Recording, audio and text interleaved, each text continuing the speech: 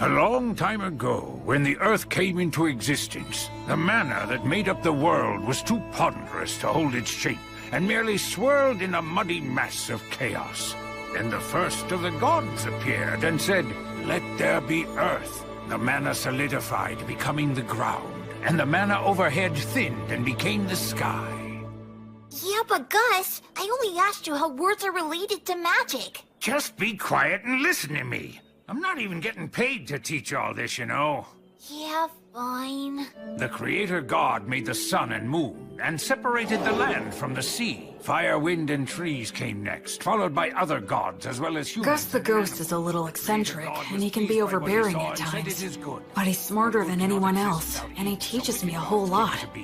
All the words and symbols that the Creator God used, what we now call writing, are referred to as the words of creation. These words, whether they're spoken or written down, all possess very profound power. Power? That's right.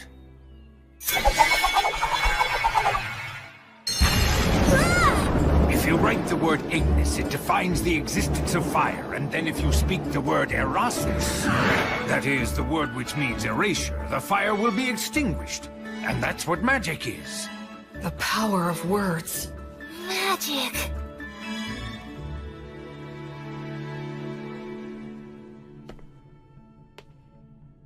The god of justice and lightning.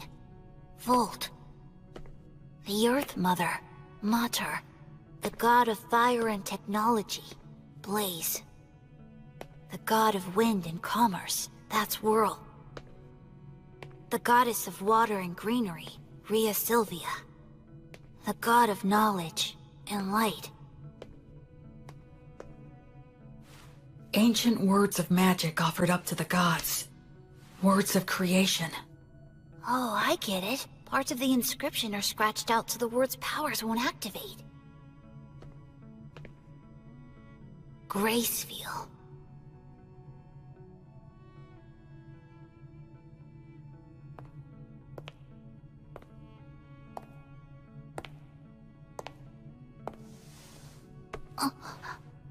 Are you curious about him?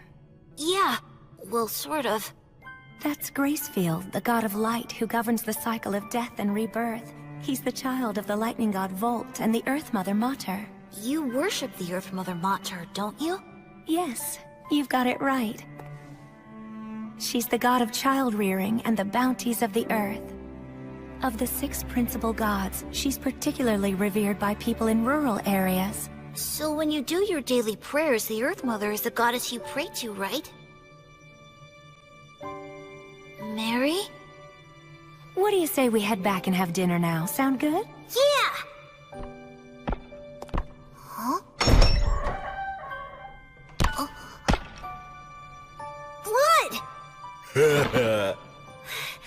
Oh wow, that's a really nice boar! Oh, you're gonna get some tasty meat up with this guy today, Will. Thank you so much! Hey, that kinda hurts. Wow, looks tasty! Go on, eat up. Don't worry, I will. It's so good! Thanks so much for the food, Blood. You too, Mary. Yes, gratitude is good. After you grow a little bigger, I'll teach you how to go and hunt for yourself too. What? Hunt? Hunting teaches you all kinds of valuable lessons, although you're gonna have to get used to taking lives.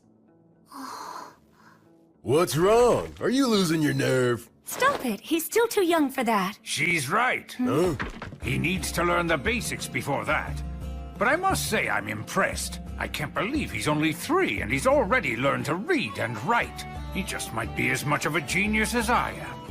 I don't think it could hurt to teach him some magic. Hey, come on, give us a break. What if he becomes an old miser with an oversized brain like Blood the skeleton looks scary, and he can seem out of control. But he always keeps things lively and friendly. What do you mean? What's with the crack about the oversized? Hey, Mary. What's wrong with strengthening the bond? About this bread, just when do you bake it? That's a secret. Huh? The 3 of them keep a lot of secrets. Like why they live here, and why there are no other humans here except for me. From the time I was born, I've never met anyone else but the 3 of them. But the biggest secret is, why are they undead? There are so many things I want to ask them, but I can't. Because I'm keeping a secret from them myself. That secret is...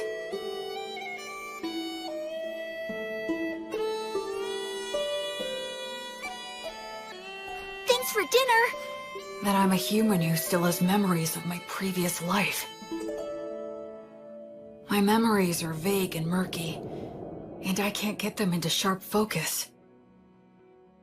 A ceiling? A monster!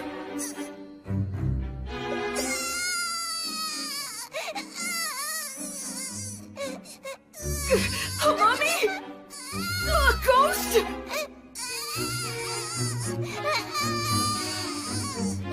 They're gonna kill me!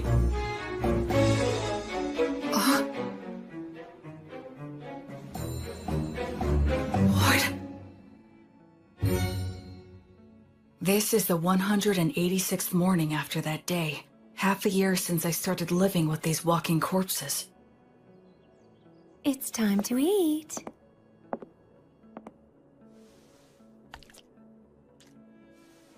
What a good boy you are, Will.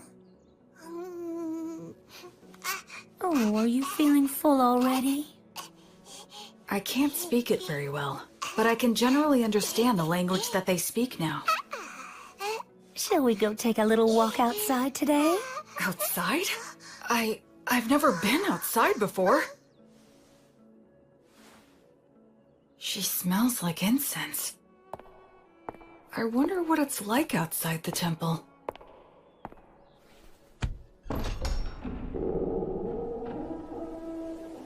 That breeze, so refreshing, and it smells of plants wet with morning dew.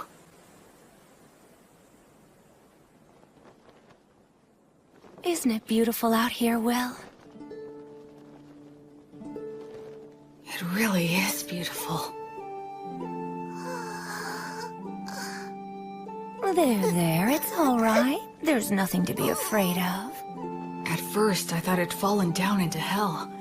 After living such a hopelessly vague and empty life, such a punishment wouldn't have been a surprise. No, I'm wrong. This is no punishment. It must be the grace of God.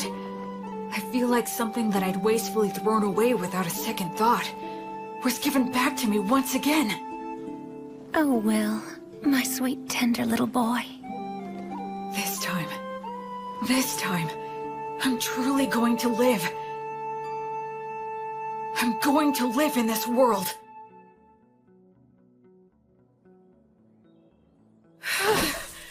I'm finally done.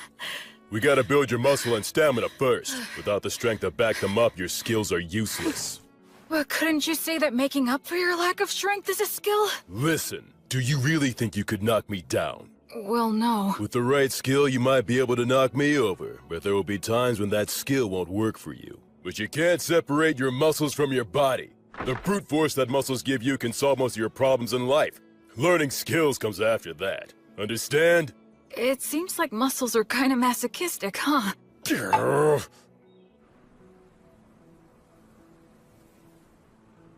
Flamo Ignis!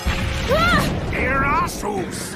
Fool, your pronunciation's imprecise. Given your talent, you really need to learn to control your accuracy, or you'll kill yourself. That's scary. Well, magic can be a scary thing. Do you have any idea of the reason why words possess so much power? I'd guess it's for the same reason we think a chair is a chair, right? Indeed. After all, when we see a wooden stool that has 4 legs, no matter what color it might be or whatever kind of wood that it's made of, we don't even think of calling it something like 4 sticks in a round slab, and we wouldn't call it a table. We just instinctively categorize it under the chair label. So in short, what that means is that words are what define and differentiate the way things are. Of course, I'm just repeating what someone told me. You know, Will, it seems you might actually be a genius after all. But isn't there anything I can do to get more consistent results? Afraid not. That's just what words are all about. There are always fluctuations in speech. No one is able to say a word in exactly the same way twice. The only answer is to let your instincts determine the ideal level. Instincts? But... You should start off by learning how to use your minor magic more skillfully and accurately.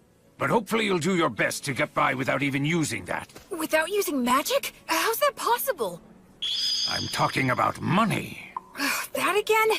Man, how can a ghost worship money as much as you do? Oh, come now. You don't know what you're talking about. Money is extremely important. Money is what makes the entire world go round.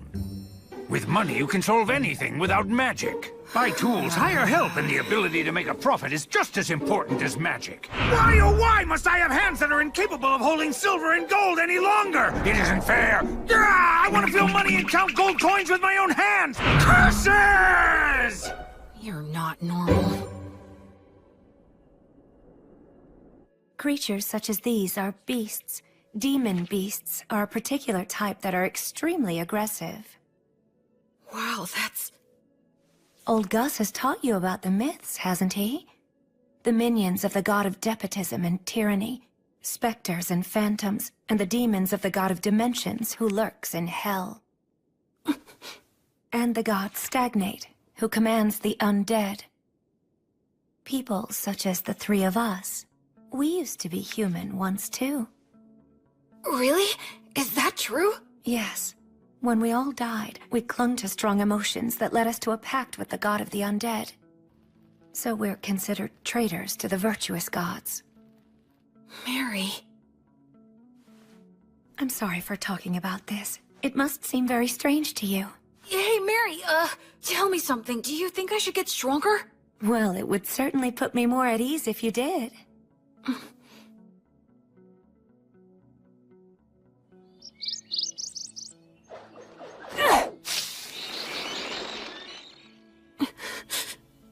Don't make it suffer. Just snap its neck quickly.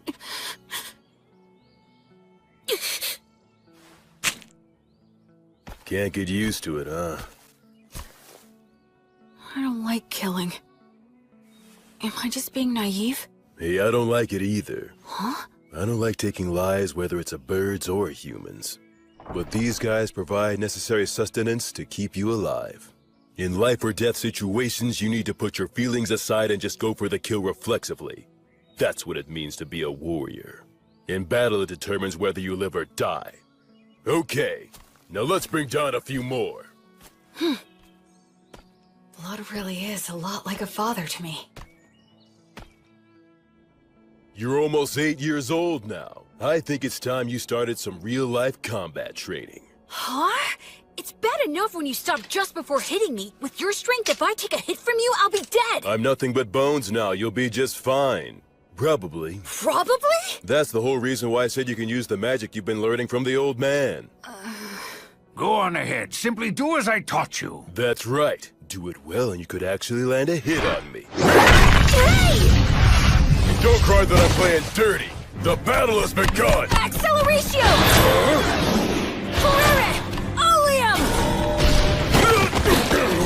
Cadere Uranium! Not too shabby! Move, you fool! Distance yourself!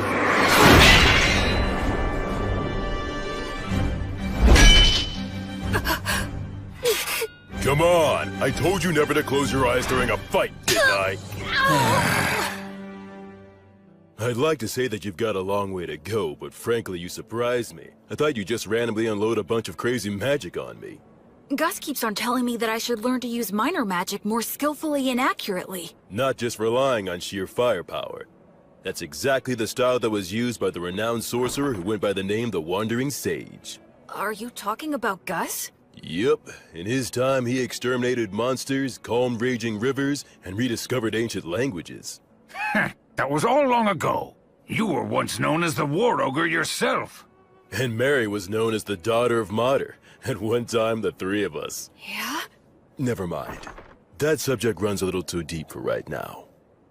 You were just a baby not so long ago. Look, just keep on learning and become even stronger. Oh, Blood. On the day when you brought a human child back here, my first thought was that you shouldn't have even bothered. But it occurred to me that if I educated him, he might be of use. Hey, old man! Nothing that I said was incorrect. I now recognize his true talent and am teaching him to use it, aren't I? That's not really the point. I know that's just how you are. And frankly, I wouldn't expect you to change your ways now. I even think it suits you. But what you said wasn't necessary. Can't you imagine how it feels to hear that? You're right, it was quite thoughtless of me to say that, and I'll be more careful in the future. So I apologize to you, Will. Oh, it's okay. It didn't bother me. I can't believe it. Gus apologizing? Gus? It was rude of me to get all aggressive like that as well. Sorry. You being impolite is nothing new to me. What? Will, you might not be fully conscious of this since things have been this way for as long as you've been truly aware, but nevertheless, you know you're not like the three of us, right? Yeah. I'm the only one who breathes and who has a warm body. Though that part of the story is true, there's a lot more to it. I'm sorry. I can't explain it to you yet. I know. Listen, please don't be too upset with old Gus, alright? He never bothers to choose his words very carefully or show consideration for others. I'm really not mad. I have a whole lot of respect for Gus. Is that so? You know, you've got a big heart, Will. Once your body has at last grown big enough to match that heart of yours, then you're able to accept things as they are. I'll explain everything. Okay. Blood was genuinely angry at Gus for my sake. I wonder, could I have gotten angry on someone else's behalf in my previous life? Huh? Thank you. Blood, Mary, Gus. All three of them aren't really alive anymore. They're undead. Will? Huh? It'll be 100 years before you can land a hit on me from behind! But right now, they're my precious family. Gus is in charge of my academic education, and Blood teaches me how to fight. But Mary is the one I learn the most from. She may just teach me the little everyday things, but they're important too. Will? Huh? Can you take care of things here? Oh, it's almost time for your prayer, isn't it? Yes. A few times a day, Mary sequesters herself inside the temple dome. I've been told that I'm not allowed to go into the dome while she's in there. Alright, it's time for your physical education. I can't even lift my arms. Mary? The bread? Why is she carrying it out of the temple? About this bread, just when do you bake it? That's a secret.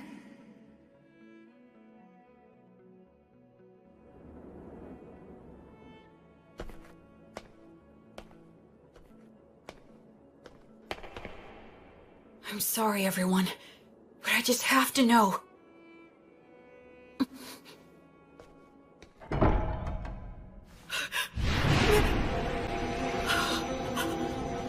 No, I don't want to feel that again. I don't want to lose anyone again. No, Mary! No! Mary! Mary! Mary! Mary! You guys! Blood! Gus! Come in here quick! Help Mary! Help her!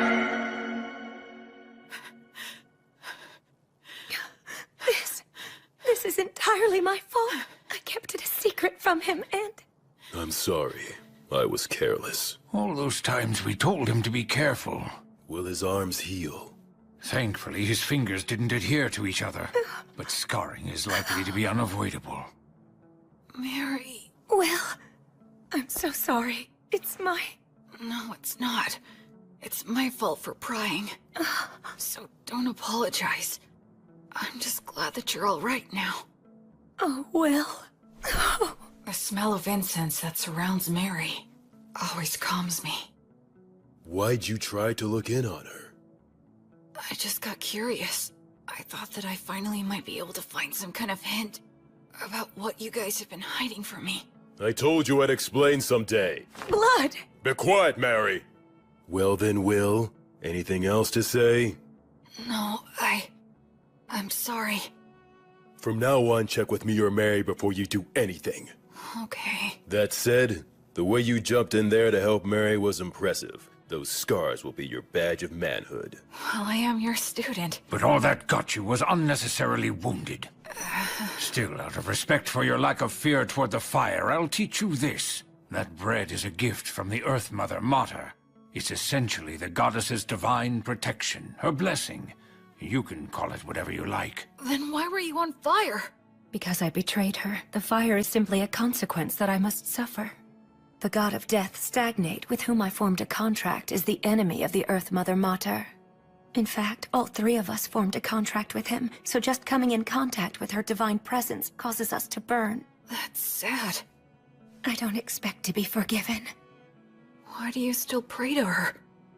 Is it just for my sake? Oh no, Will. It's not. I had been praying to the Earth Mother every morning and evening long before I ever met you. That's my daily ritual. Doesn't it hurt? Of course it does. So much that I could cry. Mary. But even though I've betrayed her, and that is her retribution, I must endure the pain. I shall still continue to revere the Earth Mother. Mater never says anything to me, but every single day she blesses me with bread for you. That alone is more than enough of a saving grace for me. I'm so sorry I didn't tell you, but I certainly hope that you'll continue to eat the bread that's provided for you. Yes, of course I will. But also, I'd like to ask you a favor. What is it? From now on, I wish you'd let me pray with you. Oh. I just wanted to be able to understand what Mary goes through, even if it's only a little bit. That's why I asked her for that favor. The original creation was destroyed by the evil gods that it had brought into existence. It was then that the infamous age of war among the gods began. The giant statues in the temple are of the virtuous gods, right? That's exactly what they are, to a human. What does that mean? Among the legends told since ancient times, there is a battle between the lightning god Volt, the king of the gods who governs order and judgment, and his elder brother, the war god Illtreat. The elder brother had the advantage in the beginning, but Volt, with the divine protection of his wife, the Earth Mother Mater, banished the war god to the depths of the earth. The war god continues to lurk within the earth today, vigilantly plotting his revenge. There are other similar stories, but all of them take the same general shape. Now, what are your thoughts? Isn't that story just a fable? You think? Ruling in this world starts with violence and despotism, but eventually, agriculture starts to thrive, and law and order begin to reach everyone. But over time, that can also lead to violent overthrows, or something like that. I see. You are very sharp indeed. Volt, the god of order and judgment, is a virtuous god. The war god, on the other hand, is considered an evil god. But if that order becomes corrupt, Volt could become an evil god, and by defeating that corruption, Illtreat could become a virtuous god.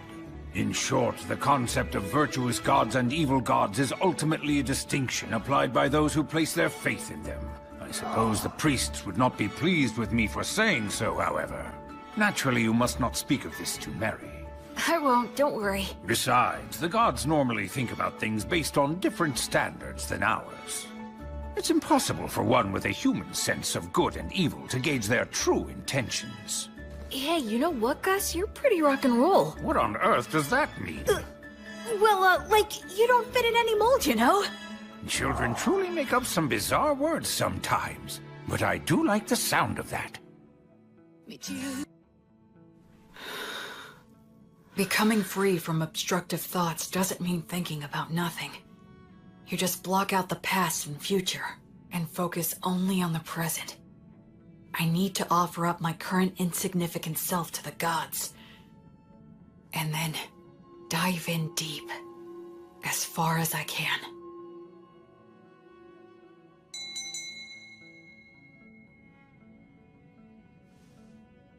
The 5-day silent prayer you've undertaken is now concluded. You did very well. I've done nothing but pray continuously for the past 5 days. Do you feel all right physically, Will? Yeah, I'm fine. And you're only 13. How remarkable you are. Only because I've been praying with you all these years. It's been 5 years now since my arms were burned.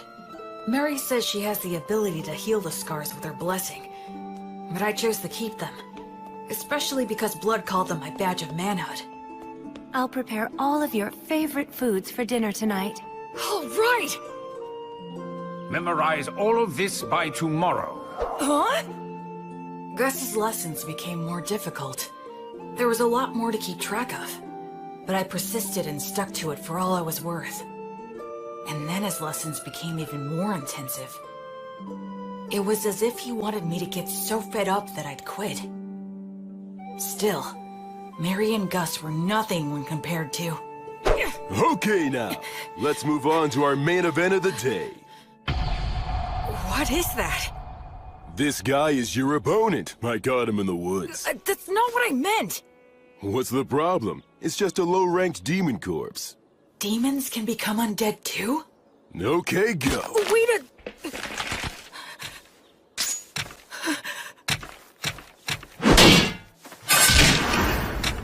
I got him!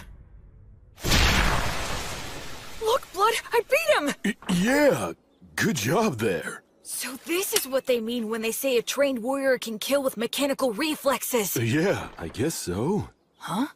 What is it, Blood? Well, for your first killing match, that wasn't too bad. Hear me? I said it wasn't all that bad, so don't get a big head. Oh, is that what you meant? Well, I'm more or less a genius, wouldn't you agree? This kid just might be a genius. Come on, aren't you gonna chew me out for that? Okay. How about we speed things up now and try something harder, genius? What? I always saw the ruined city from the top of the hill. That day was the first time I set foot in it.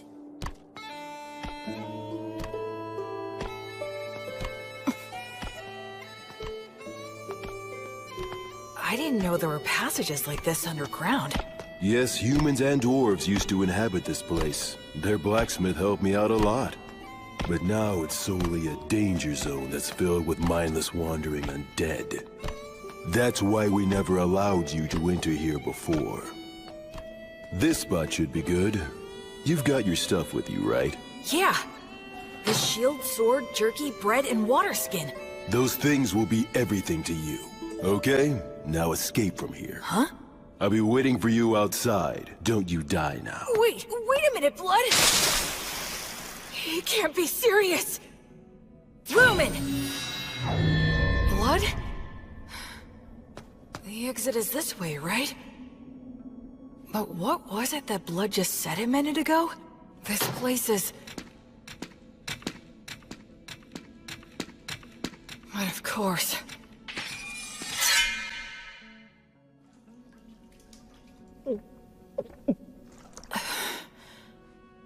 I'm pretty sure Blood is testing my overall practical ability here. I didn't know being alone could make me feel so empty and anxious.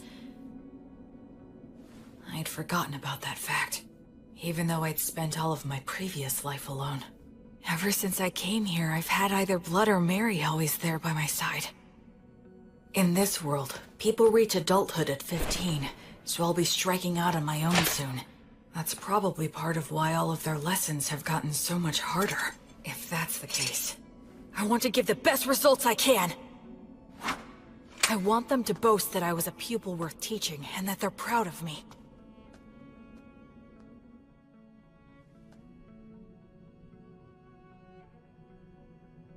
That's probably an undead Vroskus demon wandering around. They can use the words. They're stronger than any opponent I've faced. Should I stay hidden and slip past it, or go another route? Think, what would Blood do?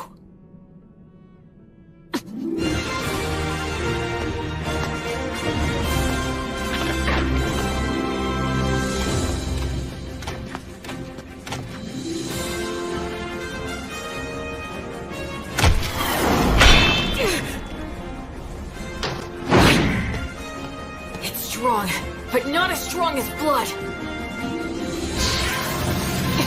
But there it goes!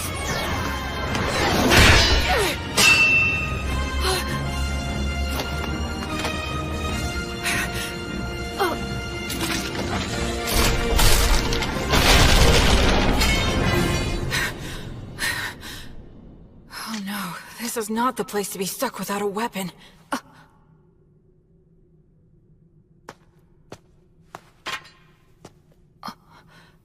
This isn't a demon weapon. A dwarven magic spear, perhaps? It's better than nothing.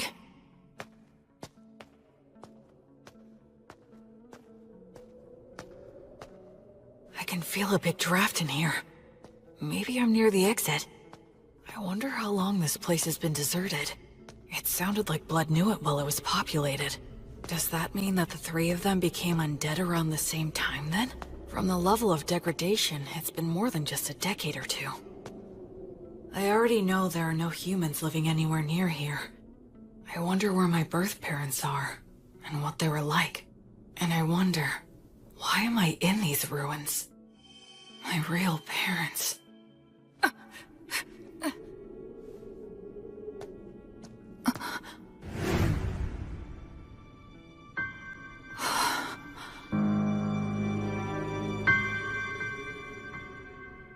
Gus? You're Gus, right? How come you're not saying anything? And also, why are you glaring at me like that? Did Blood tell you that I was here? Or maybe this is another lesson of some kind. It's a lesson, right? With conditions for... Expergisti!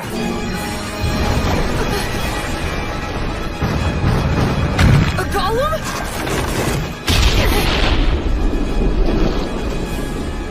Gus! He's serious. I'm aiming for...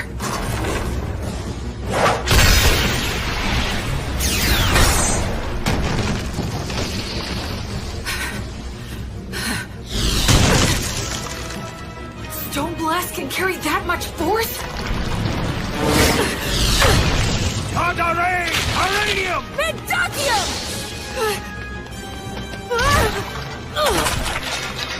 Grace magic? Since when could... His projection magic is way too quick! A double cast? Groby Goose! Mendakium! Somnus! Mendakium! Why? Gus, why? Expergisti! A triple cast? I'm gonna be killed by one of my own parents and I don't even know why! This can't be real! No! No! No, no, no! I don't want that! I don't want to die! How can I... Alright! This spear should work on a ghost like Gus! He's the one who tried to kill me first! So no one can complain if I kill him! Pierce! Pierce! Pierce him! Kill him!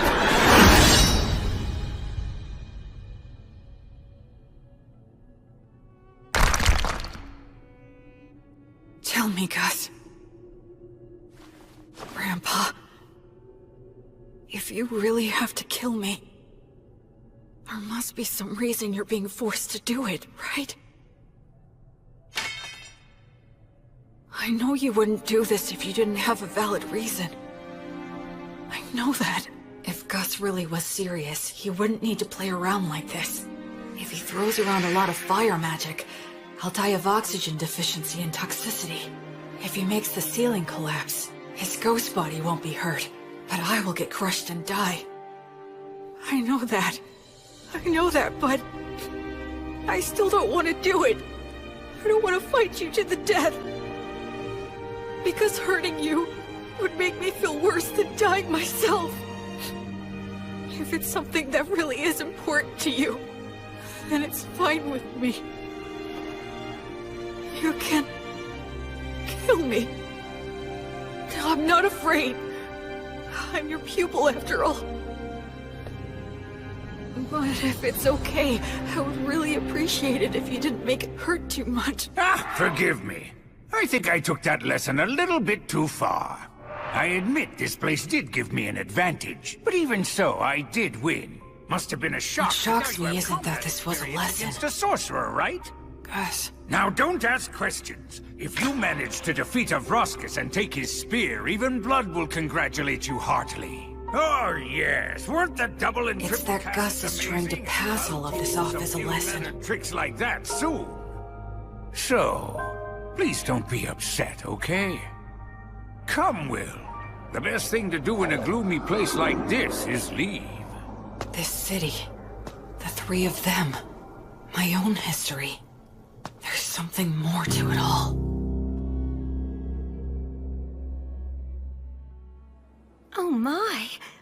found a fine spear like this beneath the ruined city? Yeah, the steel is so vivid and bright and shiny. It certainly is a good sharp blade. A short spear made to be highly practical, truly the work of dwarves. In addition, it appears to have several words engraved on it. Perfect for our lesson on appraisal. Yeah, can't wait. Heh. Gus hasn't brought up that incident in the ruined city at all since then. There must be a specific reason why he won't talk about it. That's why I decided not to tell Blood or Mary. Later, I appraised the spear with Gus, and we found that it had the name Pale Moon. Words of creation are engraved on both the spearhead and the shaft. The spearhead can emit light magic, so it can serve as a light source or distract enemies. The shaft is imbued with magic that allows one to expand or shorten the spear at will. That should make it easy to carry. Above all, I was excited to finally have a magic weapon of my very own. After that, I return to the city underground every now and then for Blood's lessons.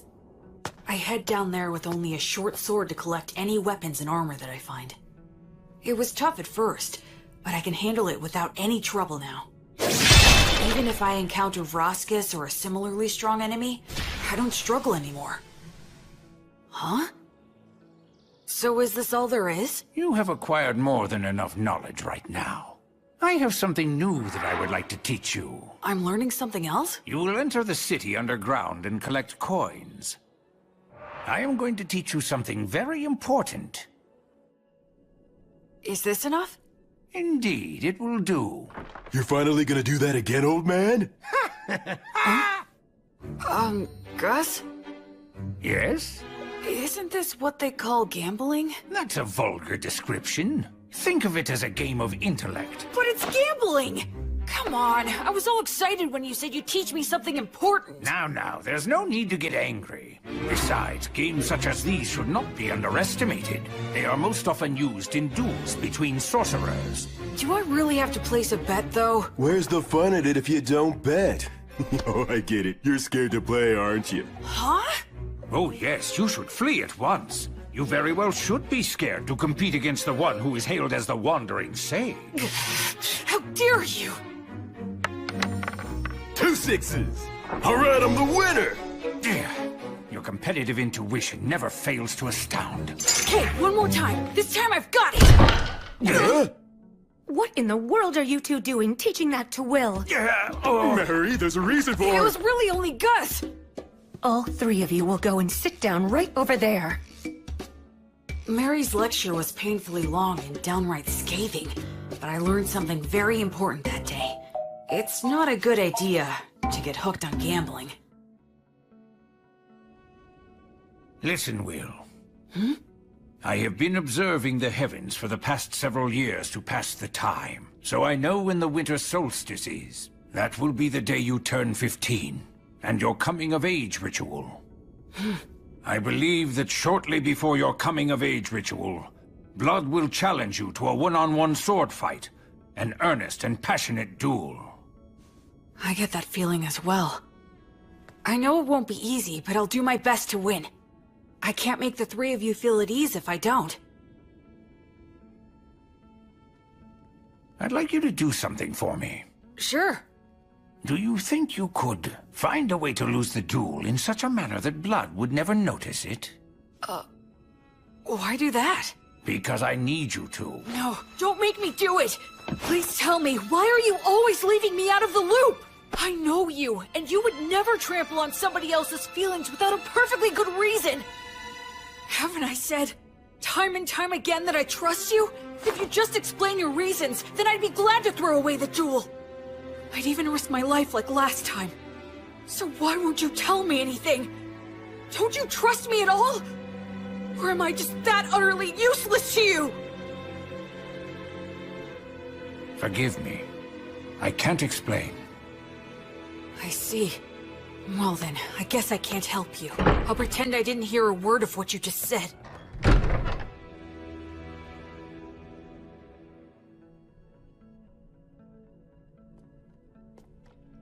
In your coming-of-age ritual, you will need to swear an oath to one of the gods, and decide which one will be your guardian deity.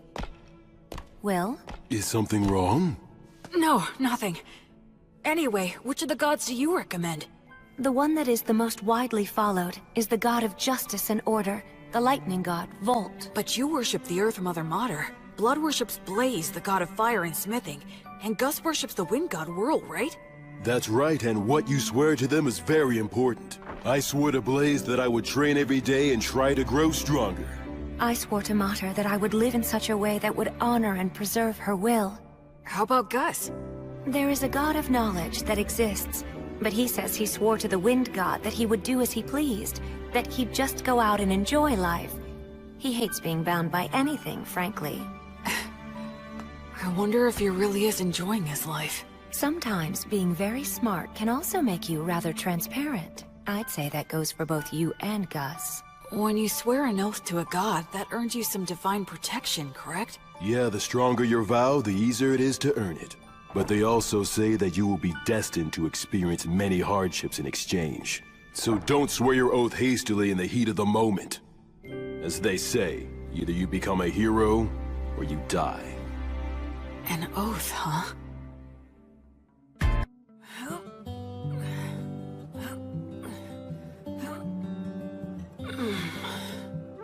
Okay, that's enough. You've gotten a lot stronger. So what are we gonna do today? Can we spar? Nope. Today is all about this. What is it? Here you go. Take a sniff. Why do you have this? I thought we could drink it together. I made it myself by mixing honey in with some forest grape juice. That honey wasn't exactly easy to get, you know? Is there something wrong? Nah, just come winter solstice, you'll be an adult. And a man's gotta get used to this stuff. But won't Mary be mad about this? Not if we keep it a secret. In fact, it'll only be between us men. Okay, let's drink. All right, here you go. Cheers! Whoa, nice! That's delicious! Even better, I get to drink it with you. Yeah, it's good. Okay, let's test your courage. Test my courage? We're gonna take a little peek at Mary while she's changing. Won't we get in trouble? Say what? Come on, follow me. The hallway's spinning. Hey, you okay? I'm fine, I'm fine.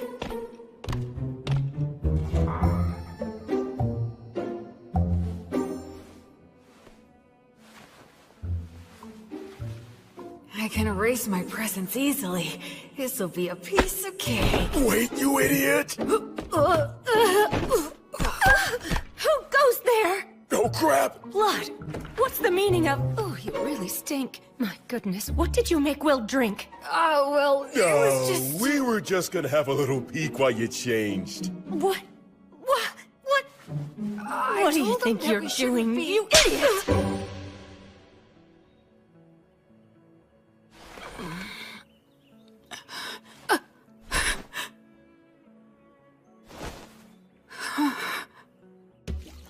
My voice had been changing, so I knew I was due for my first wet dream. I'm sure it was caused by Mary changing.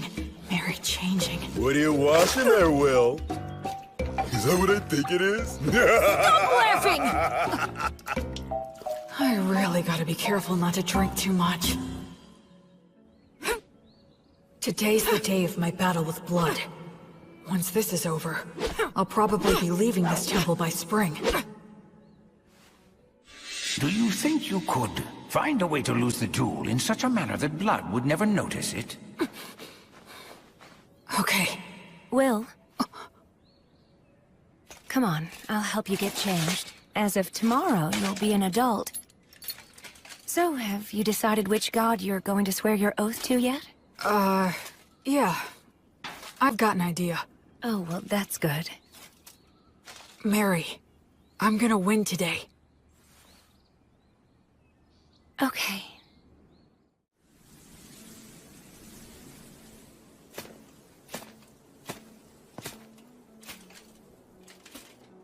Where's Gus? Hiya, Will. Ready to do this? I'm ready anytime. Let's go! Okay, good. Let's review things one more time. No magic or trying for instant kills, otherwise anything goes. If something happens, Mary will fix it with her blessing. The first one who admits defeat or is unable to fight loses. Now try your best. Not to die!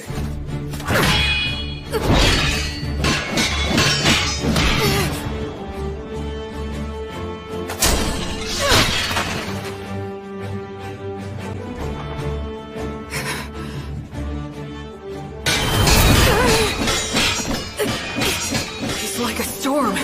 If I take just one solid hit, I'll be out of the fight!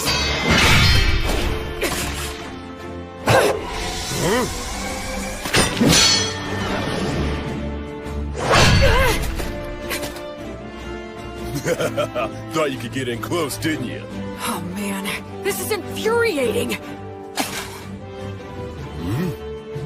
It's a challenge to avoid when a blood strikes perfectly. But if I receive one with just my sword, it'll shatter along with me. So how do I survive his strike and get into the gap between us? There's only one answer. Here it comes!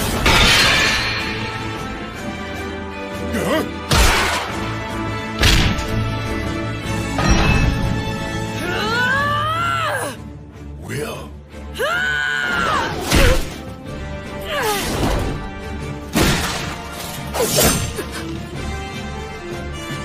He's holding my sword between his ribs? That was actually pretty good. I concede. Yep. And having no muscles really is a disadvantage. Blood, stop it! Ugh. Don't you dare give me that. You promised that you wouldn't use that trick again. Not sure what you're talking about. The one where you use your ribs to trap an opponent's weapon? Yeah, but I don't have any organs or anything now, so... What? He did that when he was alive? Absolutely he did. Can you believe such a crazy thing? Well, my opponent at the time was really quick, and he was about to stab you, so I just... You didn't just anything. I can't believe he survived. If it hadn't been for my blessing, he wouldn't have stood a chance. Look, I only did it because I trusted that your prayer would work. I was genuinely concerned about you. I thought you had died right then and there. Didn't I ask you never to do that again? Even I know what this is. This is one of those things a dog wouldn't butt in on. Will, even if you couldn't beat me, what you've accomplished is still remarkable. Even if you couldn't beat me. You didn't have to point it out twice. I'll make sure you'll lose next time. Now that's the spirit, little Will. Hey, ow! Don't get carried away. The two of you need to take this much more seriously. If I had a killer slash, or a secret technique, I would have taught it to you hands down. But you don't? Nope, I don't. It's okay that the way I fight and the way you fight aren't the same. My initial goal was never to raise you into an imitation of me. So it's only natural that the moves I rely on won't be the same for you. It's the basics that count. Make sure you can use all the things you've learned in any situation. Both Mary and I have already taught you everything that's important. Okay. Okay, Dad. Okay, Mom. You called me Dad, huh? Yeah, I guess that's pretty much what we are. That's true. I can't teach you any secret techniques, but to mark your new independence, I'd like to give you this. It's the most powerful of all the demon blades that I own. What? But I didn't even win, so... I told you it's to mark your new independence. Go on, Will, try it out.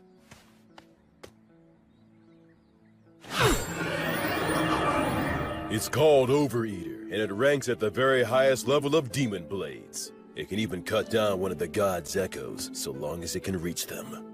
The words engraved on it are too hard to understand, but I can sum up its effects. If a living being is cut with this blade, its wielder can recover life force with each cut. Huh? Recover their life force? Uh-huh. As in, you can swing it around without even thinking about it and still be the last man who's standing. You're a smart kid, so I'm sure you understand this. But don't overuse it. It makes its wielder feel a whole lot stronger than they actually are, but it's not the type of demon blade that benefits one's spirit. The more you use it, the more you need it until you are so weak there's nothing left. And the life and death cycle starts again. That's part of what makes it a demon blade. Anyway, I've said a lot, but I'm sure you'll be fine. Both seem to have faith that I can maintain the ability to use this sword properly.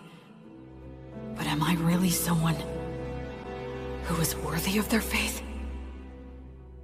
Well, if I'm gonna give you a demon blade, I guess I gotta tell you about its history, too.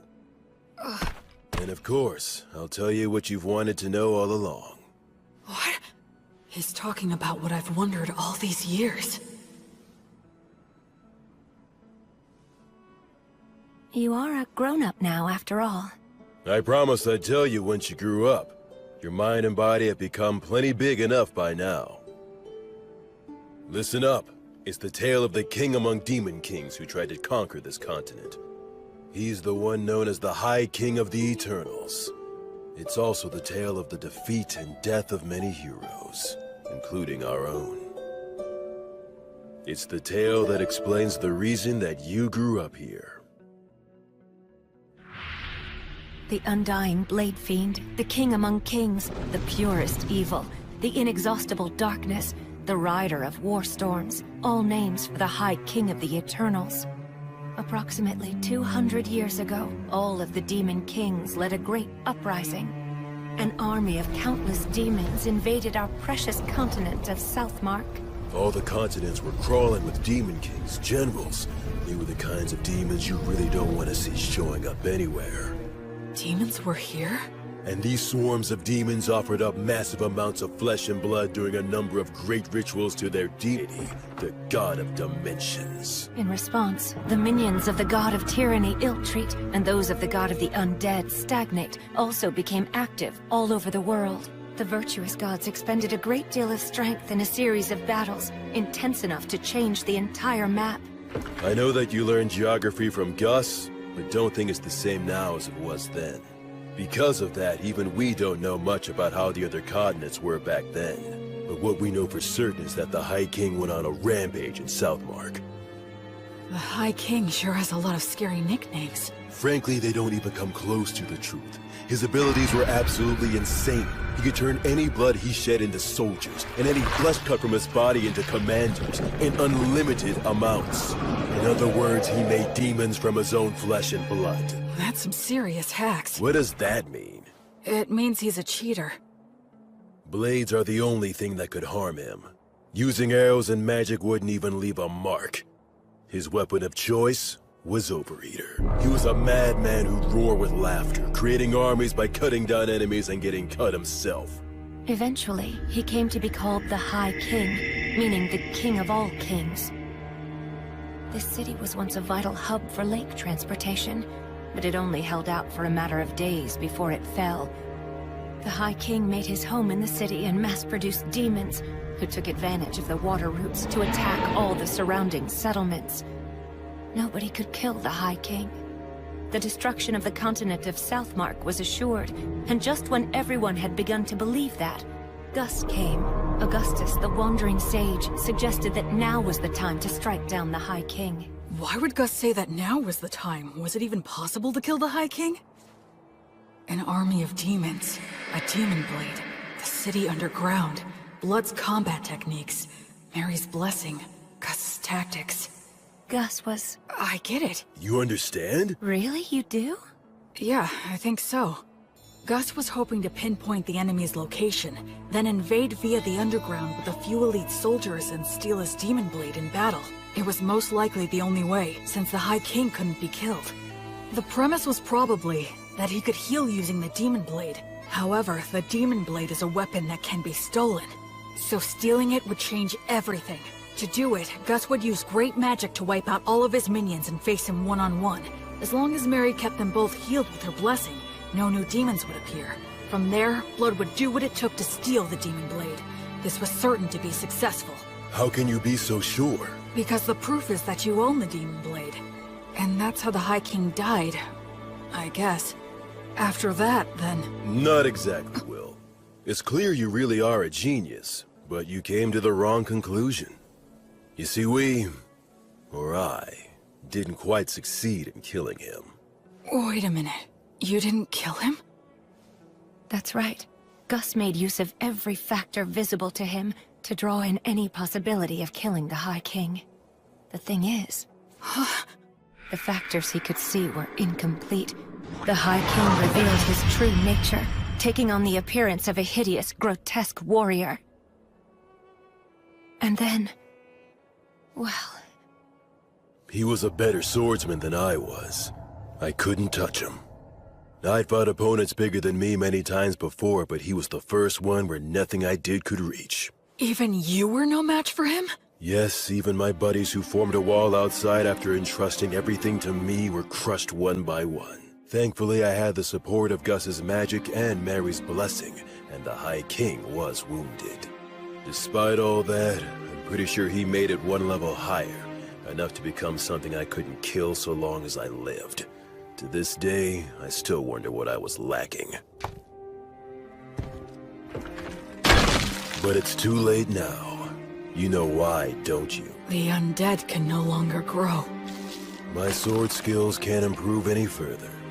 So then, when it became clear that we were bound to lose, Gus and I decided we had to place a seal on the High King. We couldn't kill him, but we could do that. So you mean... they completely gave up on Blood's chance of winning altogether? Thankfully, the technique worked, and the High King was sealed deep beneath this land. In other words... unfortunately, in the very end, we couldn't fully believe in Blood. And then... Mary? And then... an echo of Stagnate descended down on us. What? But an echo is a body double of a god, isn't it? So then why would... The evil gods act individually, each following their own principles. They'll cooperate if it's in all parties' best interests, but the opposite is also true. I guess that Stagnate wasn't too happy with any of it. The High King was a monster that could slay a god's echo using Overeater. He thought it would be better for him if the High King was sealed, so that's the reason he offered us a deal. You three are exceptionally gifted, so become undead and fight on my side, he said. But that is... If we agreed, he would get rid of the demons in this city, and after that, we could just watch over the seal as we pleased in our immortal bodies.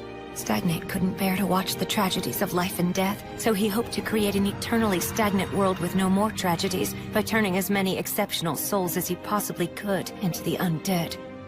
And we had caught Stagnate's eye. Isn't it more accurate to say he set his eyes on us? He told us to choose, but there was no choice for us to make. We willingly accepted his hand. Since my flesh was all cut up, I became a skeleton. Mary was burned by Mater's flame, so she became a mummy. And perhaps because he had no attachment to his aged body, Gus became a ghost. Mary did tell me once. Because I betrayed her, the fire is simply a consequence that I must suffer. The god of the undead then cleared out the entire city. His power turned the lower-ranking demons undead. It's something that should not even be possible. And the undead demons still roam the city to this very day. And so that's how we became the guardians of the High King's seal, as the highest-ranking undead. In the years since then, we've buried our former allies, and Gus set up a security net that uses magic, allowing us to continue protecting our treasured city. There was nothing left for us to do. You can see that we are bound to the city by our contract. We can't even learn what goes on outside. The three of us began talking about the possibility that humanity had already died out. And then you came along. Or speaking more accurately, it was the demons who brought you here. Oh. So then, I was meant to be a sacrifice to break the High King's seal. No wonder you couldn't tell me before. You couldn't bring yourselves to do it. Yes, as crude as he is, even Blood was careful about that. I can't believe you just called me crude. After the demons were defeated, we argued with Gus a little bit over what we should do with you. Argued? Gus made it known he was against it, but Blood and I decided to go ahead and raise you anyway. That's why Gus said that. On the day when you brought a human child back here, my first thought was that you shouldn't have even bothered. The fact that the demons were able to bring you here means that there must be a place outside that's inhabited by humans relatively close by. I'm sure you're imagining that the situation outside looks pretty grim right now, but if that's the case, you simply need to build the strength to bust through it, just like you already have been doing. So that's the story of why I'm here right now, huh? I'm about to head into a nation of people who survived the Great Uprising. I'll take with me the strength that the three of them gave me. One day, I'll come back to this city. I'll bring my family and friends and introduce them. I could even rebuild this city. I know that one day... Well, be happy, and don't forget to pray so you can do good. Huh? You are the best people I could have asked for. Even in today's test in terms of substance, you bested me. You clever, precocious son of mine. I sure love you. Keep getting strong. In no time at all, we became a real family.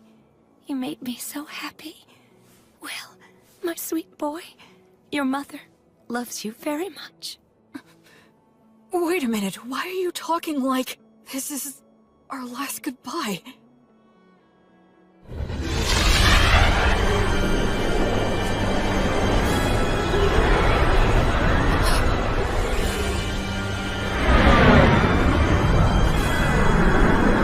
You said your farewells, heroes. Yeah.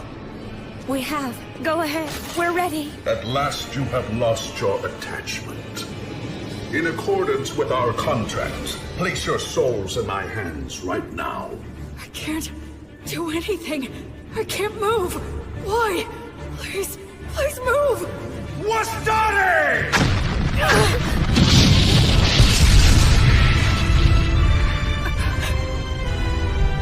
Oh yes, there was a magic user left among you. Will, take Blood and Mary and get out of here. Don't you worry. I am determined to stop him. Ligatur nodus obligatio! That's a huge amount of mana. You know all, Sage, and still you cannot resist. Conciliat Sequitur! You retaliated so fast. Ostare! Alida Murzaekbo! Pulsat Pene! A quadruple cast? That's the ultimate magic. Normally cast by several people together. It'll reduce all to nothing. Aupernum tabernas! Regumque turres! Damnatio memoriae! Curse you, Sage!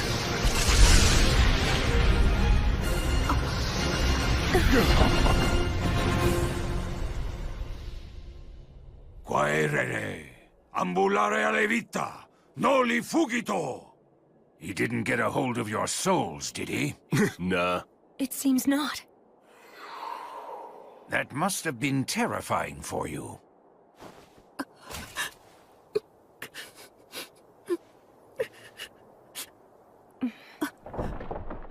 Sorry about that. It turned out exactly the way you were thinking it would.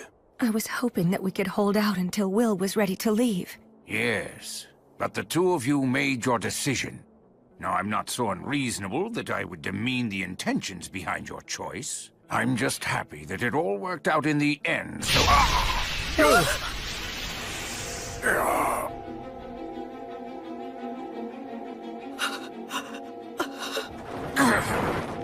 Old man!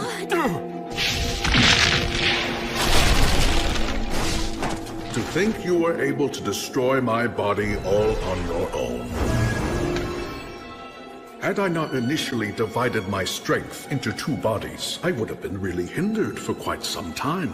I commend you. It's true you are a great sorcerer who has exceptional abilities. Stagnate. Let me go. Stagnate? What a shame it would be if I destroyed you now. I'll wait until you've lost your attachment. Now, Gus! as for you... You have my gratitude. It's all thanks to you. Well done. These great heroes formed contracts with me. They became the highest-ranked undead. With one condition, that when they eventually lost their attachment to the High King, then they would become my servants. Because of me? That's right. Thanks to you, the sage's attachment was weakened, and the war ogre and beloved daughter lost hold of theirs completely. I'd say you did a fine job living as their son. But that's because I was reborn, and I wanted to live right this time around. It seems that was a shock, and for good reason. I have an idea. Why don't you come and join my army as well? Then you can continue to live harmoniously with your beloved family. But I won't force you to decide right now. Tomorrow's the winter solstice, on that loathsome day when the sun is at its very weakest. I will seek out your answer in the evening.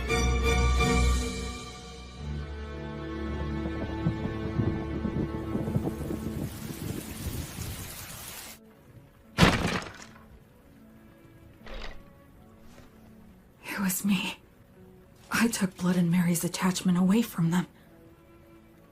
When Gus was against raising me as a baby, when he taught me excessive amounts of knowledge, when he tried to kill me, when he asked me to lose on purpose, it was all to stop the two of them from losing their attachment to the High King. Still, when Gus tried to kill me, I think he was conflicted. But I was living without a care, totally oblivious.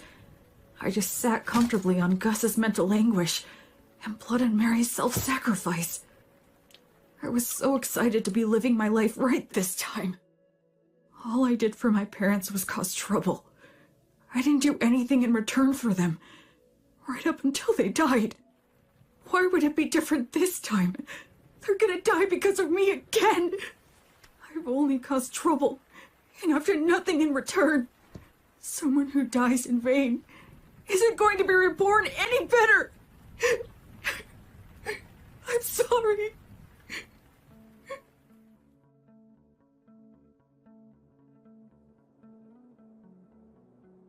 Hey! Oh. Damn, your face is a wreck, boy. My goodness, it is. Get up, Will. You shouldn't sleep on the floor in the middle of winter. I'm so sorry. Don't be, Will. We all end up paying off our debt for the dumb stuff we did a long time ago. Though it was old Gus who knocked the debt collector into orbit, blowing off his contract and failing miserably. A contract that's forced on someone by extorting their weakness is no contract at all. He deserved to be knocked into orbit. I've got to admit that it was rather exhilarating to see Stagnate's pale face slowly being erased. Well, you took one of them down. Perhaps the strength of all three of us could take the other one down. Now that's the spirit. By all means, that sounds like a great plan. They're faking it. Well, would you look at that? It seems that you're all grown up now, Will. Get out of here already. You'll just have to be content with the idea that your farewell gift is everything that we've taught you so far. I'm sure you'll be just fine, Will. Absolutely. Those are my thoughts as well. You're wrong. You're all wrong. I'm not who the three of you think I am. Talk to us, Will. I have these memories of a past life. I was a totally worthless person. So when I was reborn, I thought that this time I could live my life right. But I made you three suffer without ever knowing it. Even in my past life when my parents died, I have no idea how I felt. Because I can't remember. I can't remember anything. After all the trouble I caused for them, I don't even know if I cried. I'm worthless. Trash. Once again, I can't do anything. I can't give you anything in return. I'm nothing but useless garbage. Will, you must grit your teeth.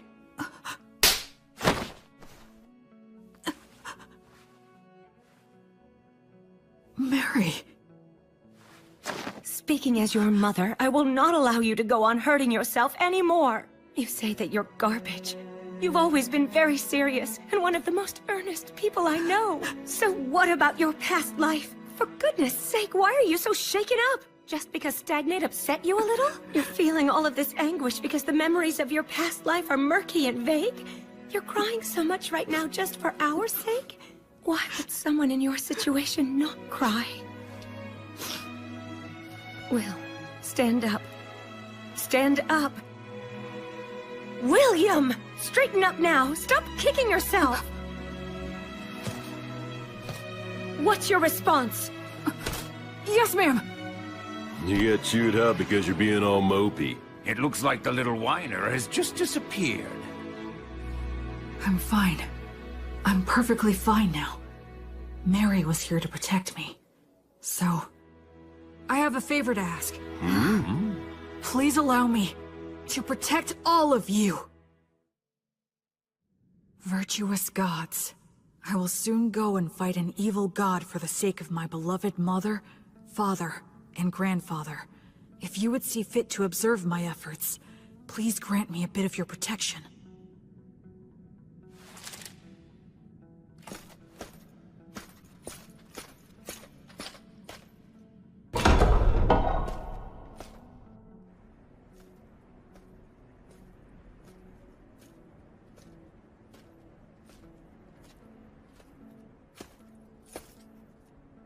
So, have you made up your mind? Yes, I have, Stagnate. Evil god. I don't plan on giving you a single thing! But surely a god such as yourself would never dream of running away from a human child, isn't that right? You have thought this through quite well. Let me guess, you're hoping to restrict my actions by getting me to focus my consciousness on you alone, yes? He figured me out! I'll play along, okay. But please realize you're challenging a god. You must first show me you are worthy of such a challenge.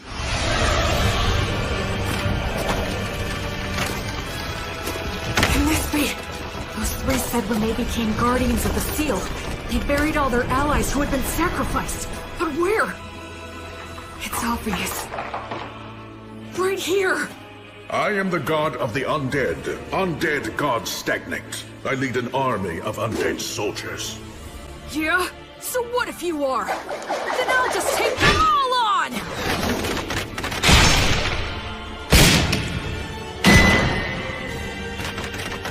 Counter-ray! Uranium!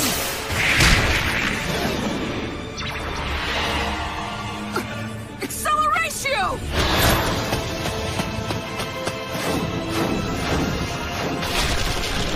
Oh, he is somehow pulling this off against 100 heroes.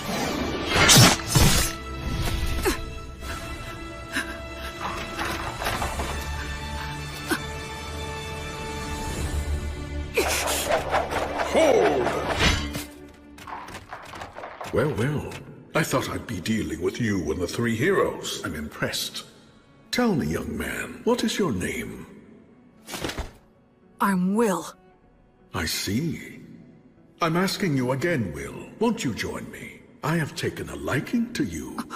Your strength, your backbone, everything about you is desirable. I would be happy to welcome you as a general in my undead army. What are you? If you make the choice to come with me, I will free your body from an unpleasant death. You will be able to live closely and harmoniously with your three family relations. There will be no goodbyes or sorrows. If we conquer this dimension, your relationship will last for all eternity. Isn't this world unfair? With its endless and absurd tragedies, I wish to overturn this harsh reality, to create an eternally kind world, free from the horrors and threat of death. I don't think he's lying. I can actually detect a sense of warmth in his words. Come over, Will. Enter a contract with me exactly as they did.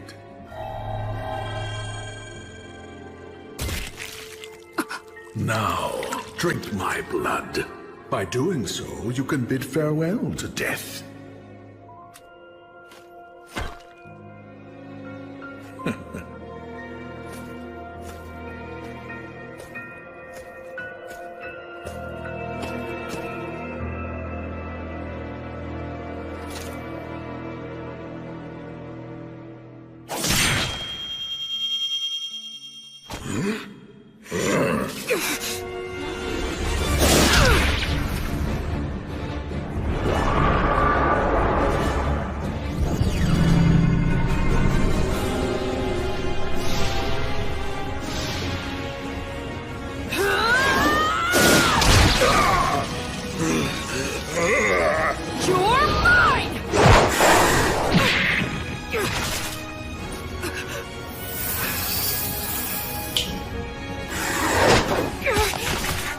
First the sage, and now you.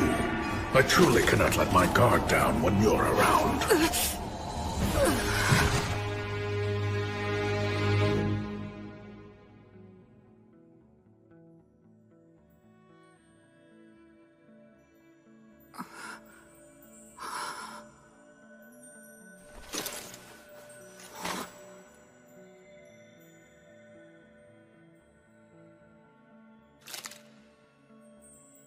Did I die or something?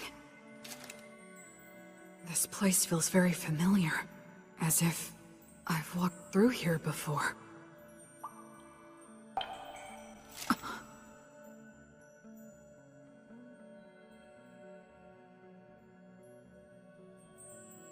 It has been a long time, Goddess of Light. I'm starting to remember. Yes. I've walked under the starry sky before. She was silent then, too. But I remember her footsteps being filled with care and compassion. I thought it was a star, but it's not. It's a planet. What are those lights? Traversing souls. They cross worlds to prevent the stagnation of all things. How could I have forgotten this beautiful sight? A question. Okay. Why did you feel the need to reject Stagnate's invitation? 'Cause in my previous life, I was a shut-in. Whenever anything got me down, I didn't bother to get back up. It was a pathetic way for one to live. Except, there's one thing I realized. Being alive and not being dead aren't the same thing at all. I wasn't dead in my previous life, but that was about it. I didn't have the courage to do anything. Just the fact that I had to keep living was a burden. I didn't care if I died, so I wasn't really alive. And by not being alive, I didn't have to fear death. And so, because just a little of that memory stayed with me, I was able to make the decision to live a good life in this world. I think that if I live right, I can die right. Denying death like Stagnate promised and trying to live forever would be the same as being in that room again. No matter how else he tries to sweeten it, I would still refuse. I just want to live and die with those three. They're my family. I mean, who wouldn't want to protect their family? That's all. Thanks for listening.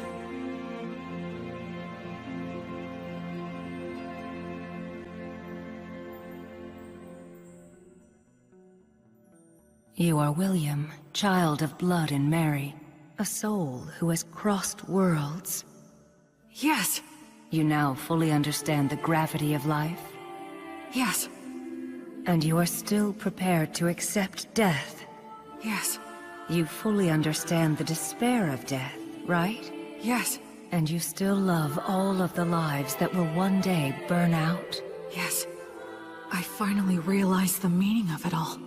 Thanks to your grace.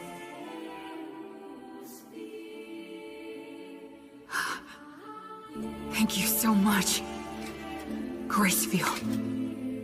I have heard your sincere wish. William, so long as you do not forget your resolve, you've got what it takes. Wake now. Make your oath and we shall walk together.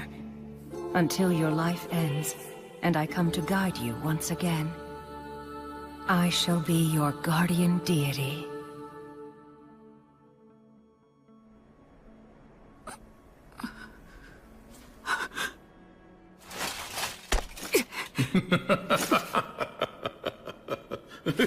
Goddess goddess of the cycle of death and rebirth. Gracefield, please, walk by my side.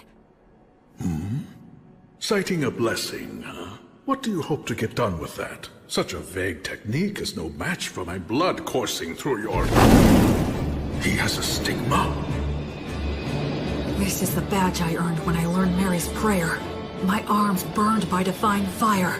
Now that I can see your body more closely, how many holy communions have you taken?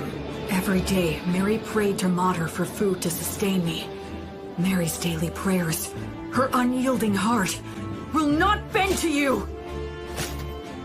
And I swear to you, my god... Yeah, the stronger your vow, the easier it is to earn it. But they also say that you will be destined to experience many hardships in exchange. I will offer up my life to you. I will be like your sword to banish evil, and like your hands to save the suffering. I swear it on the flame of Gracefield!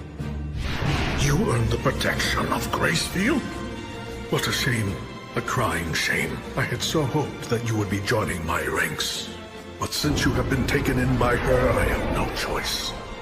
God of the undead stagnate! I will defeat you and fulfill my oath! Unseasoned hero, die with your resolve undone. Kill him! It's okay. I know exactly what I need to do.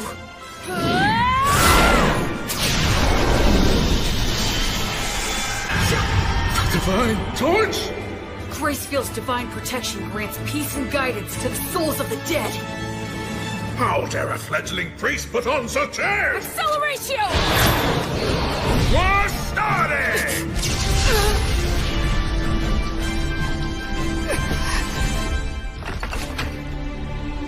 Where will he come from next? If he makes any careless moves, I'll leap straight at him and deal the finishing blow. Stagnate is consumed by the desire to kill me. We're on even footing. If I fight him now...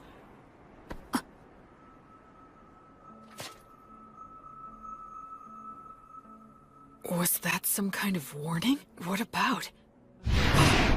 What if it's possible he's not consumed with me at all? No, the temple! Acceleratio! It was all a bluff. He was pretending to be consumed by rage, and then threw up a cloud of dust. It's Blood and Mary that he's really after. Hey, blood!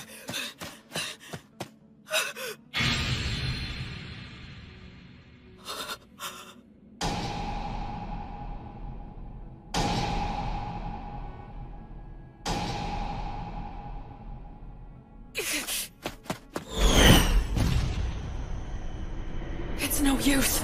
I won't get to him in time. I borrowed the strength of a goddess, and finally managed to stand on even footing with him. But then I fell for a trick like that, and now it's all over?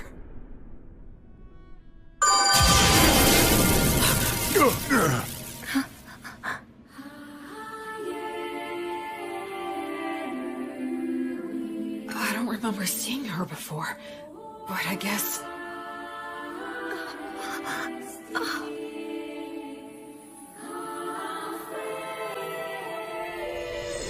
Suddenly, everything was clear to me.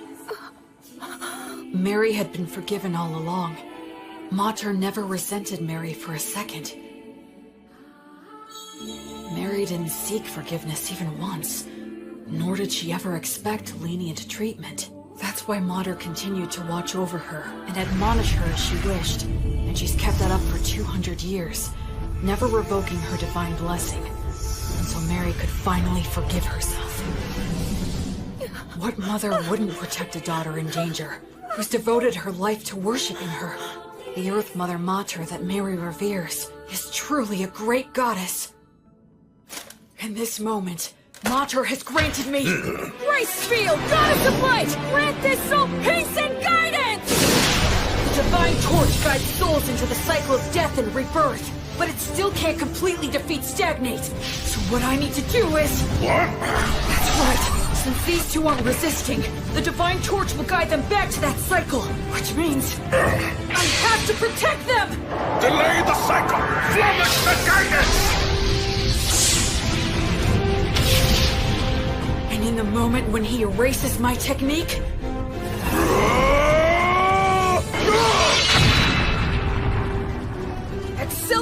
crush you! Basta! Passerios! You should start off by learning how to use your minor magic more skillfully and accurately. An exhilarating strike like that is far more Gus's style than some magic that would erase his existence!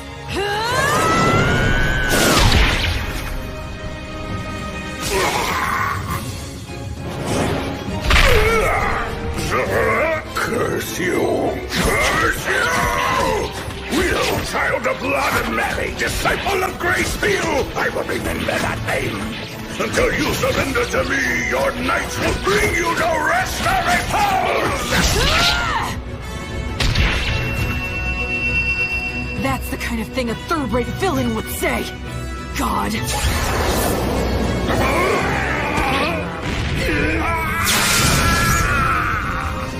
I swear on the light that is Gracefield, that I will never become like you! I will live right, and die right!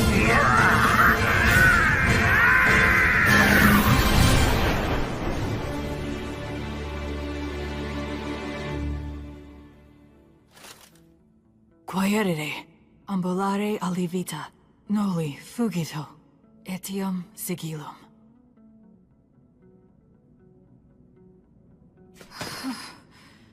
I was way too close. This overeater blade that Blood gave me, then Gus mightily defeating the double of the Echo, as well as Mary's Earth Mother Mater buying me valuable time. All these things that the three of them have given me. The sword, the magic, and the prayer technique. And most importantly, the part that's my essential core as a person. If I'd been without any one of them, I never would have stood a chance. It's all thanks to the goddess's divine protection. And the three of them. Will. I'm so glad. You're all right. Mary. Oh. You did great. Thanks, Blood. You might not share bloodlines, but you're still the child of Mary and Blood. It's only natural you could accomplish this. Yeah, I did it. I did it.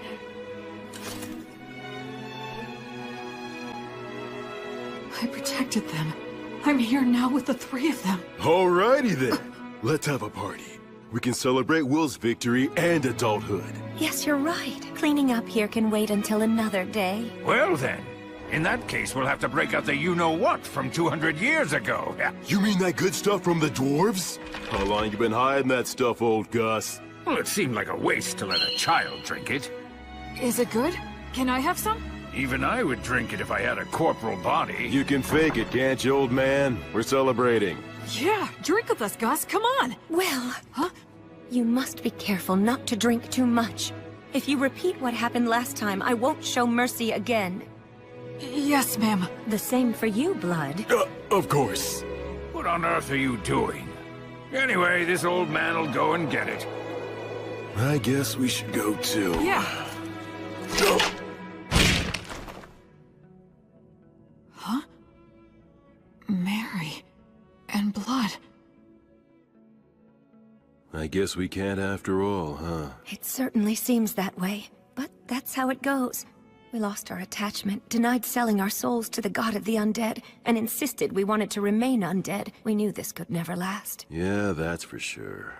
I wish we could be spared just one night, but I guess that ain't happening. To be honest, Gracefield has been exceedingly easy on us. Under normal circumstances, we might have vanished instantly. What are you two talking about? Listen here, Will. This is the end for Mary and me. You're joking, right? We're supposed to be celebrating. Don't be mean. Oh, Will.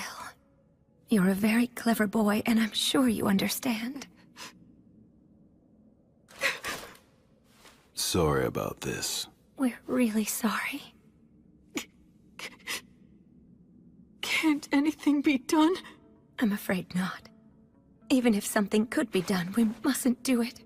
It's like you said, you gotta live right, and then you can die right.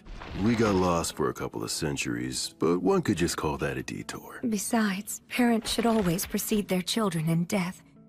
This concept is one of the fundamental laws of nature. Yeah. You're right. I guess so. But just this once, I'm gonna say something I'm not supposed to. I don't want to see the two of you die because I can't bear the thought of living without you. I want to see both of you again, when I can make it back here someday. I want to duel with Blood, beat him, and have him beat me. I want to say silly things to each other. I want to do chores with Mary, and hear her say that I've gotten better. I want you to meet my children and my grandchildren someday, and I want you to teach them lots of things too. It's just cruel to say that you're going away now. I don't want you to. If you two go away, I have no idea how I'm supposed to go on. Don't go. I can't. Please find a way to stay. Cheat somehow.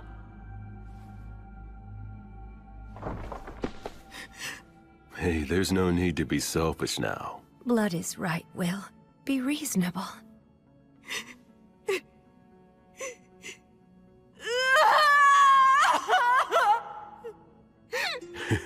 It's the first time I felt like a dad in ages. Will was always such a good boy, ever since he was a baby. Listen, Will. Even though we have to go away, humans can live just fine as long as they eat and sleep. You'll find something else to hold dear. Ultimately, you'll go on living. Once you leave here, you'll make a ton of friends. Go out and bag yourself 2 or 3 pretty girls. You'll have all kinds of fun. Blood! Don't encourage him to be disingenuous. Now, Will, you must be sincere both in love and marriage. Because you swore to the goddess of light, as well as the fact you killed a god, the path you'll walk is sure to be filled with a lot of troubles. No doubt you will experience setbacks and be a target for unjustified criticism. You may be betrayed by people you help. Your good deeds may be forgotten. You may lose all that you had gained, and you may end up with nothing but enemies. Even so, love others unconditionally. Always do good things. Do not fear loss. Forgive all sins. Build, don't destroy. Offer hope in despair. And be a source of joy for others in sad times. Most importantly, do all you can to protect the weak from any form of violence. Just like you did for us, when you challenged the undead god for our sake. Okay. Oh, dear Will. My William. You'll always be our sweet child. May the divine protection of the spirits of courage and the virtuous gods be with you forever. Listen, move forward with faith in the results you'll achieve. Once a person makes up their mind, they can do anything. You might get lost in your own thoughts sometimes, but don't get so stressed that you freeze in place. I engraved the images of them and the words they said into my heart right then and there. I will never forget them. Just like the light of the goddess, I know they will always be there to light my path. Ahem. Did I get here a bit too soon?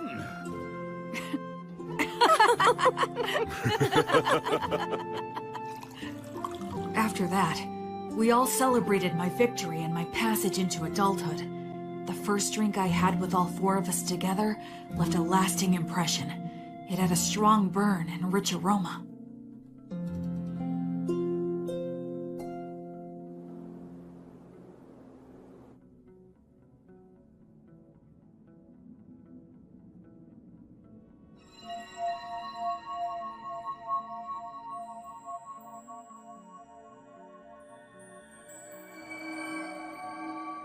That day, the holy light guided my parents back into the cycle of death and rebirth.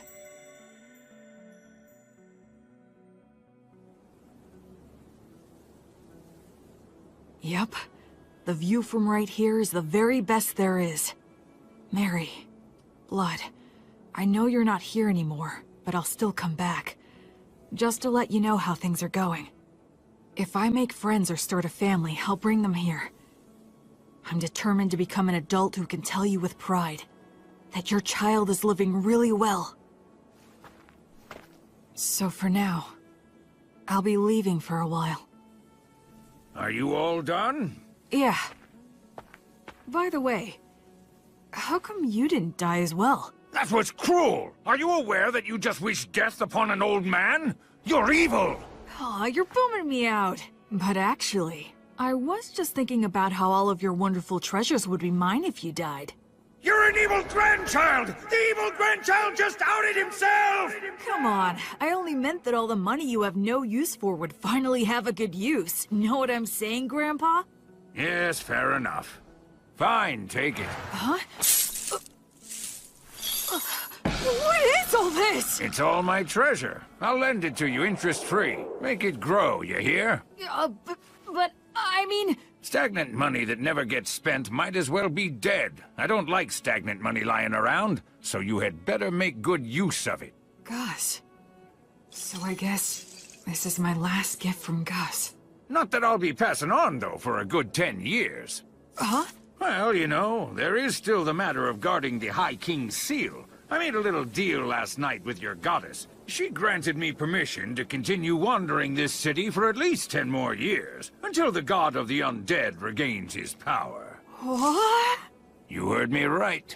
It seems that I've become something like Gracefield's errand boy. But then, what about Miriam Blood? As it turns out, they decided they didn't want that. They would only become more greedy and reluctant to end it. If given 10 years, they would want another 10, then another 10, and then to remain here at least until you pass on. They knew they would naturally desire this, so they consciously chose to die. Just like what you went through. You tried to appear strong when you were really crying and screaming on the inside. Granting a position for that greed to just one old man is quite enough. You really are rock and roll, Gus. What will you do with the seal in 10 years? It'll be up to you to figure that out, if you can. You're dumping that on me? It seems that the worship of Gracefield has gone out of style in the world outside. She had to use a great deal of strength recently, just intervening for us. So the future of the Goddess of Light will depend on your efforts for sure. I haven't even left and I have a ton more baggage, physical and mental. One of those hardships I'm destined to suffer. In any case, you're going to need some money. Go on and take it. Yeah, it seems like I'm gonna have a lot to do, so I'll accept it gratefully.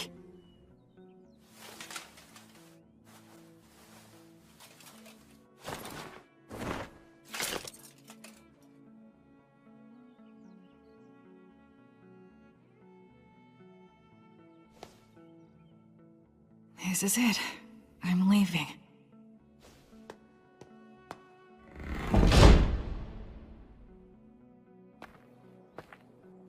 Say, Will, huh? Since you will be going into the outside world, you will need a last name to go by. William is the name those two gave you, so I thought I could be the one to give you a last name. How about it? Okay, sure thing. Then perhaps I'll hijack an old custom used by certain clans of elves and halflings. They put the name of their two parents together to form their last names. Merryblood. You are William Merryblood. William Merryblood. You will always have them with you, wherever you are. Thank you, Gus. I like that name a lot. So cool. You take care now, okay? I will. Oh, and I'll add a G for my middle name. You fool! You don't need my initial! What did you learn in those classes of yours? Well, you are Gus after all. Old Man Augustus is far too much work to spit out. What a hopeless grandson you are. Well, so long then. Goodbye, William G. Merryblood. See you again sometime, okay, Gus? Goodbye!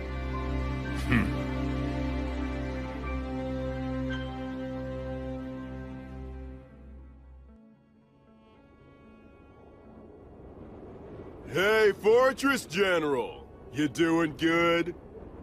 It'd be perfectly natural for two warriors to introduce themselves, say a few words before facing off.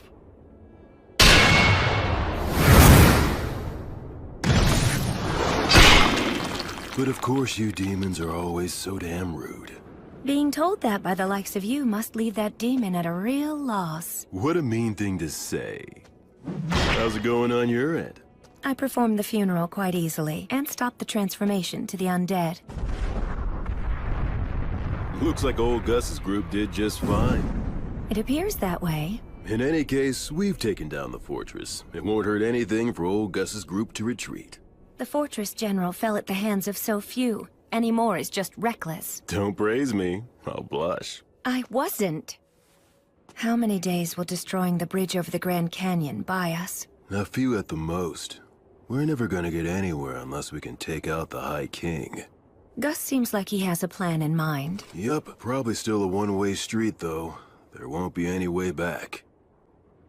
You are not coming. That's rather sudden. I'm a valuable asset in battle, if you don't mind me saying so myself. I know, but you're still not coming. Seeing you die would make me sick. What? Couldn't you at least add, "because I love you," to a sentence like that?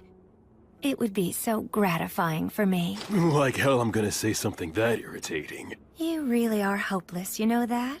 What if I refuse to stay behind? I'll send you back even knocking you out. I already got old Gus's consent. I see. And I suppose it would be pointless to resist. That's right. Your skills aren't bad, but they're no match for the great and superior blood. All right then, how about this? If you leave me here, I'll kill myself on the spot. You what? Did you not hear me? I said if I can't go with you, I'll kill myself on the spot. So you will take me along, right? That is so not fair. You may be the strongest man there is around here, but no man can win against a woman's resolve. You're so damn stubborn. Man, I landed one crazy woman. We haven't even done anything, and you're already calling me your woman? Listen, Mary. If I return alive, let's find some quiet, peaceful place to get married. Okay. I would love to. I'd like to have a quiet house someday. Maybe on a hill with a view. That sounds nice. I'm sure the breeze would feel good.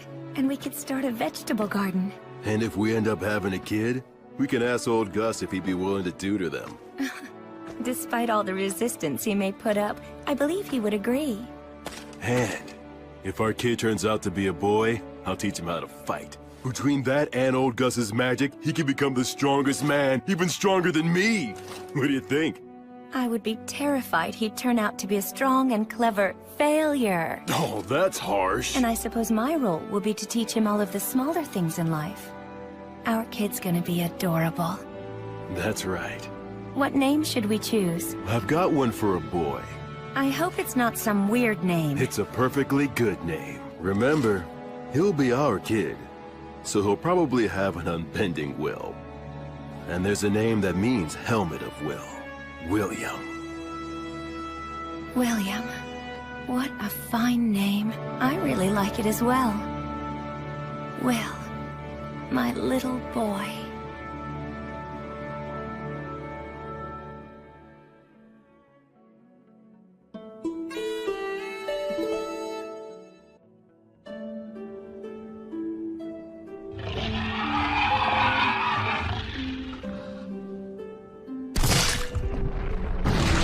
I've fought demons several times since I left the City of the Dead. As someone trained by Blood and the others, and after fighting an undead god, everyday demon riffraff are nothing to me.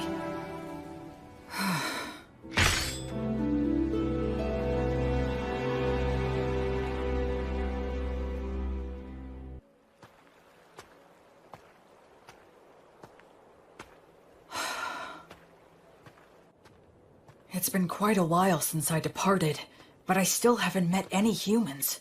All I see is the occasional wild animal and bizarre, distorted demons. It's so cold. It's been 200 years since Blood and the others were alive. Does that mean no humans have returned in 200 years? It's cold, but not cold enough for snow.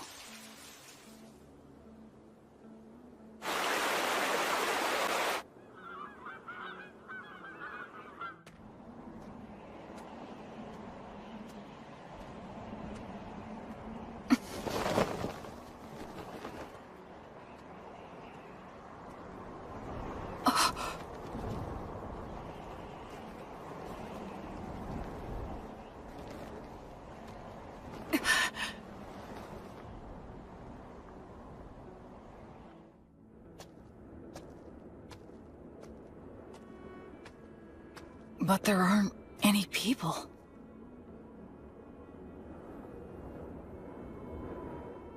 Immense magic left this scar? Gracefeel, goddess of light. Bring guidance and peace to the souls who are wandering this land.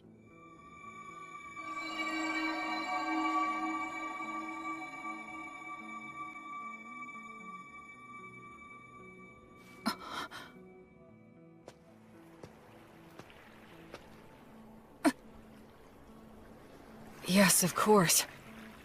It has been 200 years. The terrain's gonna change.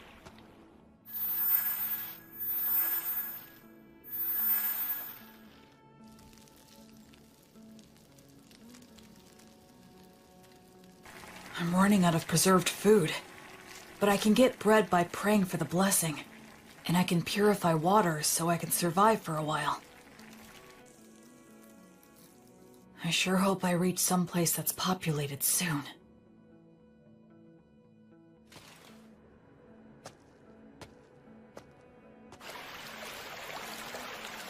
If I keep walking downriver, eventually... A demon? Wait, no! It's a huge boar!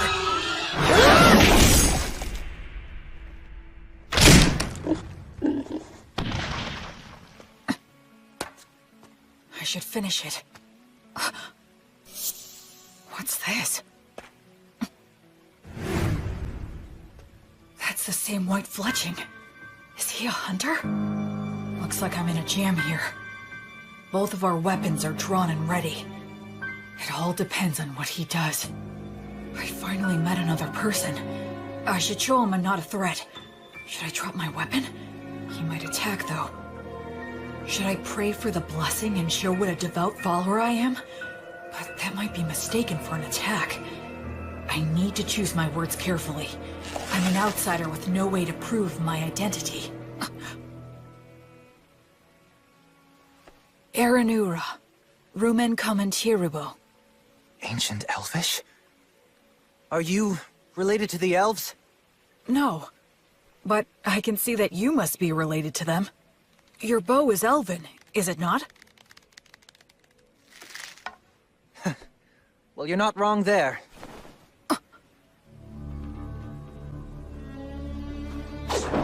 So what? The more important thing is, did you kill the boar? Oh, yes, it was me. That boar was my quarry.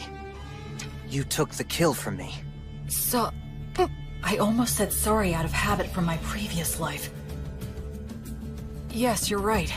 It charged at me out of nowhere. I was forced to protect myself. Anyway, this'll take some negotiation. I'm the one who ended up killing it, so I think I have at least some right to it. All right, I guess you have a point. Oh, damn it, the arrowhead is broken. I don't have many left. I wonder if metal is hard to come by. We negotiated a few other things after that. The silver-haired half-elf was a skilled negotiator, so I was sort of at his mercy for the most part. But he agreed to give me the boar's shoulder, in exchange for helping him butcher it. Wow, you know your stuff, huh? I'm sorry. You have my gratitude. We'll make good use of you. You're so devoted. Well, at any rate, this front leg will be all yours. That's it for the portions. Okay. I guess we should eat the liver now. It'll go bad fast. Oh, I've got a pan we can use. Flammo Ignis. Hey, you're pretty impressive with your hands. Kind of. I should keep my magic a secret for now. So, now we just wait? Yeah. Earth Mother Mater, and the virtuous gods, we give generous thanks for your grace as we partake in this meal. Please bless the food that is here before us, that it may robustly nourish our bodies and our souls. You really are devoted, huh? He doesn't seem to be much of a believer. But I'm the one with memories of my past life, while he seems closer to nature. It's so hot! Good stuff. This is the best. Huh? So you want directions? Well, the thing is, it's kind of hard to explain. I'm not sure how to put it. You don't look familiar. Seriously, where are you from? Telling him I was raised in the ruins by 3 undead probably wouldn't help things. I came here from the south. The south? Nothing further south than this, bro. Huh? We're as far south as you can go. Beastwoods in Southmark. I did come from the south, though. It's a long story. Oh, so you're one of those adventurers who scrounges for treasures in the ruins. Yeah, something like that. And then you got lost in the woods. I've never seen an adventurer who's so absent-minded. Whatever. Just keep following the river downstream, and you'll reach a small town in a couple of days. You'll figure it out from there. Thanks so much. Yeah, well, good luck. Hey, if it's on the way, do you think we can stop by the settlement that you're living in? I mean... No. I want nothing to do with you. Take a hint. Yeah, of course not. Who'd want a total stranger in armor like this following them home? I'm sorry I asked. You better not follow me. Will you be okay with no light? Don't worry about it. It's none of your business.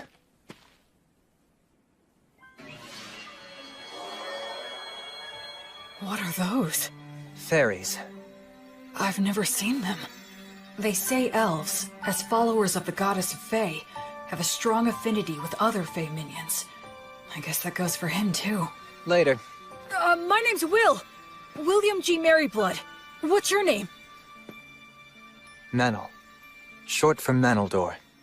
Not that we'll ever see each other again. Try not to die on the road.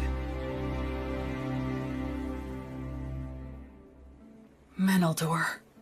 In Elvish, I think that means a very fast-flying eagle. He was a bit abrupt, but it was fun talking to him. He looked around my age, but they say half-elves are long-lived, so in reality, he might be a lot older than me. Oh, right. I should be close to a town.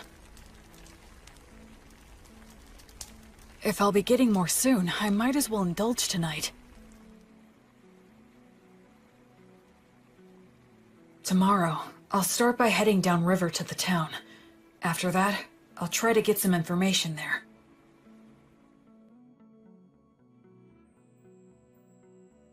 O light, my heavenly light. As you travel, I pray strongly for thee. Bring light to the faraway darkness. Be blessed.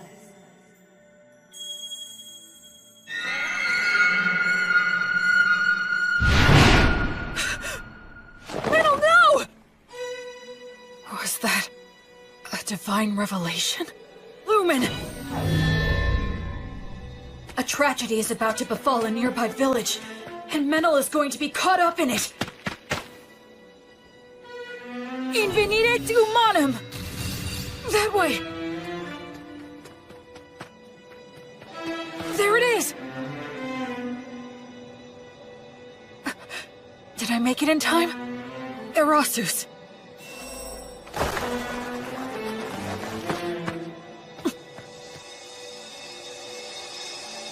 I thought I saw something shining in the forest right now. Sure you weren't just seeing things? Thank goodness. If I tell them I know Menel... Quick, hide! Get behind me! Huh? Hurry up! Are they raiders? Will Menel's village be attacked? Will he get caught up in disaster? No. A divine revelation is up to the interpreter. Oh no. It can't be. How could I have been such an ignorant fool?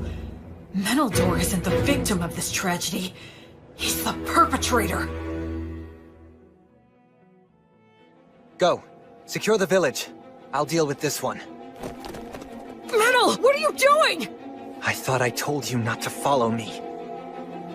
Die. Everyone, wait Get your weapons!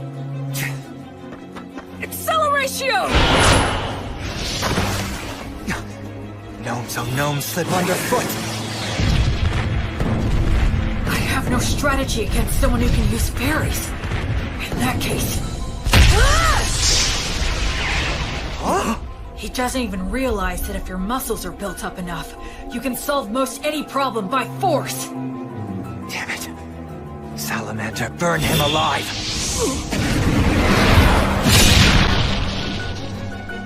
No way! My, you're quite strong, aren't you? Yeah.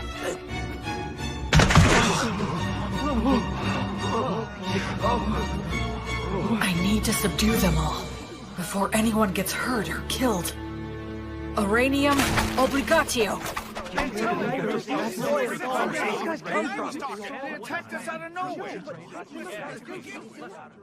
hate to let a warrior priest see us behaving like this. Thank you again. We appreciate all your help from earlier. Pleasure meeting you. I'm John.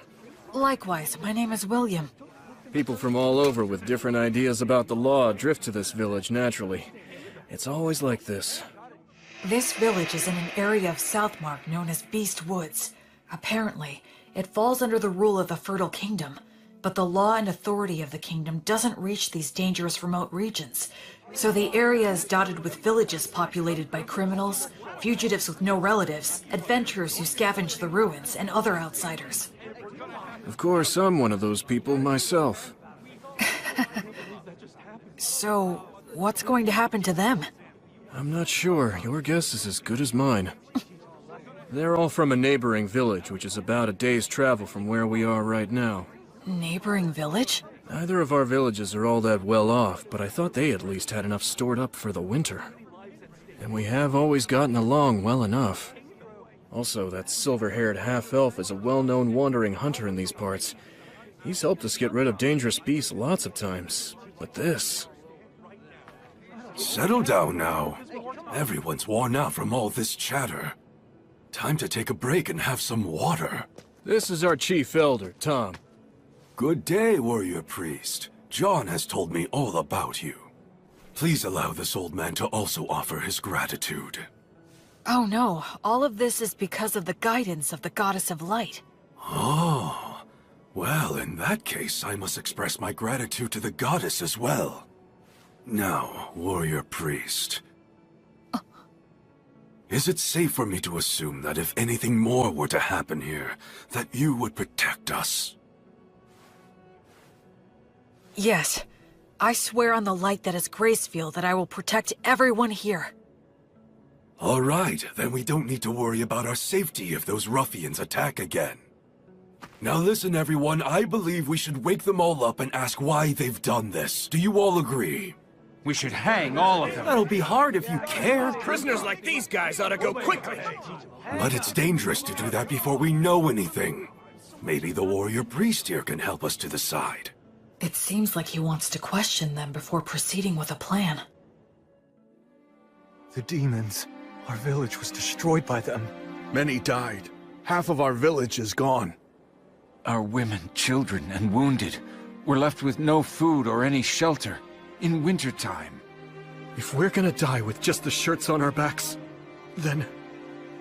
I'm the one who suggested the raid. I knew we'd lose against the demons. We would be better off looting a village and going somewhere else rather than dying. An old lady in that village named Marple helped me out a lot. And this Marple, what became of her? She died. I see. Just hang me. This was all my idea. It was me who deceived these men. Please let them go. I beg you. No way we can do that! Like hell, man! Just hang them all! Stop. We owe a debt to this hunter. And I do sympathize with the people of your village.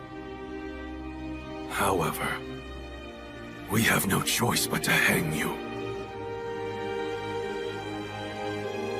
Since they have nowhere to go, if they're set free, they'll just loot again.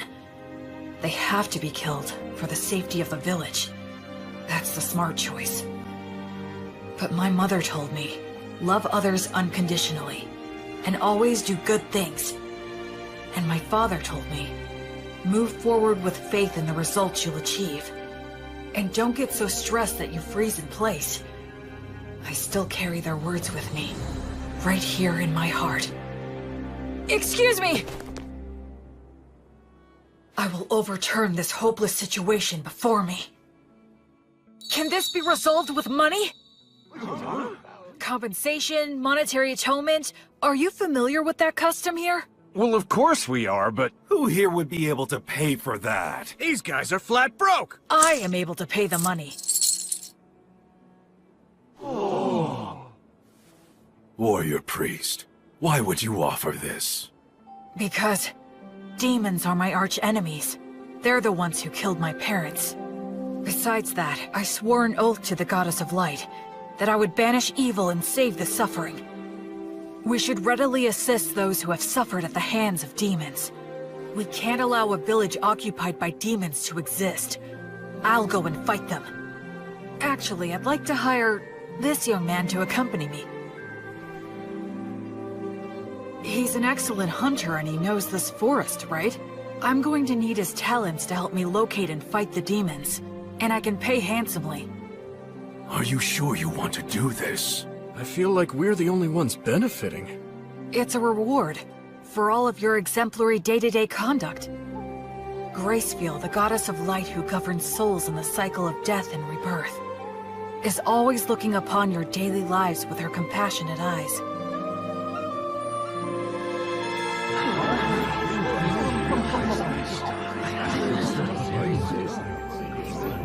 Then let us untie them now. All right. I managed to turn that all around. At least I think. I had a feeling that somewhere, some god was giving me a tiny smile. The people of the village that was attacked took in all the villagers who weren't involved in the raid. Part of it was to use them as hostages, I'm sure, but safe is safe. So are you going to tell me what you're really up to? I don't have anything to hide. I meant what I said. Because you're a warrior priest? Well, I almost forgot. I know it's already after the fact, but you will let me hire you to take you back to the village and destroy the demons, right? You're asking this to the guy who instigated a raid and a murder. Shouldn't I be punished? I already cleared your debt by paying reparations. Besides, it was the only way you could help out. The people were starving, right? It's never crossed your mind I might betray you? If you do, it's the people of the neighboring village who will suffer. You're too damn nice. One of these days you'll be picked apart and left for dead. Well, I'll be very careful then. Okay, sure, I can work for you. I do need some money after all. Great, thanks!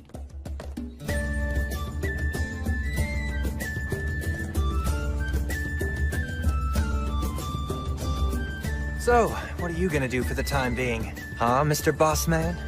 Our challenge is that demons have occupied the neighboring village, right?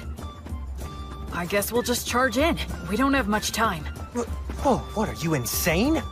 There are a lot of them, and they've got demon beasts. You got a plan? What are our odds? It'll be fine. I'm used to them. Well, you are right that we have to hurry. The people who died might have turned undead by now. If that's true, I need to return them to the cycle before they get lost and end up stuck here.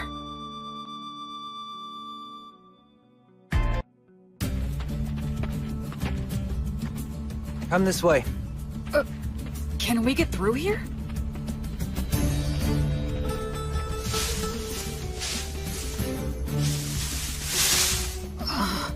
This is perfect. We'll camp here tonight. Dear Green Ones, grant us shelter, a bed of grass, youth of trees, and strength for any surprise guests. Wow! It's not such a big deal.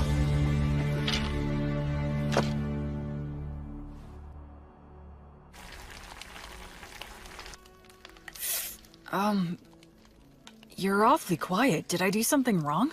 I wasn't raised very well. I'm uncomfortable with people who were brought up like you. But don't worry, I'll do my job and repay my debt to you. I wouldn't say that I was brought up that well. We'll reach the village by morning.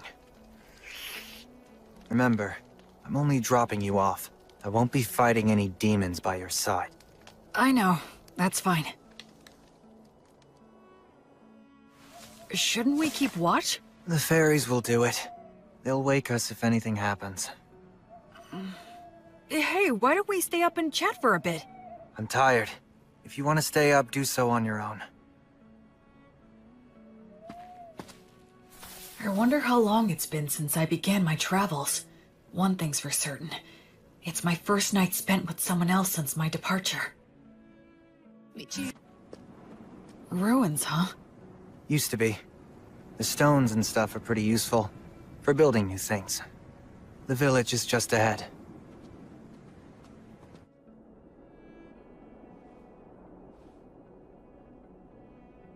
They're here. Yeah. I'll go and scout it out. You stay put.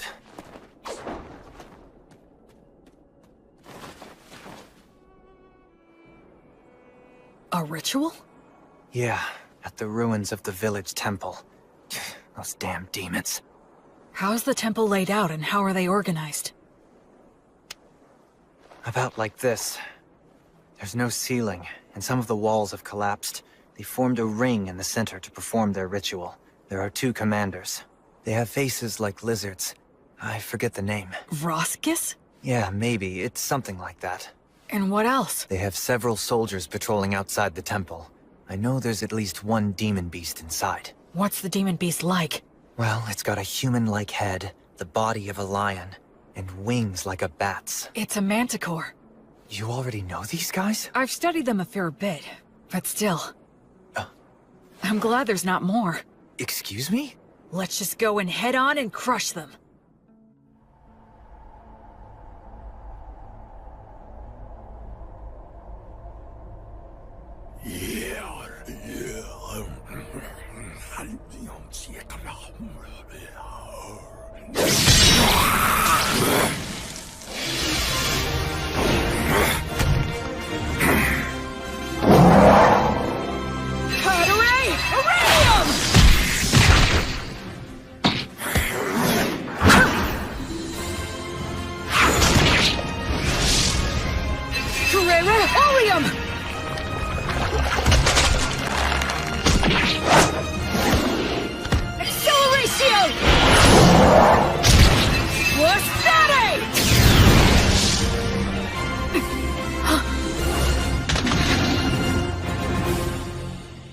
Hey, I thought you said you weren't going to fight. I jumped in because I could tell you were winning. I don't know many people who could tackle those guys alone and win. The conditions were in my favor. Regardless, your strength is abnormal. Do you do some special training or something? Oh, I eat a lot of bread, I guess. Humans usually don't get stronger just from that. Well, I think we took care of the bulk of their forces. All that's left is to clean up any surviving demons. I hope some of the villagers survived. Oh, hang on a second.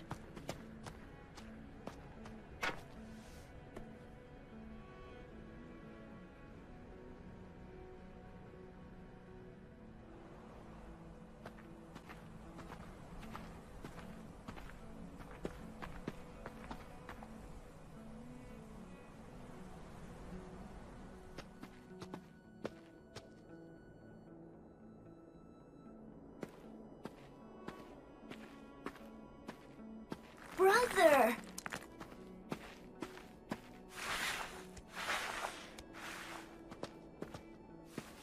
Brother Menno, it's really you. The demons came. They attacked the village. It was so hot, but I stayed strong and didn't make any noise because I told myself to have faith and believe that you would return for me. And Brother Menno, you did come back. Thank you. Why won't you? What's wrong? What happened? Did I? Hey! Listen, you did well. You did a good job. Who are you? I don't... Don't worry, I'm a good friend of Brother Menno's. I'm sorry. He's a bit unsteady on his feet because he's very tired. Oh, okay. That's right, you're a good boy. Go on. Menel? I got here late. Sorry about that. That's alright. It's fine. You must be tired. You should rest. Yeah, you're right. I do feel kinda sleepy. Sweet dreams, little one. Goddess of Light, Gracefeel. Grant him some peace.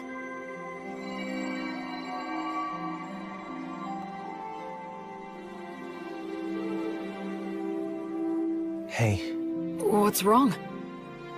I'm really sorry. Sorry for what? I underestimated you. I thought you were just some rich boy who happened to earn a god's protection and got cocky, spouting mindless cliches. Anyway, I'm sorry. Don't worry about it. There was still a distinct look of pain on his face, but Menel also had the faintest of smiles. He didn't hesitate anymore after that.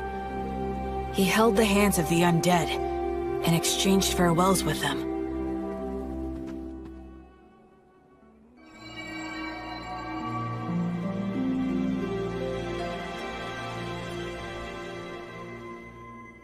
I think we checked all of the major locations.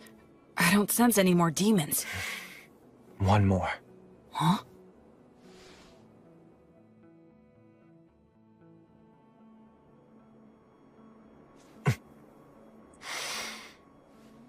Hey! You in there, old Marple? Huh? Whose voice is that? Oh, look, it's you, Menel. This ghost is close to the highest rank. Her soul must be extremely tough. If she resists, my power might not be enough. If it comes to that, I'll have to use a magic weapon that works on spirits. You really don't need to worry so much, young man. Huh? I'll have you know I haven't gone senile yet. Really? Well, that's a relief to hear. It seems you stayed behind because of some lingering attachment, but this kid here is a genuinely virtuous high priest. Returning lost souls like you to the cycle of death and rebirth, and treating wounded people are what he does best. Oh? Listen, we can take care of the village now, and I think it's high time for you to move on. Unless you still have something to say. I can deliver the message for you. Menel, you've been bad again. No, I promise I haven't. And where the hell did that come from anyway? Maybe you are senile. I can read you like a book. What's that supposed to mean?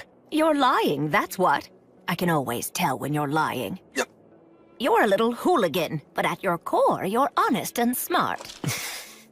All this killing and stealing isn't for you. My goodness, you know this more than anyone. You see now, don't you? Shut up. What did you say? Shut up! What makes you think you know anything? Just what the hell was I supposed to do, Marple? You died, and everyone else in the village was starving. What else could I have done? You think I should have prayed to the gods or something? The gods. The gods have never helped me out, not even once.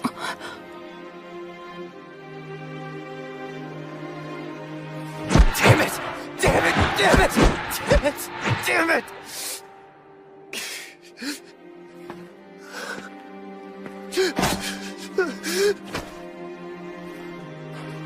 Damn it all.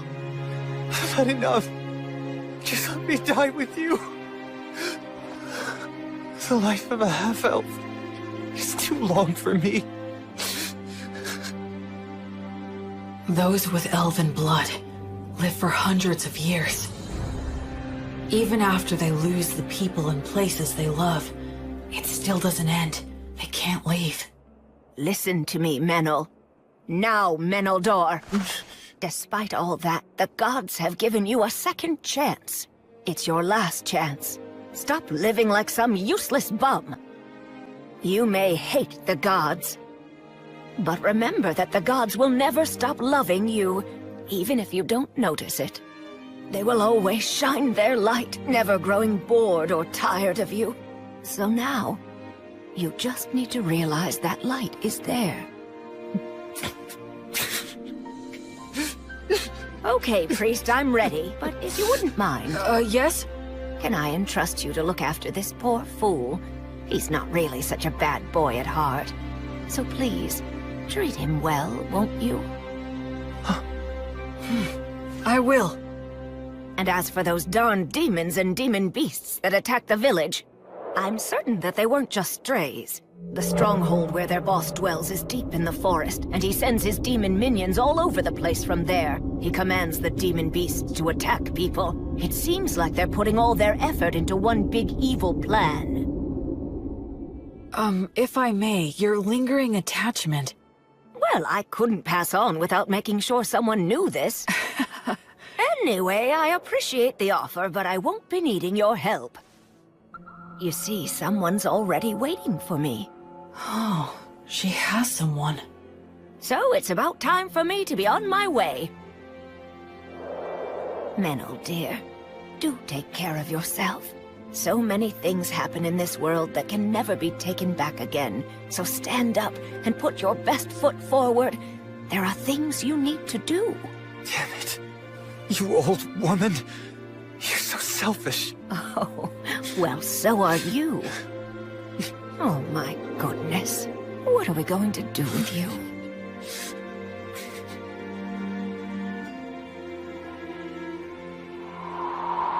Well, I'll leave the rest in your hands. Of course. You can count on me.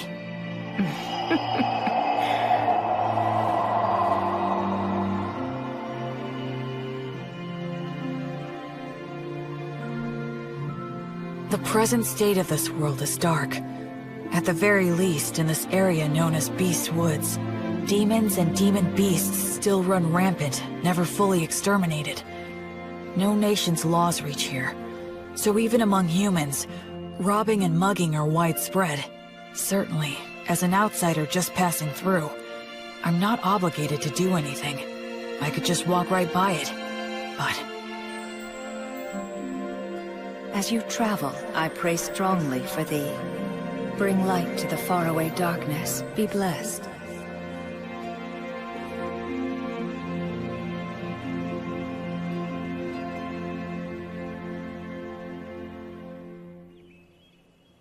A few days later, the villagers returned. Though they were shocked to see the state the village was in, they eventually gathered up their remaining farm tools and started digging holes to bury the dead. And we all laid them to rest together. So, what are you planning to do now? Well, feast your eyes on this.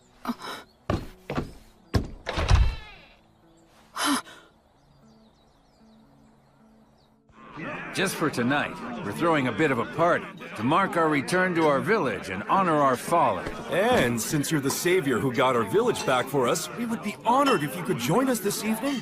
I'd be glad to. Oh boy.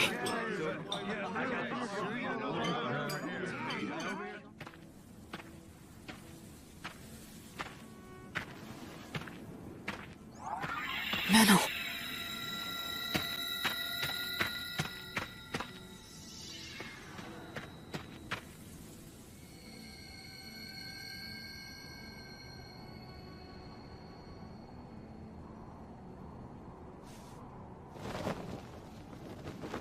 Hey. That's a beautiful view. Looks are deceiving. Those ruins are actually an undead nest. Countless adventurers have gone in, but none have ever come back. Oh, I see. Okay then, I'll go there tomorrow. Huh? Were you even listening to me? Yeah, you said it's an undead nest, right? If it is, I need to go and return them all to the cycle. I forgot who you were for a sec. Being around you throws me off my game. And here I thought I was a much more indifferent person than that. A little late to say that after the way you were wailing earlier. Well, why are you saying that to someone who's already depressed? Hey, Menel, what was Marple like? Can you tell me about her? She's strange, exactly like you saw her. I was born up north in Grassland, in the great forest of Erin. That's where all the elves live. My mother was a woman of insatiable curiosity. She took off somewhere outside the forest, came back pregnant with some stranger's child. Then she gave birth to me and immediately died. I grew up at a different pace than everyone around me. And the thing with my mother didn't help. They said I was a disgrace. And since I didn't fit in the first place, I ended up fleeing to the forest. Of course, the world outside was no paradise either. But luckily for me, I could use a bow and arrow as well as knives. And I could see fairies. When I ran into enemies that wanted to eat me, I had the skills to kill them instead. If I didn't, most likely I'd be prostituting myself out in some back alley. You do have a pretty face. What's that? Nothing. Go on. Anyway, I became an adventurer and slowly made my way to Southmark, where there were a lot of old ruins still. But a member of my party betrayed me in a fight over the loot we found amongst the ruins. He poisoned my food and I nearly died. I killed him with my own hands. But all of them except me died anyway. I didn't even know where I was wandering off to. It was near that village that I finally passed out.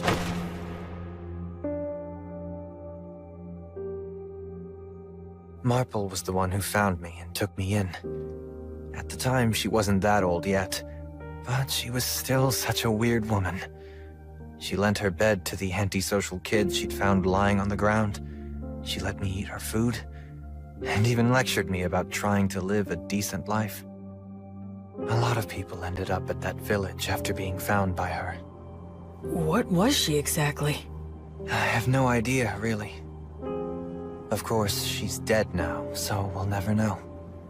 That happens a lot on this continent.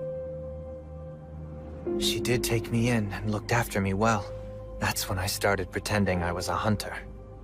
There are a lot of nasty creatures and demon beasts in this area.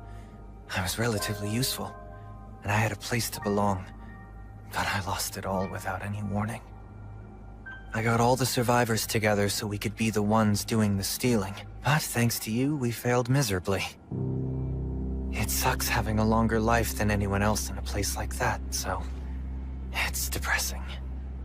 I just want to die sometimes.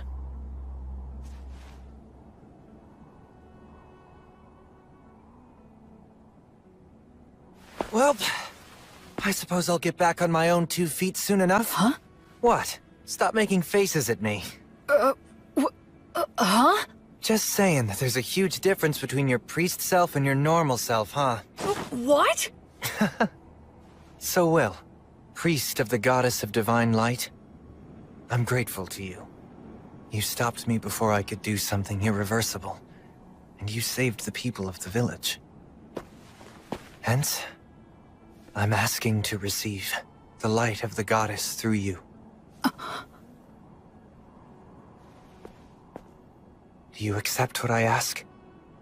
I will act as the medium. You can form a bond with my goddess. I will pray for you. May the divine goddess of light, Gracefeel, hereby love you, illuminate you, and always walk by your side in your travels. To my guardian deity, I swear to live my life honorably. Please shine your light upon my path. Help me atone for my sins. There'll be tough times ahead, and I might want to die now and then. But I'm not gonna stay down. I'll put my best foot forward, like the old woman said.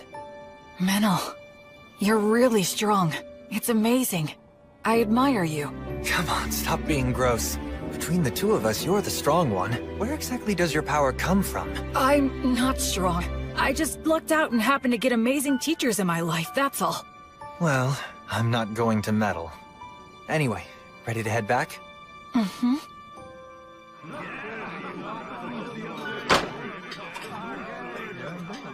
Blood. Mary. So, I think maybe I just might have found the very first person I could call a genuine friend. This looks bad. They stole all of the livestock. And they destroyed a bunch of tools that can't be replaced. We'll have to make the journey all the way to White Sails to buy some more. But with whose money? Well, we can't replace everything. Hey, what exactly is White Sails? Huh? Are you being serious? What's your deal? You grew up in a cave or something? Sorry. So, White Sails is this... could you tell me about the history of this place, too? Yeah. Alright, fine. You know we're in the southernmost continent, known as Southmark, right? Yes, that I know. So around 200 years ago, Southmark was engulfed by a horde of demons. The 100 heroes took out the king of the demons, but the humans abandoned this continent, crossing the sea to retreat to grassland in the north. The 100 heroes? That's Blood and his buddies. Since the Fertile Kingdom unified the southwestern region of grassland, they've been cultivating the land with the intention of reclaiming it. And as for the area of White Sails, it's the port town that became the center for immigration from the north. I see. A lot of misfits and aspiring heroes go there. Also, those with divine revelations. You're hoping to gather more faithful on this trip too, right? I understand that Gracefield used to have a lot of devoted followers on the southern continent. Can you tell me more? I think that most of her followers were scattered after the Great Collapse. Yeah, that's right. But those followers who managed to escape to Grassland kept her name alive. Yes, even so, her following has declined quite a bit. Rampant demons and demon beasts. Villages that resort to thievery. Faith in the goddess dying out.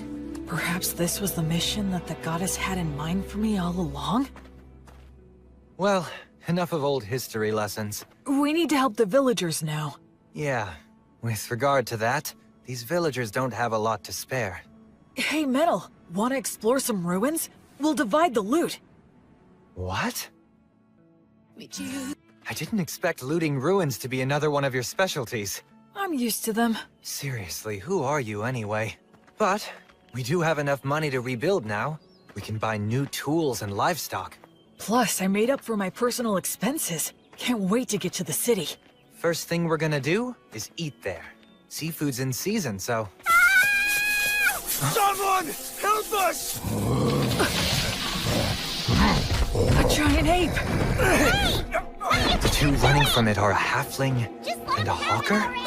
Stop! No ifs, ands, or buts about it! Good grief! Stop it! Yeah.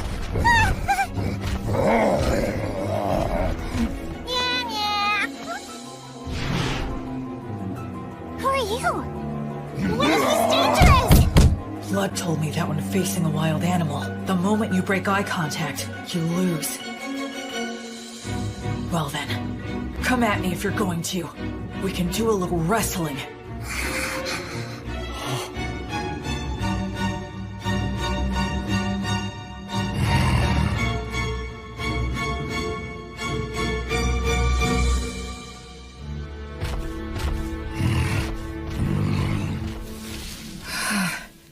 Thank goodness, I didn't have to fight him. Are you okay? Wow, mister, who are you? Some kind of adventurer? Not many people can stop an agitated giant ape just by looking at it. You're incredible! Oh, I'm Robina. Robina Goodfellow. I'm a singing, dancing troubadour. I go where the wind takes me. You can call me B for short. And that dork over there is Antonio the Hawker. I call him Tonio. The company he worked for went under, so now he passes himself off as a hawker on remote country roads. Sometimes it's hard to get a word in edgewise. We were just on our way back to White Sails, which is my home base. White Sails, huh? Boy, you really saved our hides. Thank you very much. My name's Menaldor. I'm a hunter around here. We were about to do some shopping in town. And this guy is... I'm William. William G. Merryblood. I'm a priest in service to Gracefield, the goddess of light. You can call me Will. Wow, that's a noble name! Gracefield's the one they love in the southern continent, right?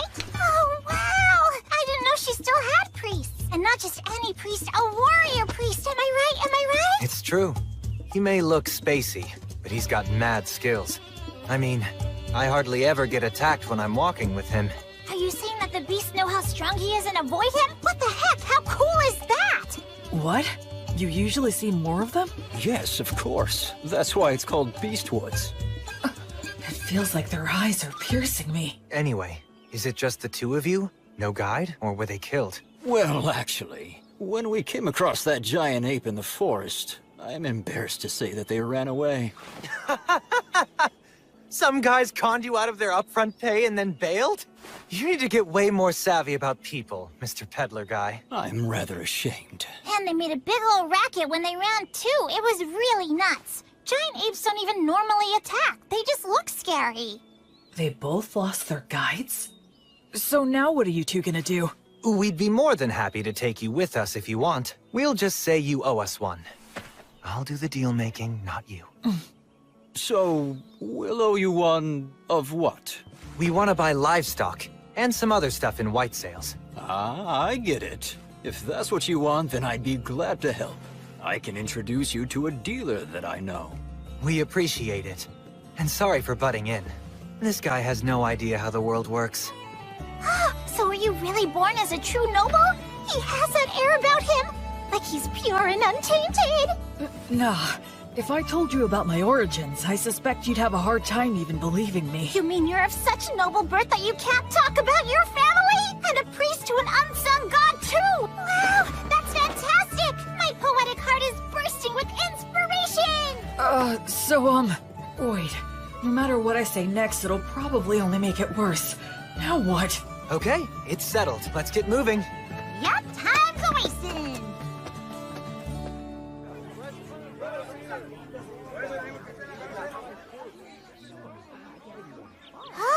This place looks perfect! Woohoo! Introducing B! B and Tonio warmed up to me quickly. Tonio has a gentle demeanor, and he's good at getting close with others. As for B, she doesn't seem to have any boundaries when it comes to people. Ahem! It is now time for me to sing you all a song.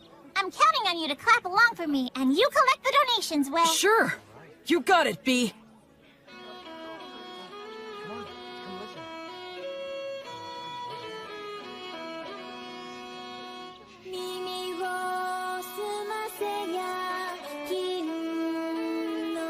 It's amazing.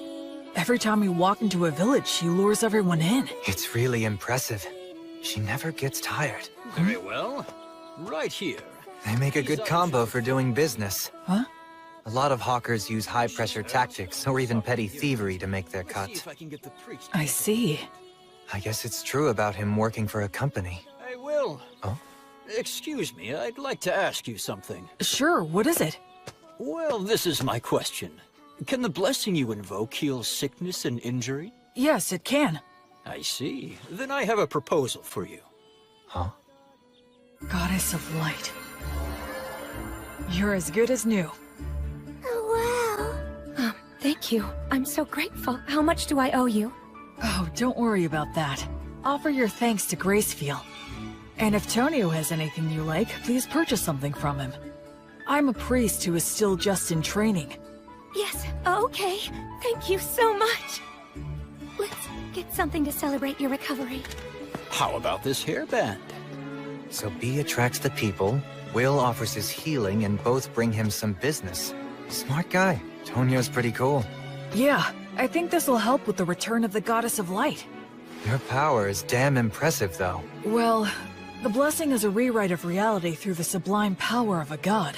That's how it can heal a wound as if it had never happened. Huh. I'm only borrowing this power from the goddess. I have to be careful not to mistake it for my own power. What? Still in training, huh? Well, I really am still in training. Will? Done with your free treatments? Oh, yeah. Then come with me. Huh? There's a party to celebrate everyone's recovery. Right now? If they're at a party, she can sing again. He can sell more of his goods. He's a sharp salesman. We continued to pass through several villages, earning money in the same way, as we made our way north for a couple of weeks. Then we emerged onto Wheat Road. Let's sleep over there tonight. Man, you guys went too crazy. It's already dark. Sorry about that. Whee! I'm in such a good mood today, I'm going to give you all a free performance. Wow, how generous of you. Now, wonder what I should sing. I think think Ray Stop the Penetrator is epic, but it's way overdone these days. I know! The 3 heroes from the killing of the High King! It's a really good one. It's got the Wandering Sage, War Ogre, and the beloved daughter of Mater. Ah, that sounds great. Now that's a solid pick. Actually, I haven't performed it in quite a while. Hey, what's wrong, Gwill? Oh, it's nothing. Go for it. I'd love to hear you sing. Great, you just said the magic words. Without further ado, then. Time rolls on. Or perhaps it's us that's marching on. Be it the strong and sturdy warrior, the bright sage, or the holy woman. So their names really are remembered. Nothing but their ashes and their names remain. This is precisely why their song must be lifted up high. So their good deeds live on, and their heroic names resound throughout the world. I sing this night of the Wyvern Killer, just one of the many fearless adventures of the 3 heroes. Keep quiet now and listen to this tale, one and all.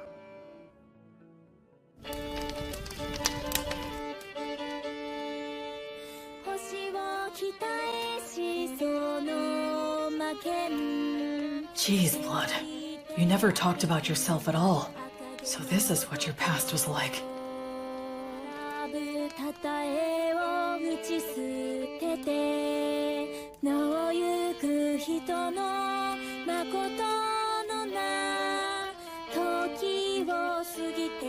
I guess no one knows Gus's real name was Augustus.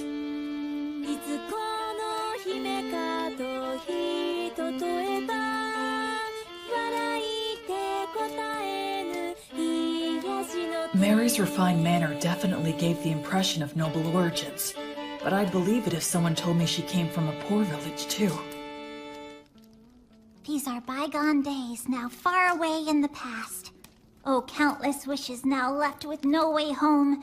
I can only play your melody loudly, to be carried upon the passing winds. The story takes place before they were known as heroes, when the 3 of them were traveling together.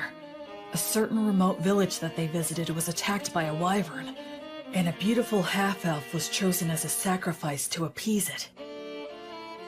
Upon hearing of this, Mary said they should save her, but Blood asked where they could possibly get the money, and Gus said nothing. Their personalities in the song are slightly off, I think, but still, it brings their voices, words, and expressions clearly to my mind.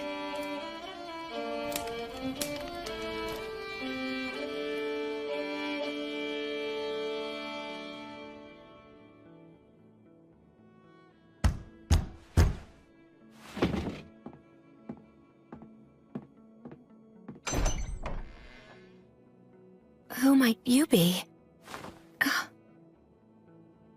You think we're gonna take on a wyvern for that amount?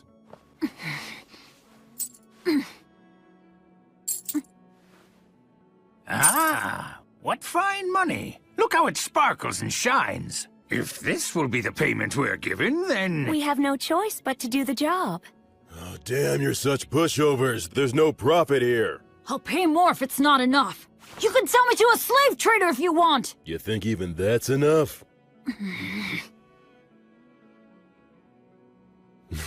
You do have some guts in you, kid. You're small, but a mighty warrior. When a warrior swallows their pride and asks for help, it's only right to give that help. Let's do it!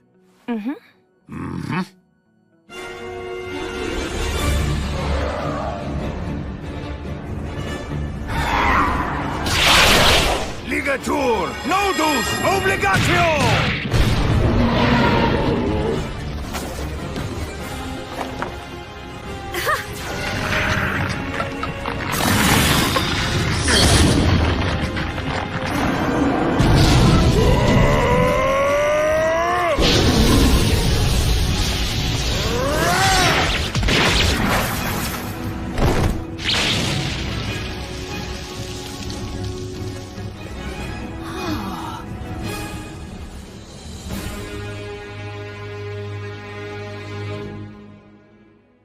So, what are you gonna do now? Neither one of you can stay in that village anymore. We'll manage. Then take this with you. Old Gus here carved words on it. It'll serve you better than some cheap good luck charm. You certainly can't be a warrior if you don't have at least one dagger with you. Please take this as well. Take care of yourselves, and be good to one another. You will face many difficulties, but never forget the value of perseverance. But this is more than what I paid you. We can't accept it. Ha! Who said we're giving it to you? It's an investment, merely a loan. A loan? Listen, you two must live the best you can and build up fame and fortune for yourselves. If your names reach our ears someday, well then, we will come to collect what we've lent you, plus interest. In case that should ever happen, I will leave you with my real name. It'll be our password, too. So listen well. Thus, the boy and girl learned the true name of the Wandering Sage, known to no one else in the world today.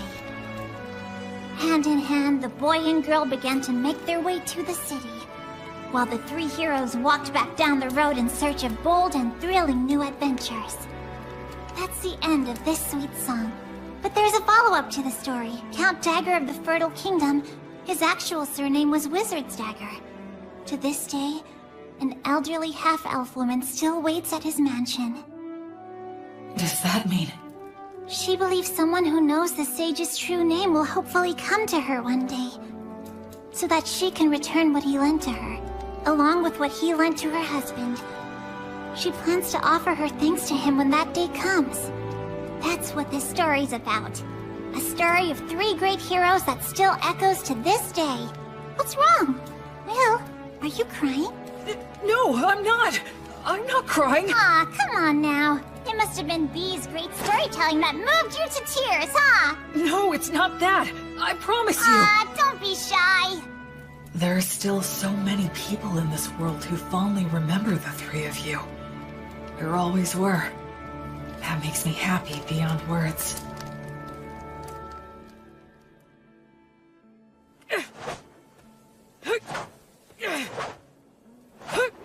The Fertile Kingdom, huh? Once we cross the sea, maybe we'll meet people who still talk about blood and the others. Hey there. Huh? I see you're up. Looks like you're working hard. Hey, Tonio. Will, you're a strong young man. You think so, huh? In looking at you, it's become clear to me that your movements have been refined many times over. But, then again, maybe you don't want to hear that from a guy who got conned by phony adventurers. In any case, it's obvious that you're used to handling that fine dwarven spear. And those who can handle that masterpiece have to be a master themselves. But there is one thing I don't understand. Something you don't understand? I'm curious to know what it is that you desire. Why are you asking me this? Well, because I'm a merchant. It's my job. I move product and grant people's wishes for fair wages. Satisfaction is a merchant's specialty. You are quite a mystery to me. I can honestly say that I have never met anyone like you before. You are strong and you have courage. You're educated and have good manners. And you're not hurting for money. But you're not really like a noble. You're more like a holy knight that I've only heard stories about. And so, that's the reason I decided to ask you directly. What is it that you as an individual desire in life? Or is it that you're strictly a representative for your divine goddess of light? I had a happy little life up until now, but I lost it shortly before I set out on my own. I gained the divine protection of the goddess of light in its place. There's still so much stuff that I don't know about in this world, and so I'd like to start learning about it. I'm sure that in the process of learning, I'll naturally find out what it is I want. Oh, I'd like to have friends and companions, I guess. Is Menel not someone you'd call a friend? Well, actually, I think he and I get along fairly well, but he seems hesitant to acknowledge me as his friend. He only ever calls me priest, like he has to put me on a pedestal or something. Yeah, having friends is important to me. Yes, I understand. Then perhaps I will nominate myself to be in third place position. Huh? Because I'm sure Menel and Robina would be mad if I jumped in line ahead of them. The very thought scares me. Oh. Well, shall we get some water and start preparing breakfast for everyone? Yep. Okay, here you go. Wow, so good! It really is. You're a fantastic cook, Tonio. He sure is. Honestly, it's one of the only reasons I travel with him. We're eating a lot better now, thanks to Tonio's good cooking. That's right, you can't cook to save your life. Well, it's just that... Hey, Menel, your cooking isn't all that hot either. What? You ate it. Well, we always get good bread from Will at lunchtime. Isn't that so cool? He prays and it suddenly appears. I'd prefer to stop as little as possible. I'm grateful to have food I can eat as I walk. Cool. Let's get ready to leave as soon as we're done eating. Yeah. You asked...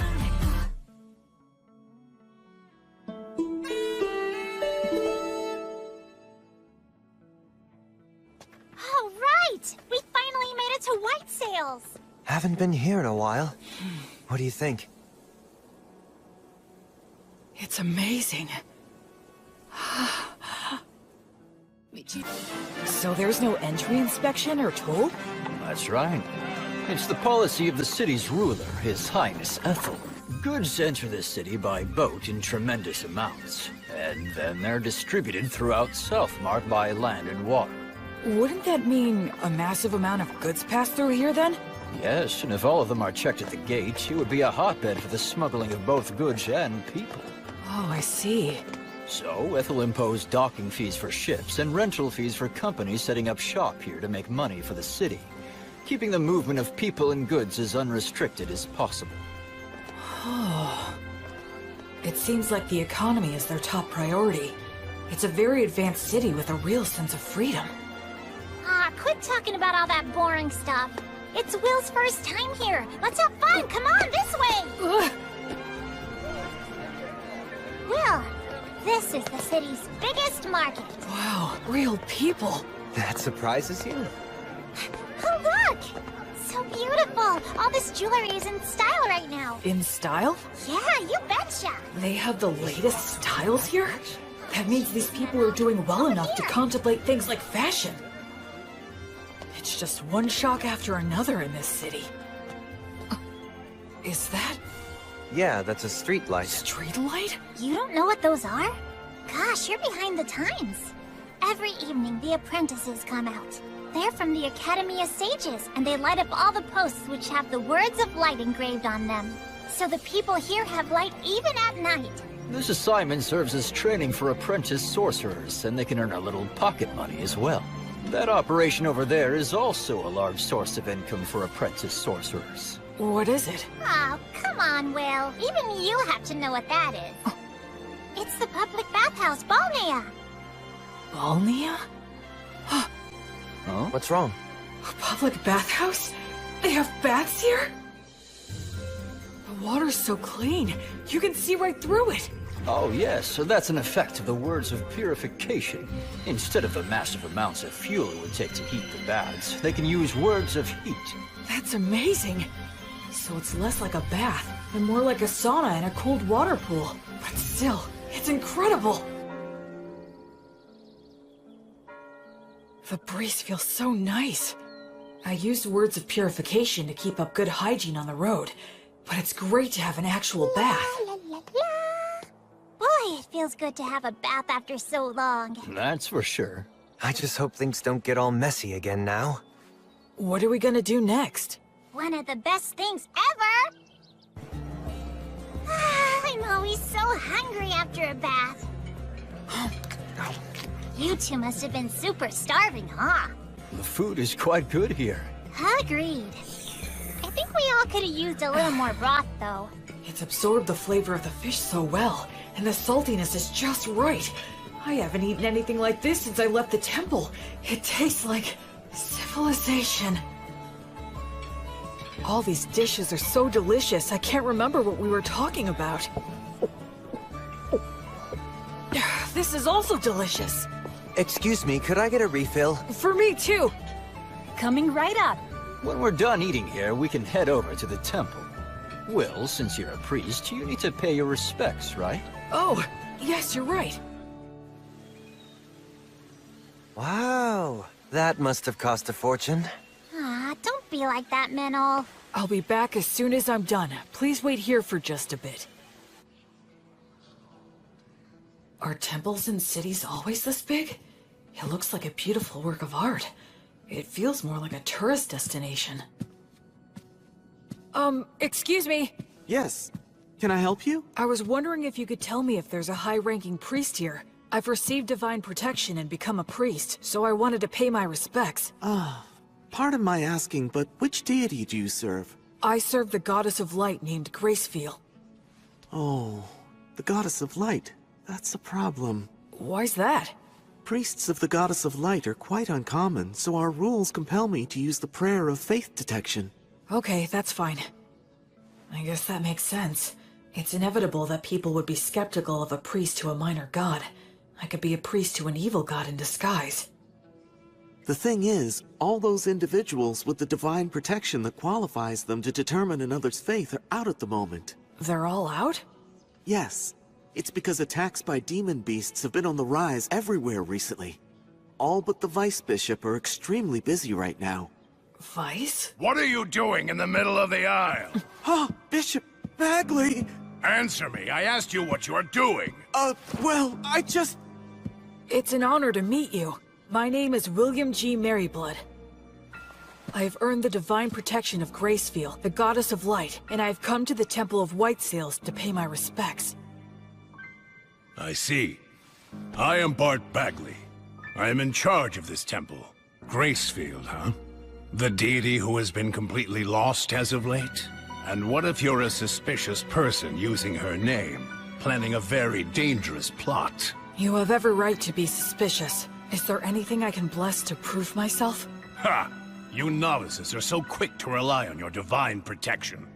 Listen to me. Divine protection is not something to be used lightly, nor is it something to use ostentatiously either. He has a point. Gus said the same thing about using magic. I was using my blessing freely since it poses little risk, but... Yes, of course, you are correct. I truly thank you for reminding me of my lack of experience. Ha! Explain what the teachings of the Goddess of Light mean to you. Light only exists in the dark. Words only exist with silence. And life can only exist where there is death. You enter his name in the registry and show him around the temple. Yes, but we haven't performed the prayer of faith detection or the prayer of lie detection. You fool! What did I just say, you idiot? Right now, I need to go make an appearance at the Weavers Guild banquet. Spend your time as you please, but do not cause any trouble, and make sure to offer some money. Well then, right this way, sir. Oh, right. I realize how unpleasant it must have been for you to have met Bishop Bagley, but you handled yourself very well. Huh? Well, the head of the temple loses himself in parties and pleasure-seeking. He's quick to anger and always complains. Despite all he says, he never uses his blessing. The vice bishop, on the other hand, is a most wonderful and virtuous person. I'm sorry, don't tell anyone I said that, okay? Sure.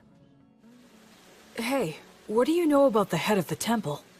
Well, I've only ever heard bad things about that guy. Like, he's really vulgar. He seems to have some sort of influence behind the scenes of the city's commercial and industrial guilds as well. So that's how he's seen around here? Still, talk about living it up. I mean, he's letting us use the temple's guest room.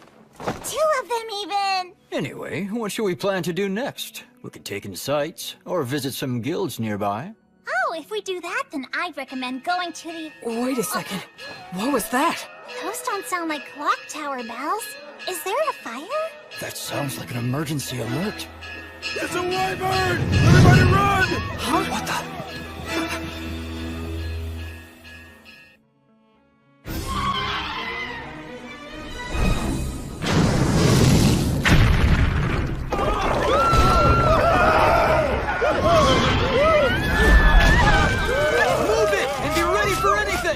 Someone come help us! He's pinned under rubble!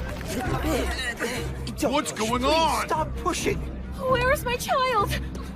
Oh, gods.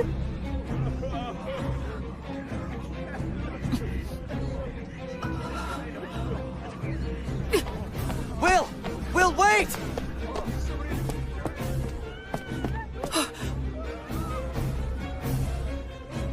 Why is a wyvern here? Fire! Bet all the high-ranking clergy are out right now.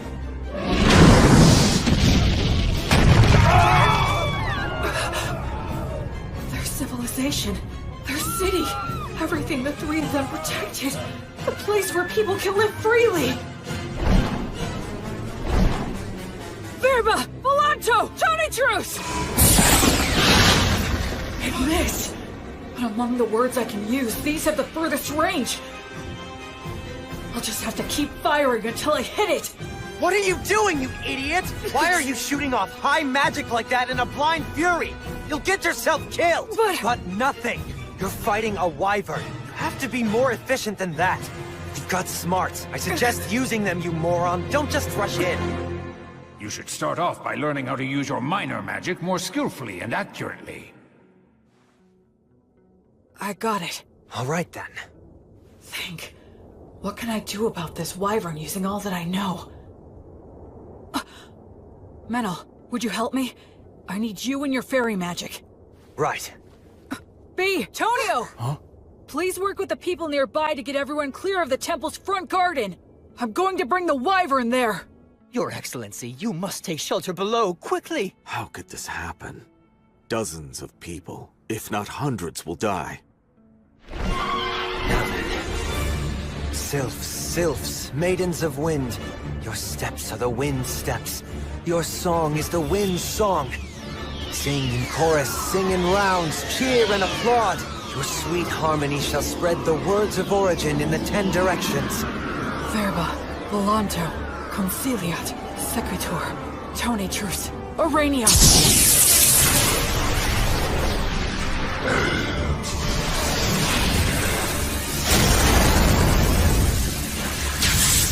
Is that magic?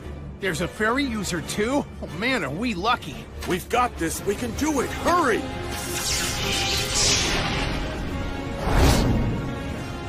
I'm probably not hurting it that much. But that's fine, so long as the wyvern identifies us as its enemies. Almost all beasts of this type are highly aggressive. Even in situations where they could get away, they'll choose to take the offensive. Here it comes. Truth is, the rest of the situation depends on how close my skills have come to theirs. Goddess, I now fight for the sake of my oath, to banish evil and save the suffering. Pray, pray, be as unbreakable as a diamond, for eternity, for all eternity. Reject all that is evil! On the flame of Gracefield, goddess of light!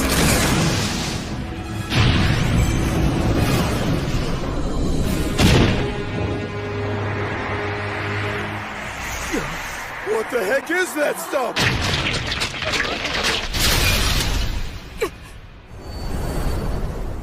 Sylphs! Beautiful maidens of wind, dancers in the gale! Show those ones foolish enough to fancy themselves better dancers the bitter taste of art!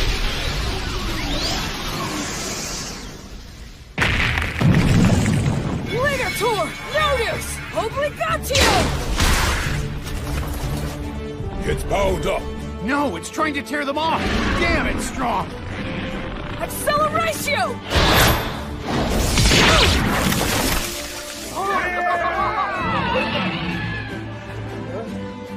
Unbelievable! That didn't finish it off. Run! It's gonna use its breath! There are still people back there. What do I do? What can I do? Go get him! Acceleratio! If you're stuck, use your muscles. Be violent. Take him down.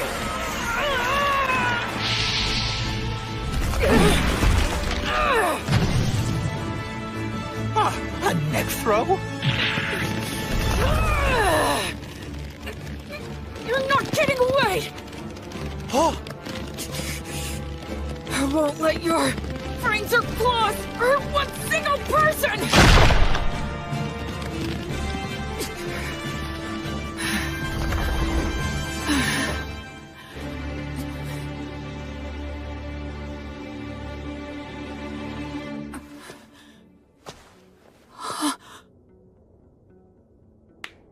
Well done. Excellent work. I praise you and give thanks to all the gods for allowing me to serve a great hero such as yourself. It's the birth of a new wyvern killer! A brand new hero! Sing his praises with your applause! Thank you so much! That was wonderful!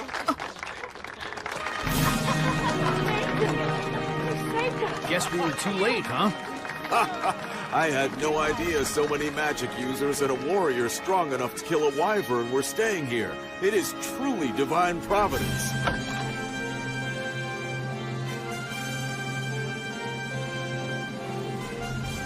You're full of all kinds of tricks, aren't you? You're surprised? I'm used to your crazy antics by now. All I could think of was how inexperienced I am. Huh? It was great for a first attempt, and I was just lucky to land a surprise attack. But what was that black miasma stuff around it? Hey, you brought down a real monster. Reflect all you want, but be happy. It's hard for me to be happy if you're not happy. When he puts it that way, there's a lot I could have done better. But now I'm a wyvern killer like the three of them. And that does make me happy. Yeah. Menel, thank you. I owe it all to you. Yeah, we did it. Come on, you know damn well it was almost all your doing, you idiot. Is the wyvern killer here? Yes, that's me. How can I help you? Please, come with me, quickly. His Excellency, the Crown Prince, wishes to see you right away. Welcome to my mansion. You're a great hero.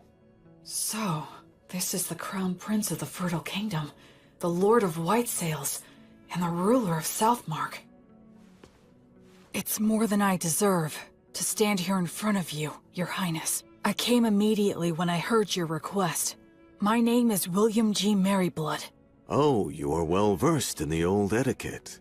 I assume you are of high birth, correct? No, if Your Highness could please refrain from asking about my origins. That must be some story. So be it then. Please, have a seat. Thank you.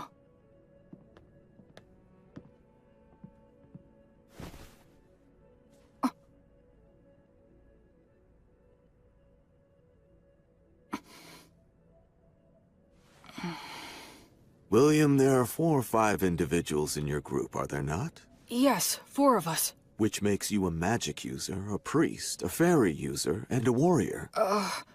Well? Actually, we are a traveling priest, hunter, merchant, and a bard. One who shot lightning at the wyvern, one who made the light, one who dealt with the air, and one who broke its neck. That is 4. If that makes 4 people, it is indeed correct that we are 2 of them. What are you talking about? I can explain. My friend there, Meneldor, called the fairies, spread words, and manipulated the air currents to bring the wyvern down to the ground. So you're saying your friend is the fairy user then? And the rest? The rest was me. I'm sorry, but would you mind telling me what you did back there? I used brute force to break the neck of the wyvern. You killed a wyvern and aren't delighting in it? You really are a valiant warrior. Well, Can I do anything to fix the damage the wyvern caused? Of course, work has already been done, and more is yet to come. But there's something even more important that must be done. And it has to do with offering my thanks to the hero, for example. Oh no, Don't be modest, William. I do not want my people to see me as an ungrateful man. On behalf of the people of White Sails, I, Ethelbald, thank the both of you for your courage. You did well to minimize the damage caused by a wyvern's surprise attack. I am unworthy of such praise. I would like to bestow upon you a reward. Is there anything you want? If I may, Your Highness, I traveled here today via Beast Woods to the south. The villages in that area are currently under threat by an army of demons commanding savage demon beasts.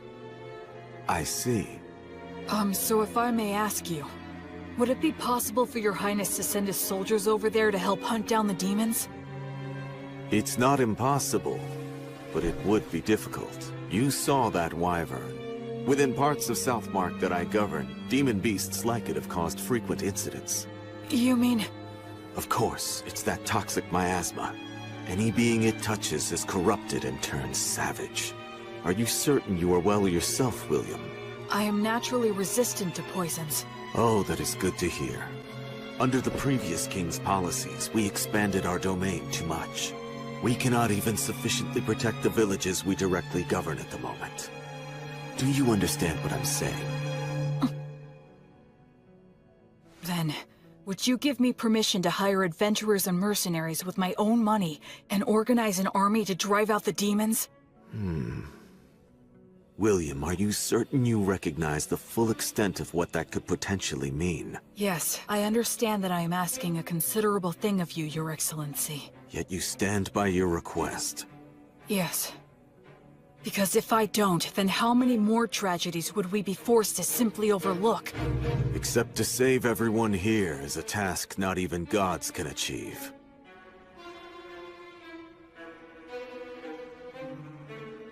Honestly, if only you were some nameless man making this audacious request of me. You are right. But that being said, had I not killed the Wyvern, I would never be speaking with your highness. That is also true. But I must also consider the option of having to kill you.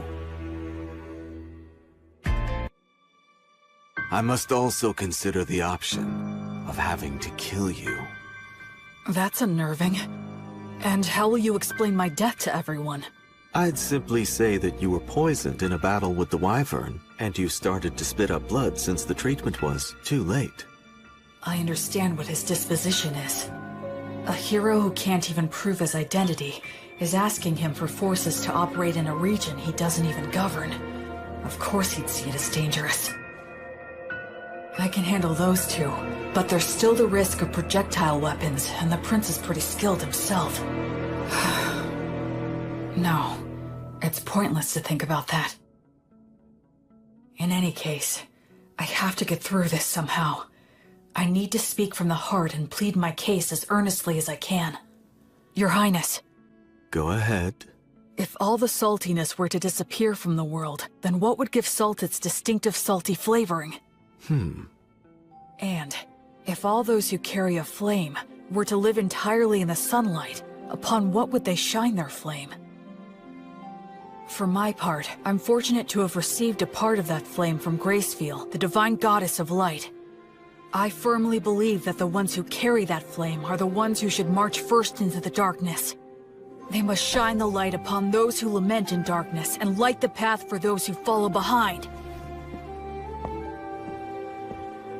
So please, I beg of you, can you somehow grant me permission for this unusual undertaking of mine?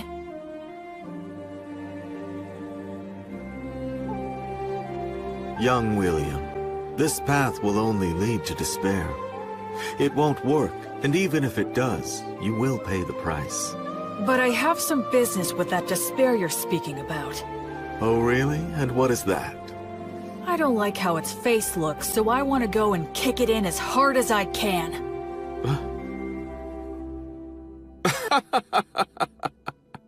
Kick it in the face. I like that. Come to think of it, you are a high priest, aren't you? And you have quite a good friend, too. What, you didn't notice the quick reaction that he had? When I said that I was going to kill you, that half-elf over there gave me the most murderous glare I think I've ever seen. What are you talking about? I did that because I thought you were gonna kill me as well. Damn it, don't look so happy. Bishop, please stop. Please wait, Father. This is with a guest at the moment. Stay out of my way. You damned ridiculous fools! Prince Ethelbald, please, I beseech thee, do not act irrationally. Who, me? Why, Bishop Bagley. I have no idea what you're talking about. Do not play dumb with me. This young man is registered with my temple. He is in the books. Though it may be temporary, he is a member of the temple. And you beckon him here without a word to me? Do you mean to disregard the temple's authority? Oh, I had no idea about that. Is this true? Yes, that's true. Claiming ignorance is not an acceptable excuse. You cannot forego the verification protocol simply because I was away. So you say, but the people from your temple seemed very happy to send him to me. A total lack of discipline. I will give them a stern talking to later. In any case, he must... The thing is, Bishop Bagley, he is not what you think he is. Huh? He came here and asked me to assemble a private army. He says he wants to save the poor people of Beastwoods. What? You... I would be lying if I said it never crossed my mind to kill him right here and now. But he's so frank in the way he expresses himself that somehow I started to find it amusing. Which is why I was just sitting here thinking of officially appointing him as a knight. Would your temple be willing to give him its blessing? You know, he would become a paladin. The temple and I can share the profits and responsibility. What do you say to that idea? What? Of course, naturally, he would fall under our joint authority. You could always have him excommunicated if need be. That's not even the issue we're talking about! The temple can attest to his character. And as the Wyvern Killer, he should have no problems with all the rest. This is proceeding too quickly. I'll return to the temple and think it over. Would that be all right? Yes. But it would make me truly happy to see this happen, Bishop Bagley. I have taken a liking to this young fellow. Assuming I do decide to become his patron, you can spare me your silly games. You, novice boy, we're leaving now. Right.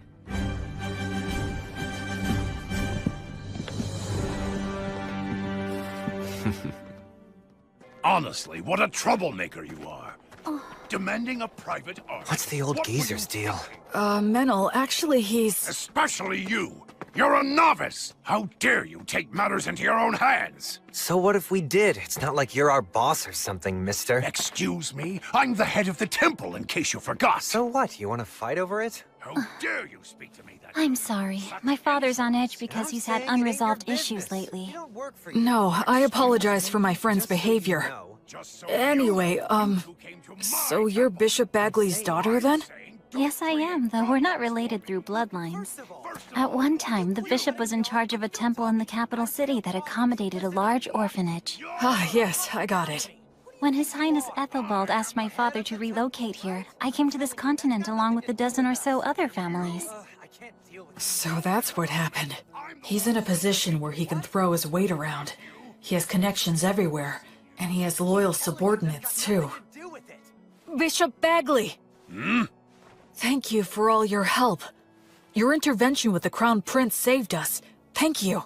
I did nothing to warrant your gratitude. I only defended the temple's authority from the Crown Prince's utter selfishness. You just happened to be a part of that.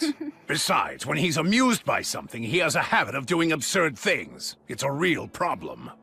But be that as it may, I still must respect his royal stature and worldly authority. I'll take his proposal into consideration. You will remain in the chapel after the evening prayer. All right, I understand.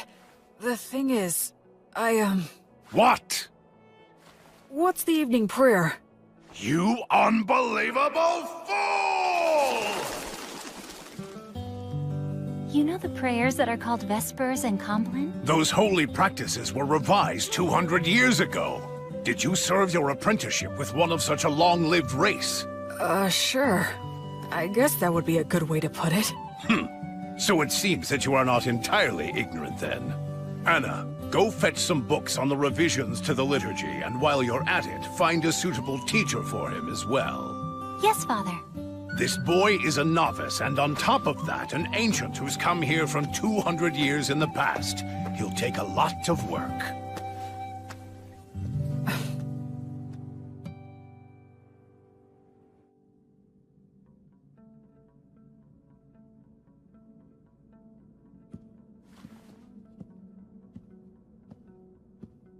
Greetings, Bishop. Wait here for a moment. Of course.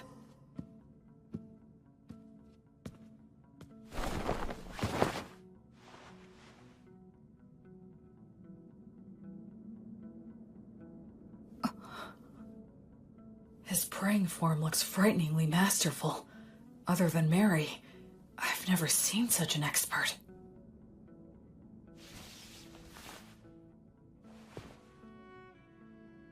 Now then. What is it? As head of the temple, you have earned a high level of divine protection, yes? Equal to my own, if not even higher. The people of the temple told me that you don't use the blessing, and when you pray, either you don't let anyone watch, or you don't apply yourself fully when others are present. Why is that? Ha! Foolish novice. Just what exactly do you think the blessing is? Divine protection from a god. Well then, why did a god bestow divine protection upon you? You think it was to give you special treatment? Not so, correct? To act through you. Understand? It is the god's wish to be able to achieve something great through you. And in order to live up to the god's ideals, we must constantly be in thought about how to use the blessing most wisely. Using it for personal gain will sadly detract from the god's glory. Most of those dimwits fail to understand this point, which is why they will one day lose the blessing. I am the head of the temple. This land is wild, and development on it has barely begun. To secure funding and rights, I must yell and intimidate. To lay the groundwork, I must do favors and use bribery. If I were to use such a high blessing in these circumstances, the people would question why a man like me received divine protection in the first place. Now, youngster, do you think this kind of behavior would contribute to the glory of my guardian deity, Volt? No. Precisely. The correct course of action for blessings and prayers is to store them inside. Therefore, I have entrusted the Vice Bishop with the glorification of the gods through such sacred blessings. He's a very capable man, skilled at winning the hearts of the people to the extent we need it. I trust him with the stressful role of being the face of the temple. I didn't know. Bishop Bagley is really quite talented. He's rude, and he looks like a greedy monk who's always complaining, but he's an amazing man. And what about you? Making a novice who has yet to fully comprehend what the blessing means into a paladin? The Crown Prince always falls in love with his own stupid jokes. Listen, nothing good will come of a novice attempting this, so don't do it. I'd be happy to refuse on your behalf. Even the Crown Prince will drop the idea if I firmly reject it. What do you say? Regardless of what you're proposing here, my goddess still wishes to act through me. You won't change your mind. No, I will not. You're the biggest fool. I agree. What did you swear to the Goddess of Flux? To offer her my life, banish evil, and save the suffering. Rejoice, then. You have got to be one of the most dim-witted of all the dimwits that I have ever seen here. I can send a few men with you, but the rest will be entirely up to you. Thank you very much. I should respect this man, no matter what anyone else says. Welcome! You're really putting those drinks away, mister. Don't go for people who use adventuring as a job.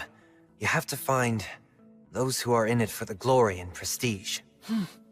We need real ruffians who will put their lives on the line for the sake of adventure and battle. Right. Just like blood. They have Demon Beast horns and Demon Beast hide? Those are their battle spoils. It's the easiest way to show off their strength. Come on, let's go.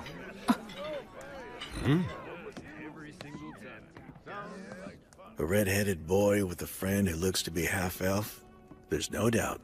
His training must have been extensive. Hey, man, what's the famous wyvern killer doing walking into some pub out of the middle of nowhere? I'm looking for help. Exploring Beastwoods? Low pay, your reward is glory and praise, and there's no guarantee you'll survive. We're doing this for a living, you know? We're not taking this quest, right, guys? Yeah, man, don't be so stingy. Shut up, you blowhards.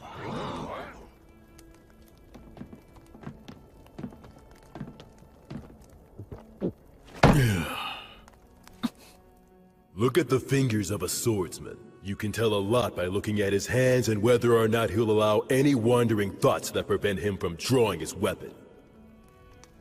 Sounds to me like what you want is a madman. Am I right? Not a bunch of blowhards with good manners but no skills. Or who picked up the etiquette and patience to do any job.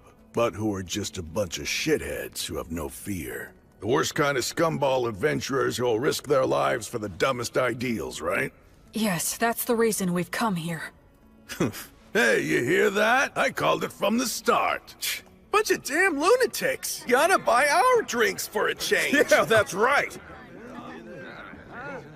What do you hope to get out of exploring Beastwoods? Where are we going? To the ruins or the forest? We don't deal with small potatoes. We want the demon boss. The leader of the demons running amok in Western Beast Woods. The subordinate demons are thought to command demon beasts. That's a big fish. It is. The location is unclear. Just finding him there will be hell. And we're talking instant death if we're ambushed during the search. That is highly likely. In other words, this is gonna be a nice, fun, stupid little jaunt into the woods.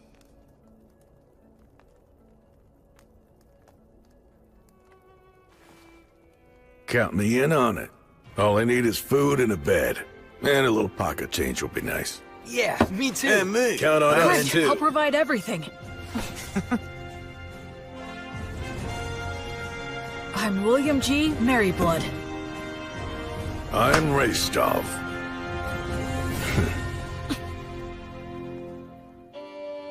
Whence cometh this disciple? To the lost goddess of flux. She who is the brilliant goddess of light? This disciple It's almost time for the ceremony. I heard they wanted to make this a happy event to give people work who lost their homes and jobs in the Wyvern attack. But now know the name of the new hero who has appeared in the city of White Sails! That should just about do it. B, could you please not write an epic about my story right in front of me? What? Why shouldn't I? Well, you actually did do all that, so what were you expecting? You're gonna love it because I'm gonna create something grand! I'm afraid to say that this many cows and horses will indeed come at a hefty price. Oh yeah, speaking of which, can you please negotiate a deal for us to get all of the sick and injured ones at a lower price? Huh? Don't worry, I plan to heal all of them. Oh, that makes sense. Also, I was thinking that it would be a big help if you could start a trade movement between Beast Woods and the city of White Sails. Yes. How much do you need me to give you to fund that? Well, why don't the two of us sit down and have a serious business chat? Let's see here. Easy on me, please. I say go for it. You need to have a good understanding of how money works. You'll be dealing with Raystov and all those guys soon. The Raystov? Raystov the Penetrator is here? Yes, he is. That's perfect! I can interview him then. Huh? Making a habit of flaunting your own accomplishments leads to arrogance. And arrogance dulls one's blade? Yes, exactly. Oh no, that again? This is why you're so useless. You never have any good ideas. So I take it you two know each other?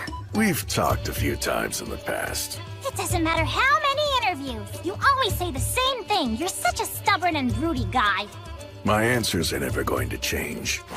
All of your tales of heroism are terribly ambiguous. I would like to create something that comes a little closer to the truth. What a big fat meanie you are! Isn't reputation important to an adventurer? Whether it's making a living or getting ahead in life. As long as you've got skills, those things come naturally. But surely you realize that even people with skills can be utterly ruined by a bad reputation. Even the greatest warriors can never tell what their downfall is gonna be. Right, Will? So you're saying Raystov's tales of heroism are ambiguous? That is exactly right. This guy will accept the job to take down a huge threat, and he'll just wander off and kill it with one fatal stab, and then he'll saunter right back. He rarely works with anyone else, and he works so fast, there's no one who can actually say what happened. And the guy never says no to any job. So the stories get more elaborate? Yep. I try to interview people, but they just fill in the gaps to their own liking. I put in a few things here and there for dramatic effect, but I like to add more truth to my tales. No need there. See what I'm saying? If only I had a little more to work with.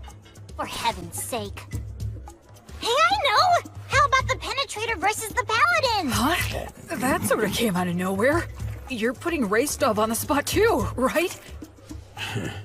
If I receive a challenge from a strong opponent, I have no choice. But Raystov! Alright, you heard what he said! Well, I guess maybe when we're done in Beastwoods. Yes! You promised! This is so great! I'll make this into a song that'll be sung for centuries, millennia, until the end of time! Woohoo!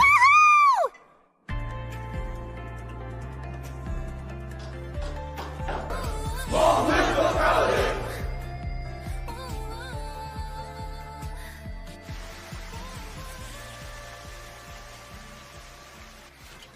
Vice Bishop, thank you for blessing me. Please think nothing of it. It was an honor to receive such an important duty from the bishop. Ordinarily, of course, this would be his job, but... I asked him, but he said he finds it bothersome to show people his pious side. It's too bad. I agree, for a man of his caliber to be so unknown to the public. So this is where you've been hiding. Oh?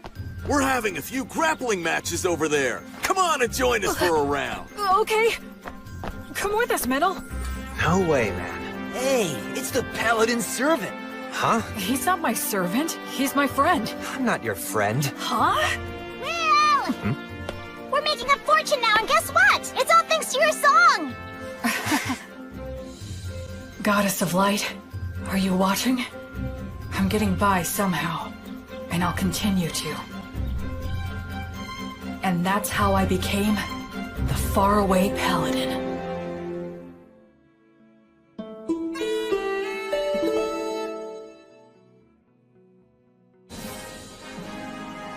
A lot of things happened very quickly. Having obtained official permission from the Crown Prince and the Temple, I set off with my team of rowdy adventurers to begin the process of exterminating the dangerous demons and demon beasts infesting Beastwoods. In areas that were relatively safe, we brought human helpers and supplies. Two things that every poor village needs. The village is within sight! Yeah! A village with access to supplies becomes much more productive. Even if it was in debt, it should eventually turn a profit. Tonio handled all of that with remarkable skill. It was also Tonio who arranged funding for our activities by soliciting donations and contributions. You know, maybe I'll go on to become the head of a trading company. Yeah, please go big. And when I do, I'll be counting on your patronage. Officially, this is just the case of a lone priest doing charitable work. That way, no one gets offended. Of course, all of this means that I need to remain loyal to the Crown Prince and to the Temple.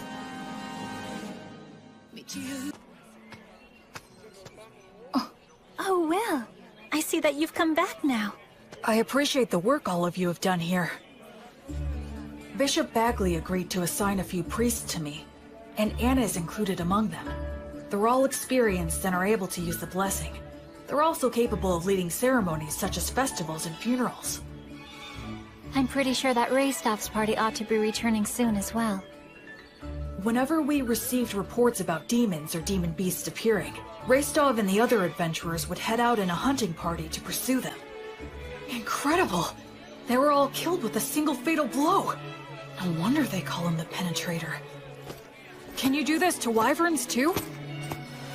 If one's within my sword's reach. I would intervene in any disputes between villagers and try to help them settle things peacefully. You know, I wasn't really planning on doing all of this. Well, the thing is, once you've done it the first time, then you're kind of stuck. Word of my intervention spread, and I was called to intervene in other villages' disputes. My unexpected role as an arbitrator suddenly gave me a lot more to do. Whenever I had to visit other villages for benevolent purposes like that, or I had a message that I wanted to get out, B proved to be a really big help.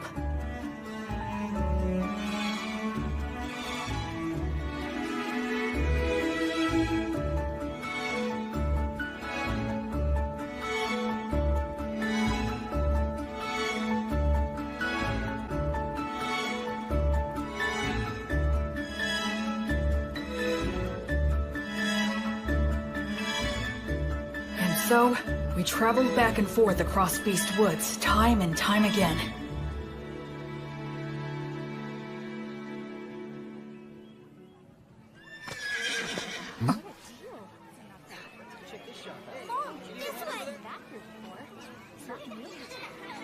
The atmosphere's so different now. This whole area has become relatively safe, so it's getting a lot more merchant traffic.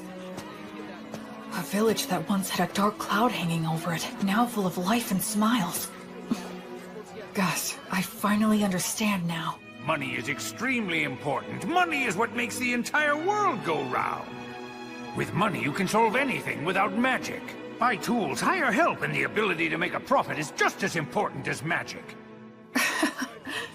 Everything you taught me was exactly right. Making people smile and giving them hope is more magical than actual magic.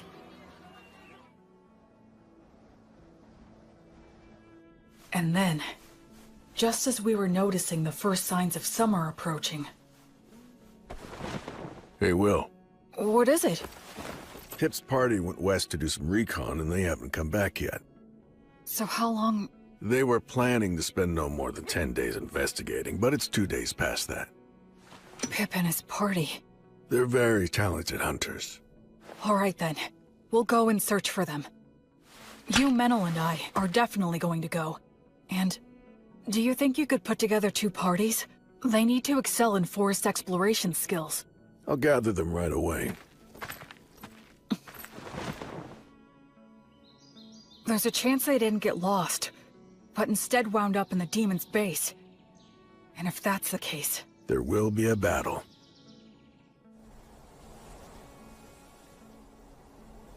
What do you think? Frankly, given the skills Pip and his buddies have, it's hard to believe that they could have just gotten lost. So you believe the demons were probably behind this, then? I think there's a good chance of that. If we beat them, things should settle down here, too. I just hope that they're all right. Hey, Will. Huh? I should... say thank you. Oh, for what? For a whole lot of things.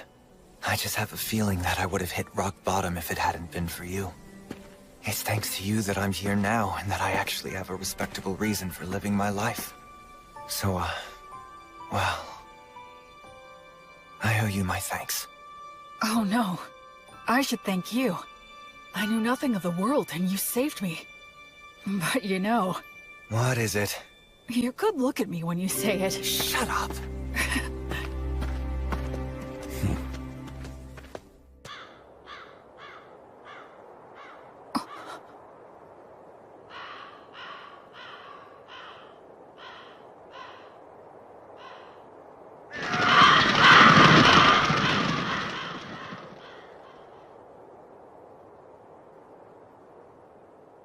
Hey. It's huge. So what made this? I don't know. It looks even bigger than a manticore. Maybe a stray living in the valley? Or, Well, at least they died fighting a big one. Pip, Harvey, and Brennan must have been pretty happy about that, although I guess they had a good reason to be pissed off, too. Yeah, like, we didn't get to kill it. They died a good death, worthy of adventurers. Go on, drink up. virtuous gods, please grant rest to their weary souls. Gracefield, goddess of light, I beg you, please, grant them peace and guidance. Will, there's a head missing. The damage is so bad it's hard to tell, but it was probably just eaten up. Yeah, I'd bet on it. No, wait. Huh? Did he toss aside his gear as he ran? Why go deeper into the valley, though? If the path to the forest was blocked, that's the only way. He had no choice but to run deeper down. Yeah, I guess that's true.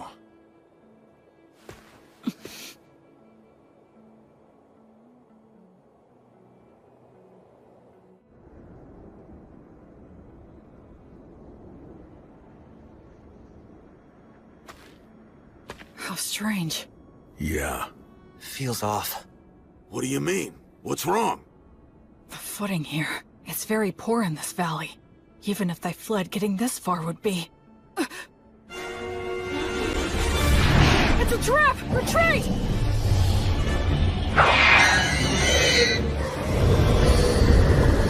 Fall back! No use! Coming toward us! Stay calm! Keep your backs to the rocks! Don't panic! Form a shield wall! We have to get past them. It'll be fine. We should be able to handle these guys.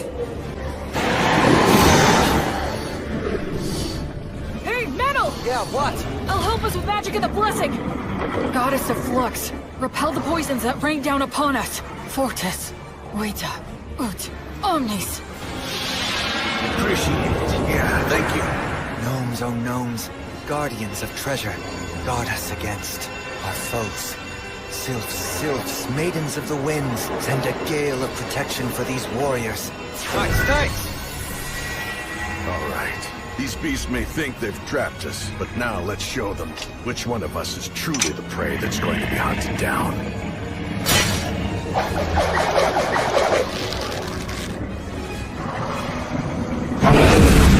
Shoot now!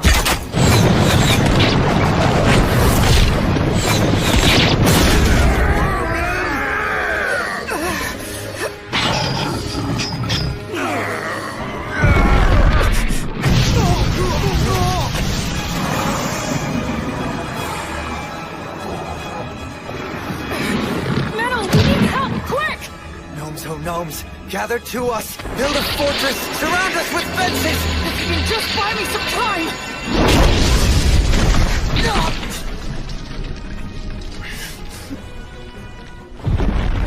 No, don't!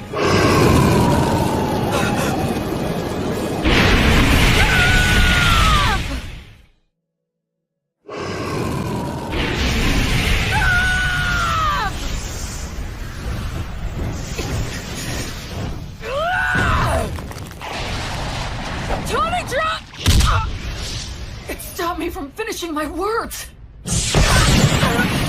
What happened? Misfire? Why? Everything was going so well up till now. And yet, where did I... What did I do wrong?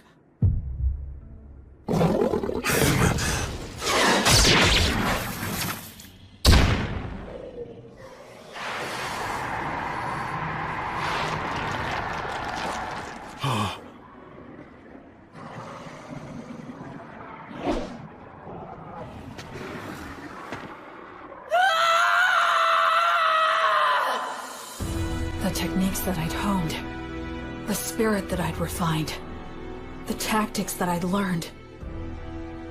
All of it was gone. All I could rely on was blind fury and the abilities of my demon blade. As I hacked away at the enemy again and again, it was an ugly, unsightly battle that just made me want to cry.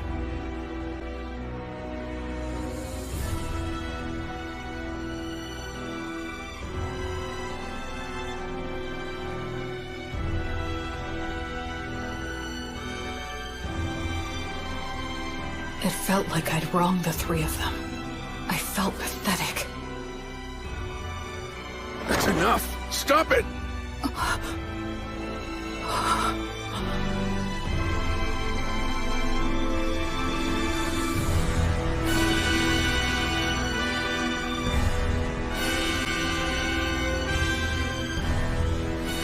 Go! Quick! He'll Menildor! He'll die! Menel!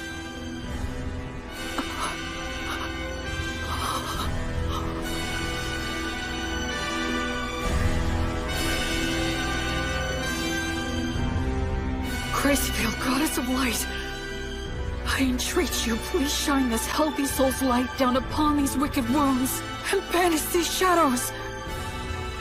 Please, please just open your eyes.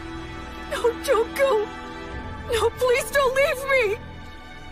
My head feels fuzzy. Is it because I used the Demon Blade's power? But I have to heal Menel. William! Snap out of it!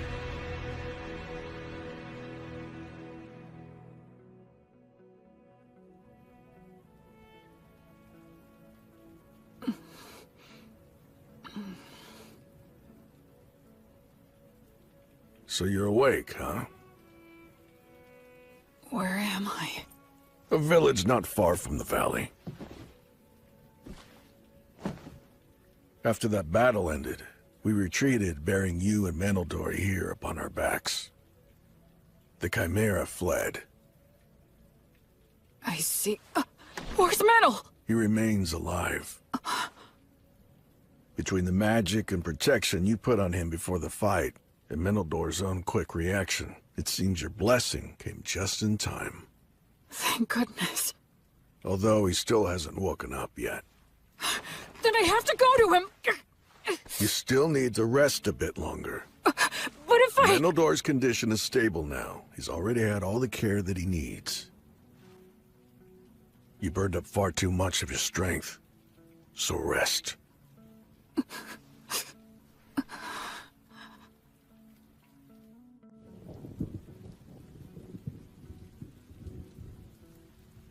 Where did I screw up? When I left Menel to handle the Chimera? No. Given the circumstances, I had no other choice. So when was it? Was it just getting caught in that trap in the first place? If I'd been more careful, and took the time to send out scouts in every direction, we wouldn't have wandered blindly into that valley. We had plenty of people at our disposal. Up until that point, we'd been successful, and we were rattled by finding some of our men dead. Maybe all of that led to a simple lack of caution. No, I think I'm missing something. Some kind of fatal flaw. So they retreated, huh? Really? The Wyvern Killer and the Penetrator? I heard they ran into some absurdly huge mixed-up demon beast called a Chimera. Wonder what they're gonna do. Also, that elf mix was hurt bad, wasn't he? Yeah, he's really got it rough. When you're stuck with a monster like the Wyvern Killer, no amount of lives is ever gonna be enough. Yeah. A monster? Yeah, guess I am.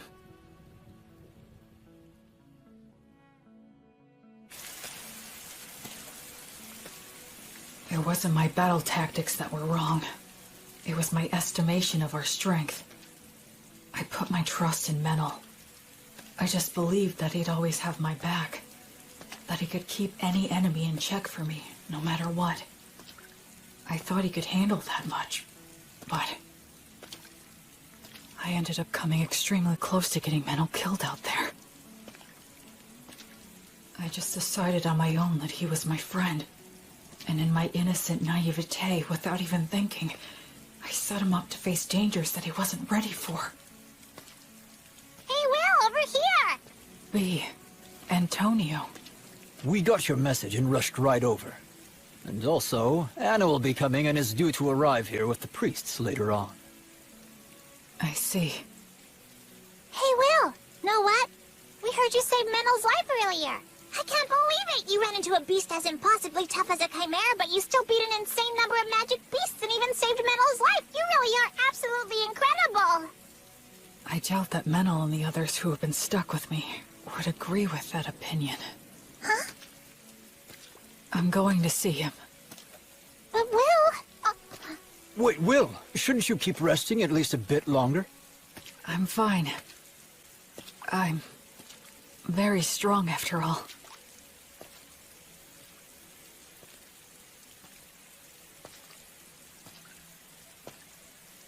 Ever since I left the City of the Dead, people have said things like that to me, touting my strength in no uncertain terms. But every time I've just laughed wryly and shrugged it off.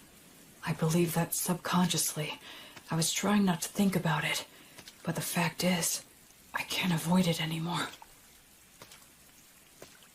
Because in this world, my strength is simply far outside the norm.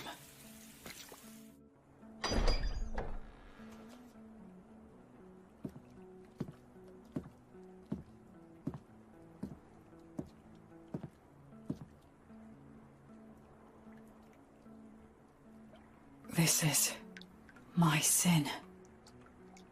Menel, I'll fix you up right now. Gods, please take pity on Menel and heal him. I'm sorry, Menel. I just wanted a friend who could be my equal. I wanted what the three of them had. Comrades who had each other's backs, supported each other, and respected each other. But Maybe I was just trying to force that on you without even realizing it. I didn't want to acknowledge just how strong I am. Because if I did that, if I set myself above everyone else, and had to admit that I was different, then... I'm scared. I'm lonely. It hurts. I hate this. Oh, of course. It really is just as simple as that. I was afraid to be alone. I couldn't bear not having someone beside me. That's the reason why I tried to see the people I should have been protecting, the people I should have been saving, as my equals. I was averting my eyes from the truth, when really, I was just scared. And for that despicable reason. Because of that, I almost got you killed. But I finally get it now. I just couldn't keep going on that way.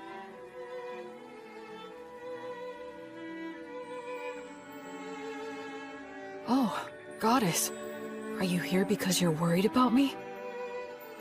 Up until this moment, I've been foolish. But it's fine now. Please, you can rest at ease. I'll put an end to your sadness right away. I'll save everything. Everything within my reach. As your sword and as your hand. Everything will be all right. Goddess, I vow to you, I'll solve all this on my own.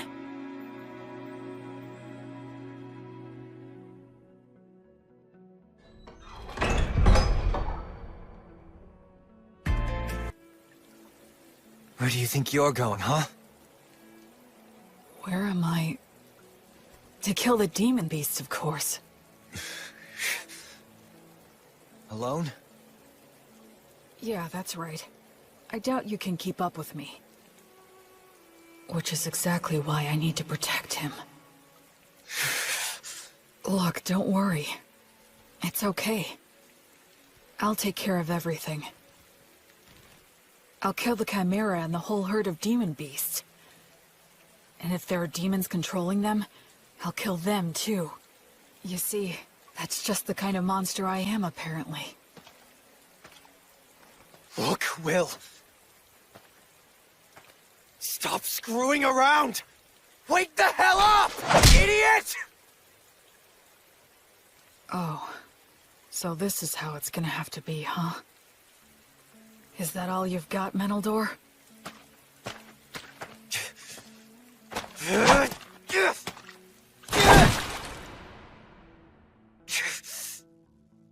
Damn it!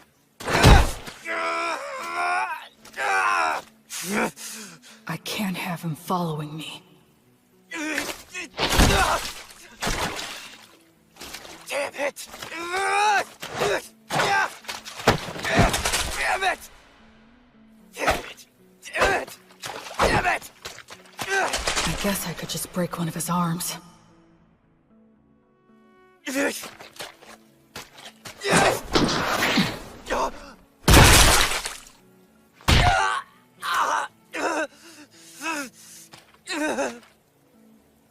Just go and get someone to heal you. I'm not done. Oh, yeah? You're more resilient than I thought. What should I do now? Use words to make him stay here? No, I'll constrict his carotid so he loses consciousness. Gnomes, oh gnomes! Clench your fists! Use them to strike the enemy! Useless incantation. No! If I dodge it, the magic will hit metal!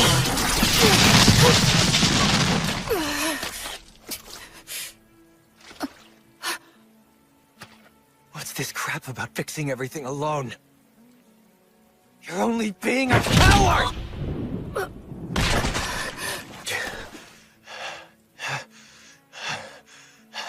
Did you really have to go that far?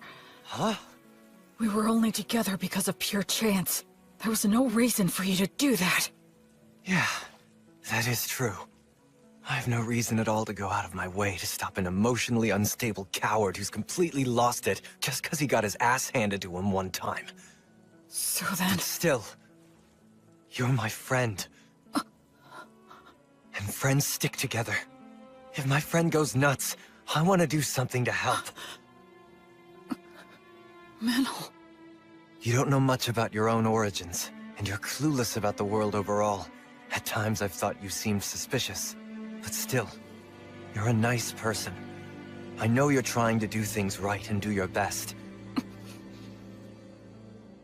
After all, you did save my life, and you saved that whole village. We traveled together, and we fought together too. I enjoyed spending time by your side. I'm grateful to you from the bottom of my heart for sending off those villagers. Look, Will, the fact is you're my friend, and I don't abandon friends.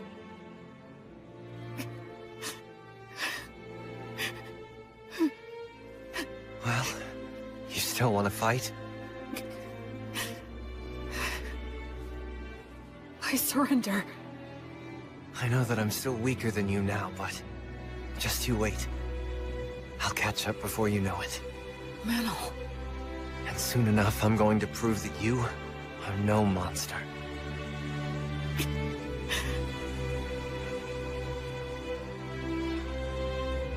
Okay. I'll wait. I'll wait for you. Man, you know what? You can be a real pain in the ass. Sorry. I kinda lost control of myself. Yeah, well, it happens. I'll heal that. But a surrender is still a surrender, which means that I win. Come on, I only surrendered because you wouldn't give it a rest. Keep whining. Wow. And so, we just kept on making dumb jokes and laughing about it all. What? You want me to break your other... It was my first ever argument with a friend. And I guess I lost that too. Welcome back! Oh, you're back, huh? Will, Metal! Good to have you back! You jerks! You had me worried! I'm sorry, V. Will. Huh? If you don't mind, do you think that you could please tell me just what happened? Sure.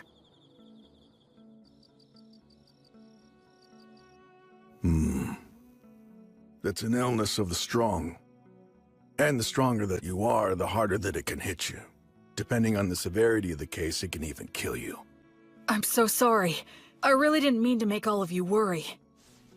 Anyway, I'm all right now.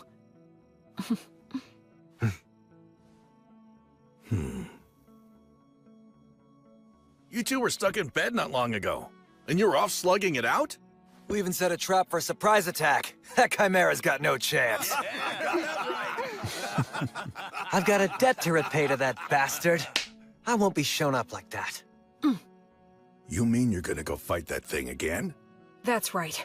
We're gonna have a little rematch. I won't get beat up and just leave it at that. I'll split its head open. I mean all three of them. Chimeras don't occur naturally, so there's no doubt that this thing is the product of a demonic ritual. I say we take them all out at once before they can escape. You want to go after it this soon after it roughed us up? I won't just give up and leave it like this. Let's bust them up good. All right. Guess we should round up some help, huh? This'll be a good, fun, stupid-as-hell adventure! A silver coin for a demon beast's head. And 10 gold coins for the demon bosses!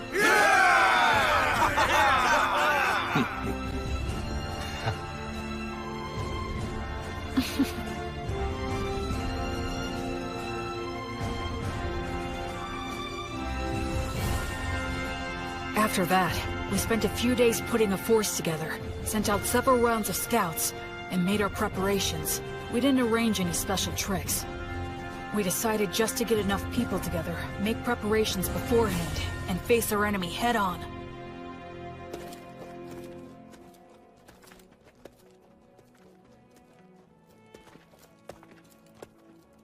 Let's set up our formation and our gear here. Anna and all of you other priests, please support us from here.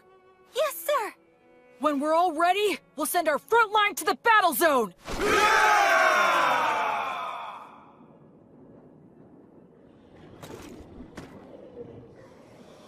If we can wipe out all of those things, This whole area is gonna be a lot more peaceful. Yeah, let's do that. Huh? Sometimes you propose the wildest things so casually. Here they come.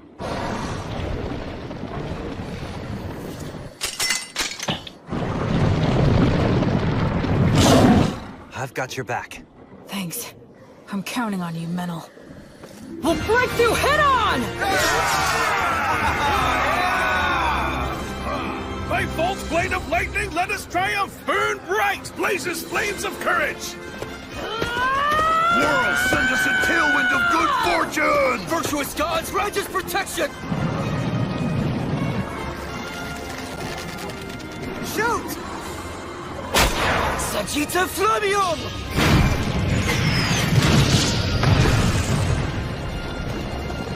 It's war! Ready! Oh, goddess of flux! Repel the poisons that rain down upon us! Let's go, Fortress Vita!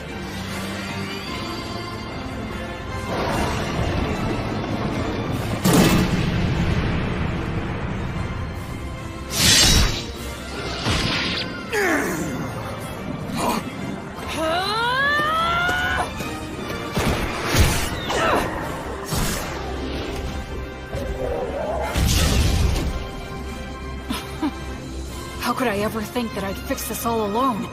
I was never any more than one factor in this battle.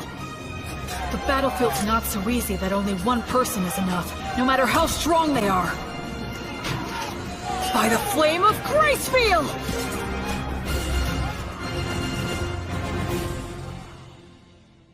According to the reports, the campaign to eliminate the demon beasts should have started by now. I wonder, will these great wyvern killers actually be able to succeed in a new heroic feat for the bards to sing about? The temple is practically bent over backward in our attempts to facilitate that novice boy. If he fails to succeed in this enterprise, he won't be worthy of our backing any longer.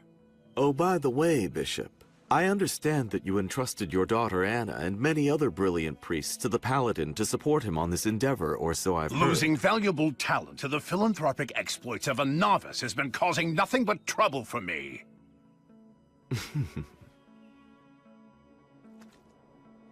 What's this? The remains of an abandoned monastery? It looks like we're the first ones to make it here. Be careful. Watch for traps.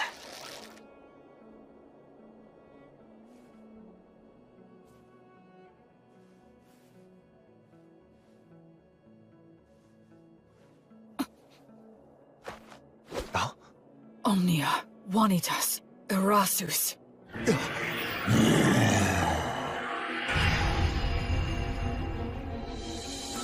Hi there. It was laying in ambush with invisibility? Be careful, Will. This thing's pretty damn smart. Do you think that maybe it's got some demon in it? You're after the High King? Oh, you know the High King's seal, do you? Are you a warrior sent by one of the gods, then? That answer, I'm certain now. Basically, this is like taking a square on a chessboard. The city of the dead, where the High King was sealed, isn't yet under control by either side. If the demons manage to take control, they'll undo the seal, and disaster will ravage the continent again. But if mankind takes control, the seal will likely become even stronger. The demons are in a position where they need to keep Beast Woods permanently devastated, and keep it in a state of chaos, destitution, and lawlessness. That's why they're commanding demon beasts to attack villages and keep the pressure on. They can't let mankind advance any farther south. They can't let people head in that direction. They can't let them think that there's hope in the south. If you consider the existence of their king, it's incredibly easy to figure out what their objective is. In the name of the Goddess of Flux, I will destroy all of you. Oh yeah? But wait. There seems to be some sort of mistake or perhaps a misunderstanding. A misunderstanding, huh? That's right. That's the truth!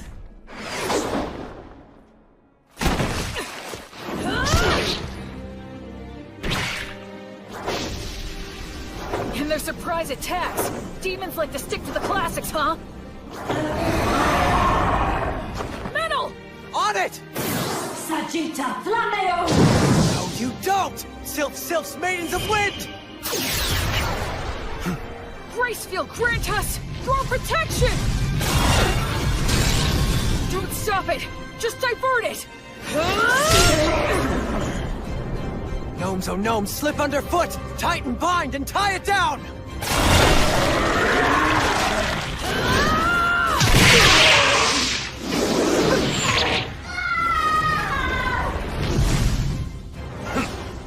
It has 3 separate heads. If each one reacts differently, they're bound to end up becoming confused. This demon beast is unnatural. It shouldn't exist! I don't need to score a clean victory in one strike. I just need to fight it the right way and win by being better. I don't need to use a flashy secret technique. I'll just use all 3 of their teachings and do what it takes to win! That's the fighting style that works best for me! Maidens of Wind! Bless this arrow with your kiss!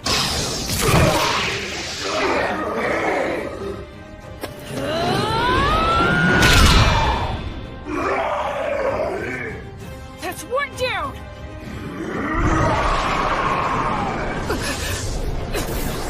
You give me no choice. Although I detest this dragon's power, I must use it!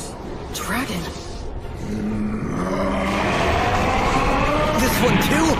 Metal, step back and give me a little room. I'll strike it down now. I was raised on Mary's bread, and my arms bear Mater's stigma, which means poisons don't work on me. I'm sure you'd like some glory of your own too, huh?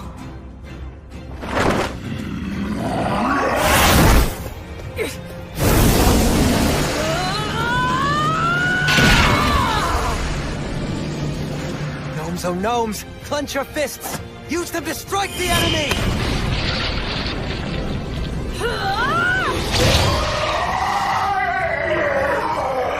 Nowhere to run now! Acceleratio!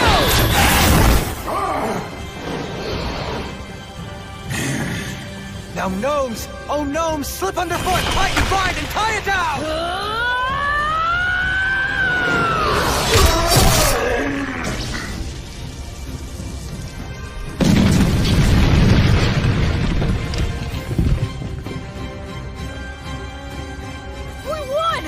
All right!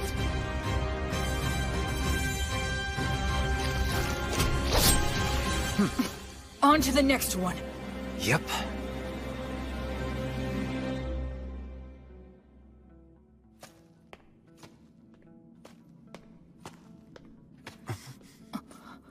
Took you long enough. Rastov? I'll be taking those 10 gold coins you promised. What? No way! He beat us to it? You're kidding! How'd you do it? Came from the side. Since you 2 guys were busy taking care of the Chimera for me, it was actually pretty easy. Well, that's Rastov the Penetrator for you. He's too good at getting ahead of people. You have to be if you want to get to the strongest opponents. Careful, there could be traps here. Haha! I guess we're the first ones here. Those 10 gold coins are ours. Huh? To our victory!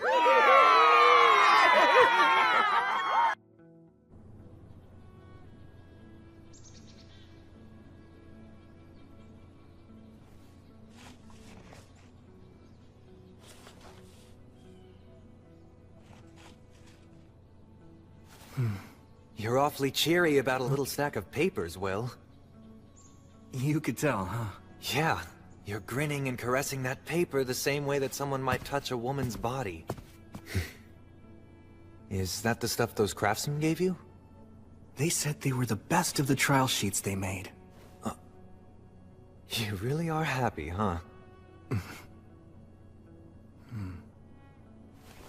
Well, the way I see it, these are the future of this town.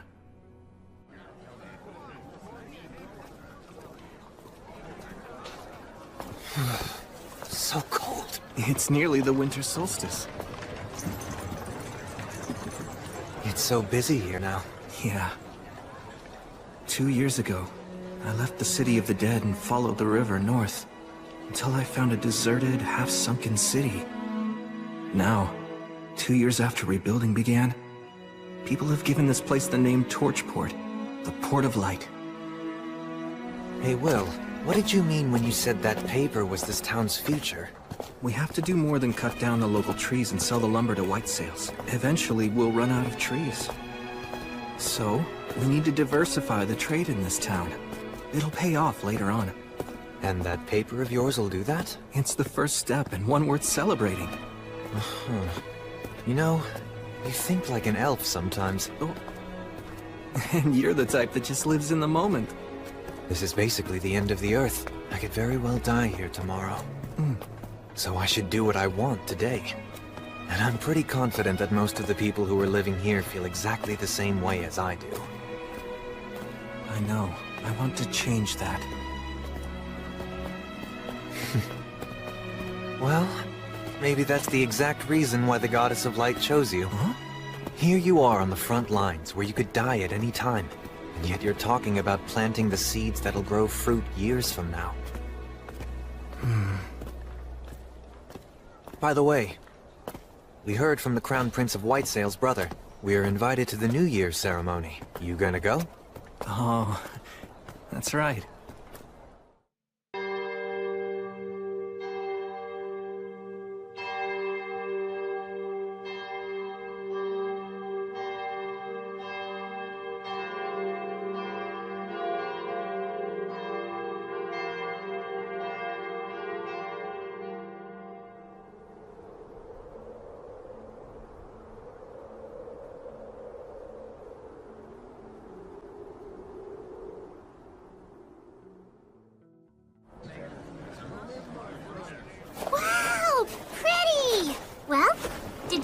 Winter Solstice Festival?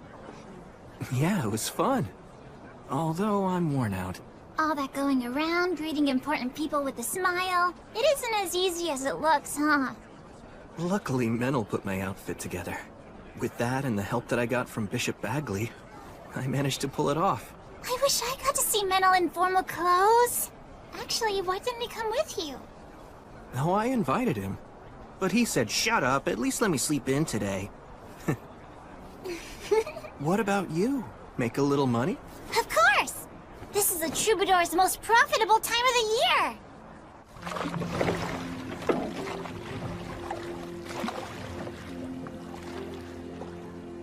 What's the matter? I was just thinking how beautiful this town is. But villages around the Beastwoods are so poor. We have to work a whole lot harder. Will. Oh.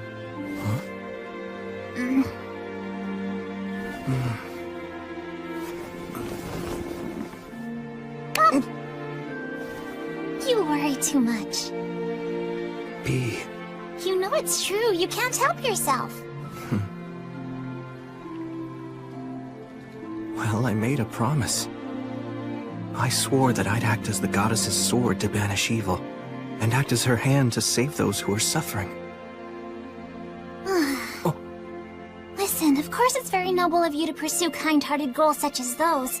But if that's the case, you ought to be trying to please the goddess more. What do you mean?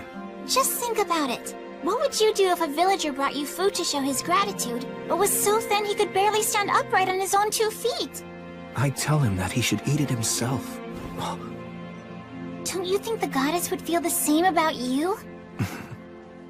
Yeah. Thank you, B. To show my appreciation, I'll take you anywhere you want to go. Oh wow, that's an offer I can't turn down! Let's go!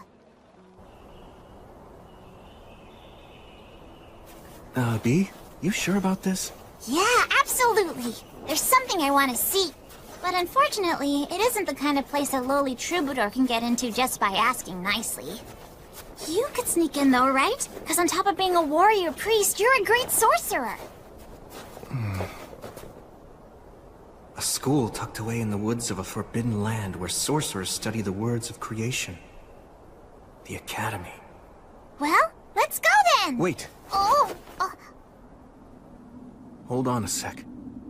This is Maze Alley magic. And there are several signs here, too. Warning. Paralysis. Sleep. Blind. Yeah, we can't go in there. Wait, what? But shouldn't you be able to get through it? Come on! Use some of your brute strength! If we tried to force our way in there, it'd end up raining blood. And not metaphorically. It's set up to keep out the uninvited. I see. Well, if even you can't get in, then that's that. Let's head back into town and go... We can't sneak our way in, but... Yes, Will? Let's just go up to the front door. Yeah, that's a great idea!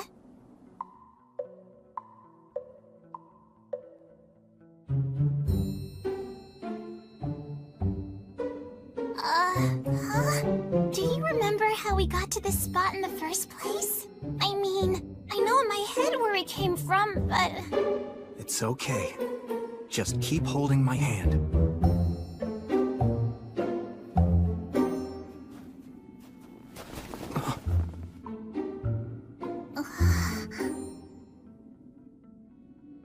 Well, this is just being mean now. So, where do we go? Which is the right path? Ne, fronti crede.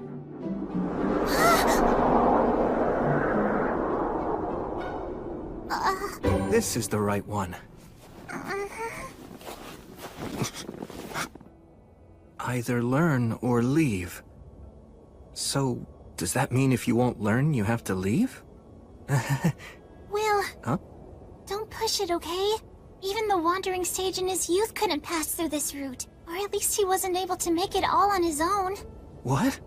Gus couldn't? He was a child prodigy. But even so, he wasn't able to visit the academy without getting his master's help. That's how he found out how much he still had to learn. I see.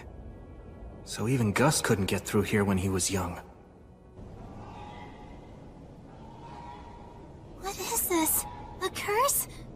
Looking at it makes me feel really uneasy.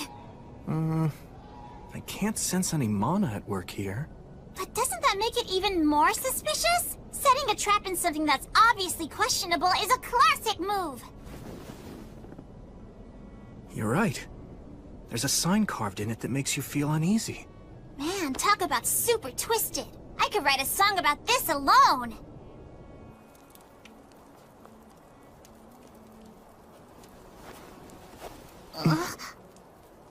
Oh? What's this? Visitors? It's a pleasure to meet you, sir. Allow me to introduce myself. My name is William G. Merryblood. And I'm B. Robina Goodfellow. And you, good sir? Would you kindly tell us what your name is? Oh, I'm just an old man who's got a lot of years built up behind him. I'm the groundskeeper at the academy. I don't really think that my name is worthy of giving to a paladin. More importantly, you must be cold. Why don't you join me and rest here for a bit? Sure, thank you very much. Tell us, kind groundskeeper. Do we still have far to go to get to the academy? That's your destination? Why exactly do you want to visit the academy, young lady? You don't appear to be a new student. There's something I want to see. Oh? Is that so? Well, from what I understand, only sorcerers are allowed to enter the academy. It's a rule. We were hoping to ask if they might make an exception for us. We would only need a quick look. Well, I hope you're able to get permission.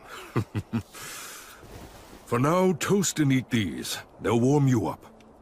Wow! Thanks so much! We're very grateful.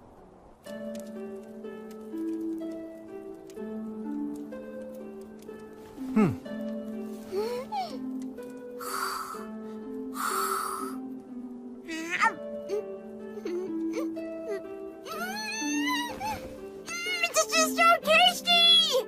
It's goat milk cheese, right? That's right. It really is good. Incidentally, I've heard that the Faraway Paladin knows how to do magic. That's true. I can't deny that I have learned a bit. As the Academy's groundskeeper, I do witness magic from time to time, of course. But nonetheless, I'd be very interested in seeing firsthand just what sort of magic you're able to perform. I see. I think I'm being tested. I'm sorry, but I can't use my magic simply to show off. Please understand. Even if I beg to see it? Please forgive me. Has that always been your stance? Yes. My master taught me that. I want to uphold his ideals as best I can. Well, in that case, might I ask a favor of you?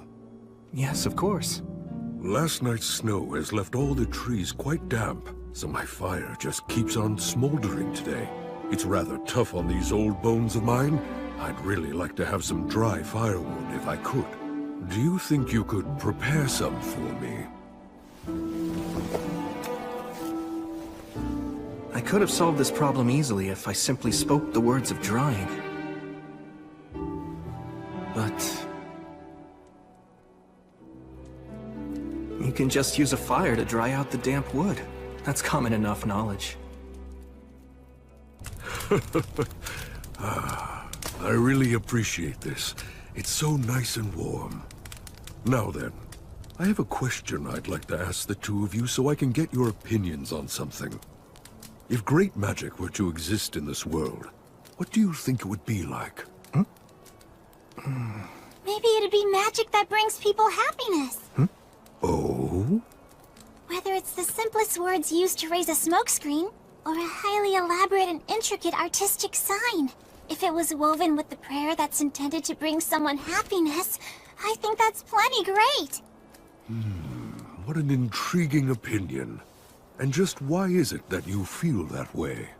That's easy. It's because that's the way Will always uses his magic. It's a part of the reason why I like him so much.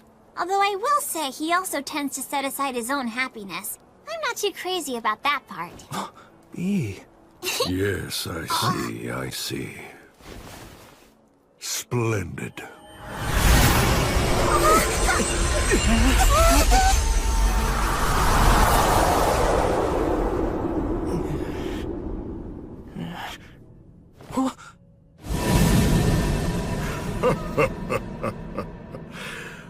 Allow me to properly introduce myself.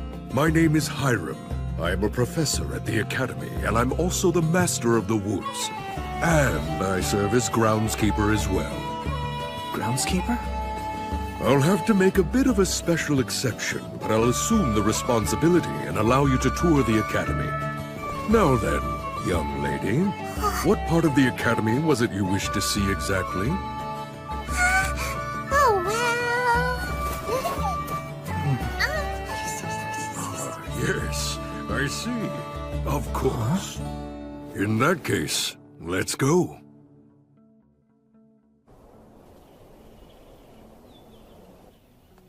Huh? Wait, hold on! What is that?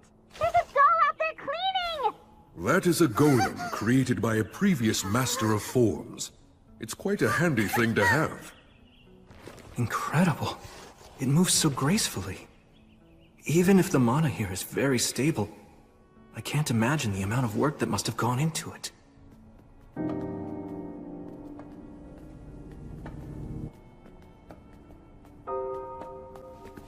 By the way, just how do you determine whether or not someone possesses a talent for magic? The words of those with magical talent have power behind them. Although both our words of creation and the everyday words that we use in simple conversation have the same roots. The words of a child who possesses true talent just naturally make things happen. I know about that. When a kid like that really puts their all into cheering for you, then you can feel an inexplicable rush. Or if someone who hates you says mean things to you, you can actually end up getting hurt. Exactly. It's said that the ones who make ideal sorcerers are often docile, easygoing, patient, and quiet. Those who are fiery by nature cannot help but use intense language, and if one continues to use words in such a manner, they will ultimately bring about their own ruin. Back when I was little, Gus used to tell me stories like that as a warning. It seems it's a lesson that's shared amongst everyone who uses magic. And it's clearly a sentiment that's alive and well here at the Academy. Well, this is it. Here we are. this is what you wish to see. The Academy's library.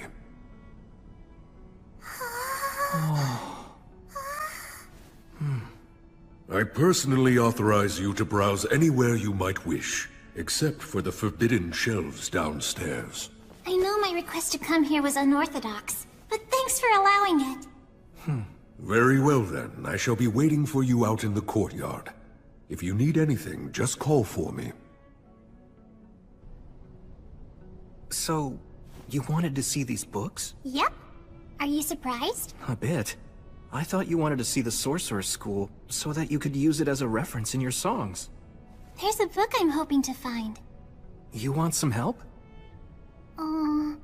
I think I'll just search on my own for a while. I asked you to bring me here and now you're just gonna be bored. Sorry about that.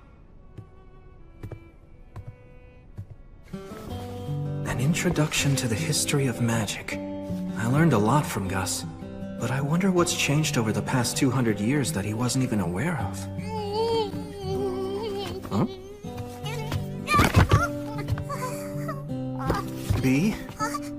I'll carry those. Thank you. Huh? A record of Academy graduates and a collection of local historical records?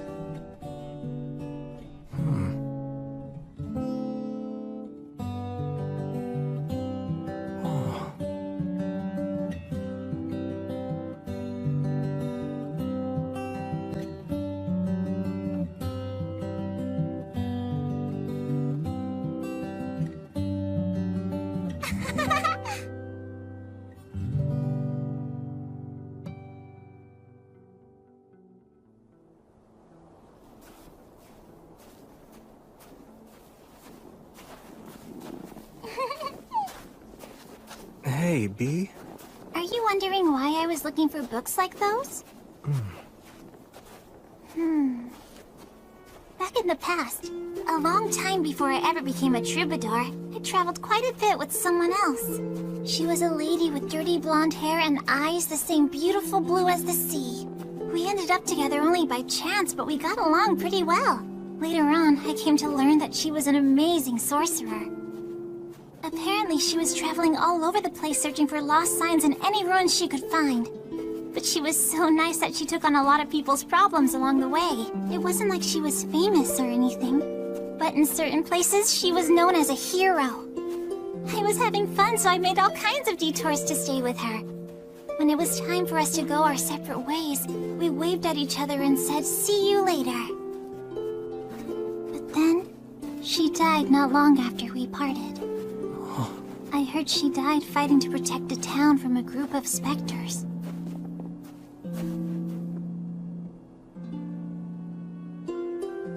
I'm sorry. Oh, don't get the wrong idea. It isn't that I'm feeling upset because she died or anything. I mean, yeah, of course I'm sad, but she'd made up her mind, right? I'm not really big on regretting the choices other people make. But even so, I can't just sit around and let that kind of resolve be forgotten, can I? She was a hero. So many people mourned her death. But even that grief was washed away by the passage of time. And she was forgotten. Eventually, nobody spoke her name again. This world is full of dangers. Every hero who is born is one day quickly forgotten. I guess that's just how it works. But still, they praised her and thanked her, and when she died, that was it. I can't stand that. Someone's determination isn't something to use up and throw away! So I've been singing about her to keep her story alive. And along the way, I realized something. What's that? Those songs about heroes, they create hope. Do they? Those songs tell people that there's someone out there trying to save them with exceptional strength or magic. That there's someone who's fighting for them. That maybe there always has been. That brings a lot of hope to people. It's just the same as the 3 heroes that you're so fond of. And maybe like you too. Hey, look!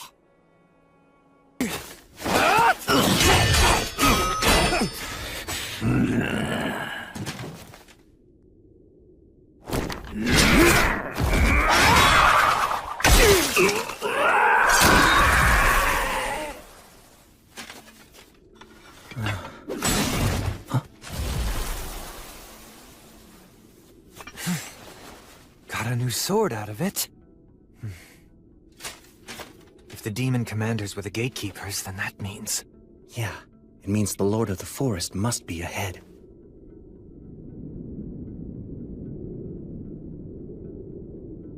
Let's go. Yeah, got it.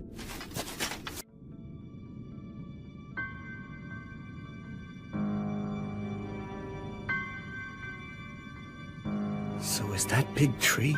Yeah. He's the ruler over this forest's winters. The Lord of Holly.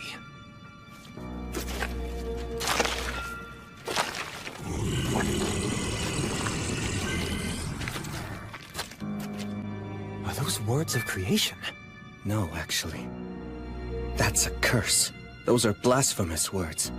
What's happened to my gatekeepers? What do you think happened? I see. Let me guess. You're the Faraway Paladin, Sir William. And you are the one called Menaldor of Swift Wings.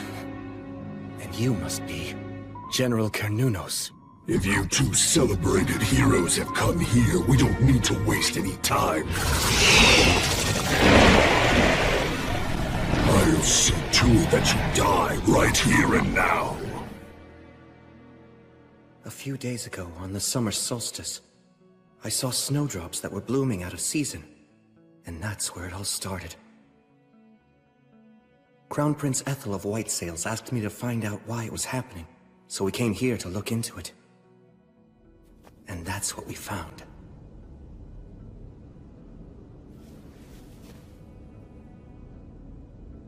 What in the world happened here? The forest. Huh? The forest has gone completely mad. This whole forest region is ruled over by two ancient trees. They're called the Lord of Oak and the Lord of Holly. They're trees? Actually, they're twin brothers. The Lord of Oak rules from the winter solstice to the summer solstice. Each solstice, they yield royal authority to each other, thus maintaining the cycle of the seasons. Then... It seems this time, the transfer of royal authority may not have occurred for some reason. It was disrupted on the summer solstice, so... It must have been the Lord of Oak. Great Lord of Oak, ruler of the forest. Why won't you give the Lord of Holly the royal authority? Nay, children of man, you have it the wrong way around. It is the Lord of Holly who will not accept the transfer of power. Why not? That I do not know. My communication with the Lord of Holly was severed, so the transfer of power cannot be performed.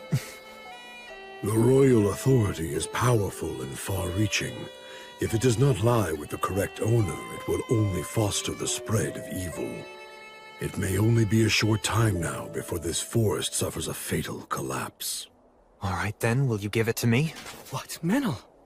Hear me, Lord of Oak. Please entrust your royal authority to me. I cannot.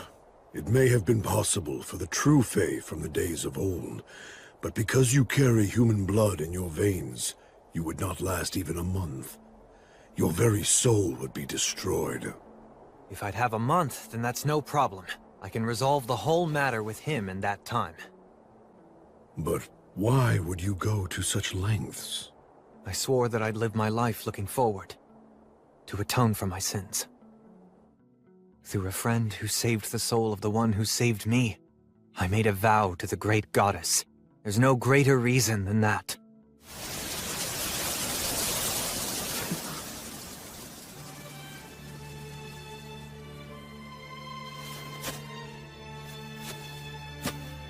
That path leads to a trial, a secret rite known only to this forest. I'm afraid that you, agent of the Goddess of Light, do not have the right to participate in it. Yes, I realize that. I'll wait, however long it takes. Rest assured I'll be back soon, so don't you worry.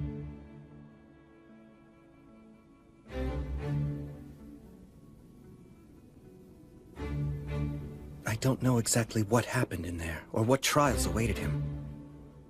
I'm not sure what hardships Menel experienced or what he overcame. But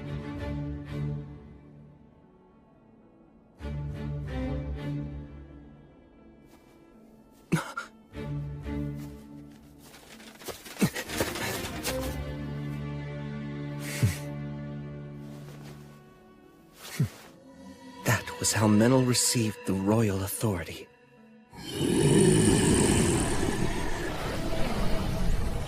Menel, you ready? You bet. You take him. Hear me, O Lord of Holly, twin brother who rules from the summer solstice to the winter solstice. I bestow to thee the power from your brother, the Lord of Oak, the power that makes a king!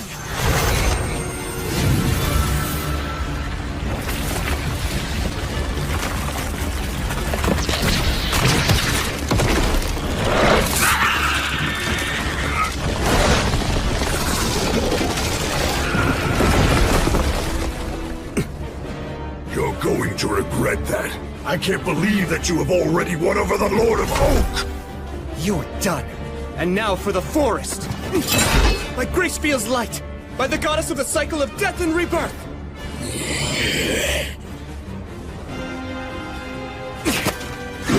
Defumo Adbla! Tessere Oath! It still went off? Nicely done.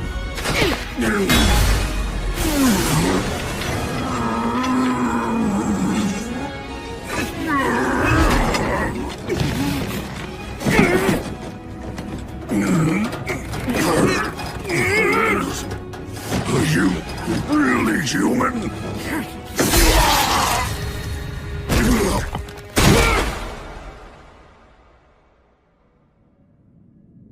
I am the Lord of Holly.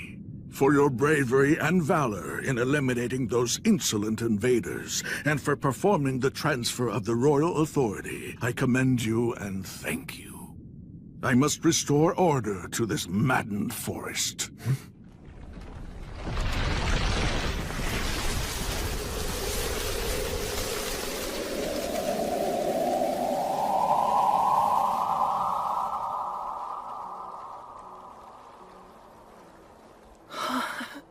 He wields that insane amount of power as if he's just casually waving a hand. Child of both elf and man, you will be like me one day. Huh? You forged a contract with my brother, the Lord of Oak, after all. Though only briefly, you held the authority to rule the forest. Your human and Fey blood, along with the power within you, is already inclining toward Fey, bringing you closer to being a suitable vessel for a Lord of the Forest. Huh? I had zero intention of doing any of that. That is what it means to entrust the royal authority to another, young Sprout. Worry not.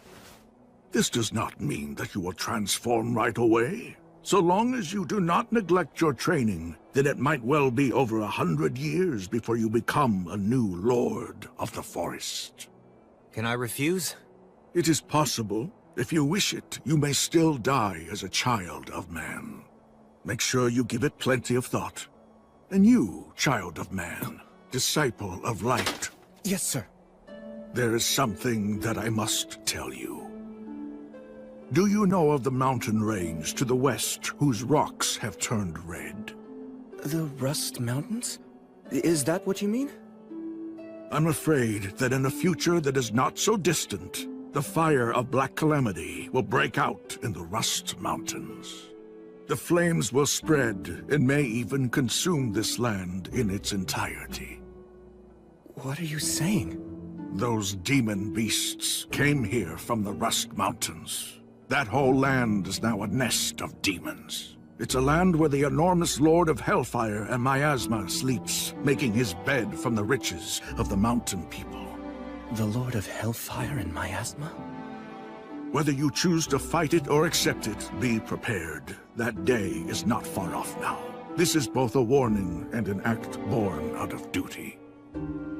Child of man and young Sprout, I promise you will have a bountiful harvest this autumn. The fire of Black Calamity.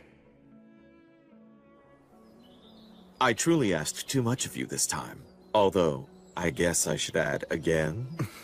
You got that right. You send us every damn time something happens.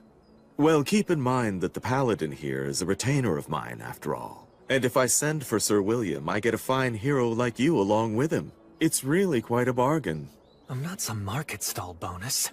Perhaps not, but you are the Paladin's friend. Just as a person might fight for a friend, a knight fights for the people and also for his lord. Am I mistaken? Service, devotion, loyalty.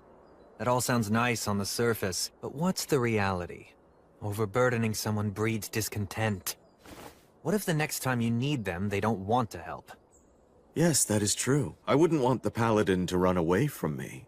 So I have to make certain to compensate him very generously to ensure that he sticks around. Exactly. That's just the kind of attitude that you need. It's important. I'm sure that it makes him feel good about demonstrating his loyalty. I'll give you money and whatever goods you may want later on. Leave it to Menel. That aside, Sir William. Yes? What is it, sir? I have a big favor to ask of you. It's about Meneldor here. Would you agree to give him to me? What? He's a very talented fairy user as well as a masterful hunter. Plus, he's a half-elf who doesn't age, and he doesn't mince words with me. So, yes, I want him. I truly do. But, Menel isn't property, Your Highness. Apologies, Your Highness, for making you wait. Thanks for coming, Bagley. Good to see you again, Bishop Bagley. Ha! Victorious yet again, I suppose. My word, hero. After all the flattery for your peerless acts of valor, I thought you'd have become reckless and lost at least once by now. Moving on now. Why don't you give us your report on this incident, Will? The fire of Black Calamity will break out in the Rust Mountains. The flames will spread, and may even consume this land in its entirety. That's what the Lord of Holly warned us of earlier. I thought the matter of the demons and demon beasts had settled down. Now there's the fire of Black Calamity, and the Lord of Hellfire and Miasma. I have other concerns too. There's also that story you told me about the demon's High King sealed in the City of the Dead. It's simply one issue after another, isn't it? Honestly, never a dull moment here. Tell me, Hunter, this Lord of the Forest, exactly what sort of power does he possess? Can we actually put our trust in this prophecy of his? Call me by my name, old man. You're in no position to talk! Could you two please try to get along? With this insolent brat? Oh, please, spare me your jokes. Give me a break. I hate pompous oafs like him. But even so, he does make a fine business partner, doesn't he? Well, I do admit that he is quite talented. I wouldn't be sitting here with you otherwise.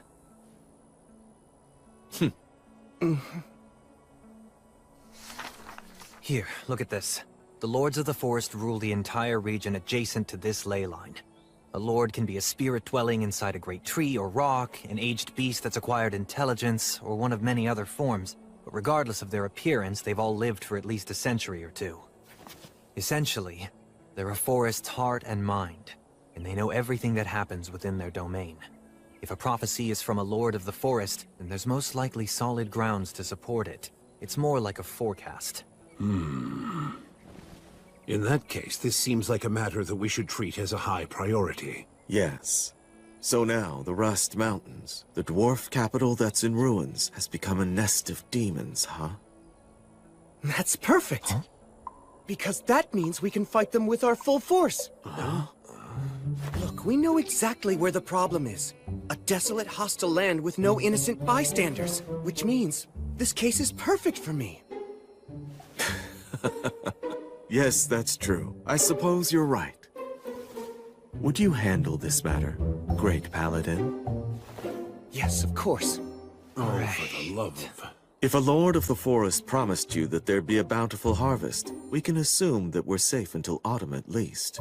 First, we should gather information. I'll ask my troubadour friend, and talk to the dwarves living in Torchboard as well. Can I entrust all of this to you?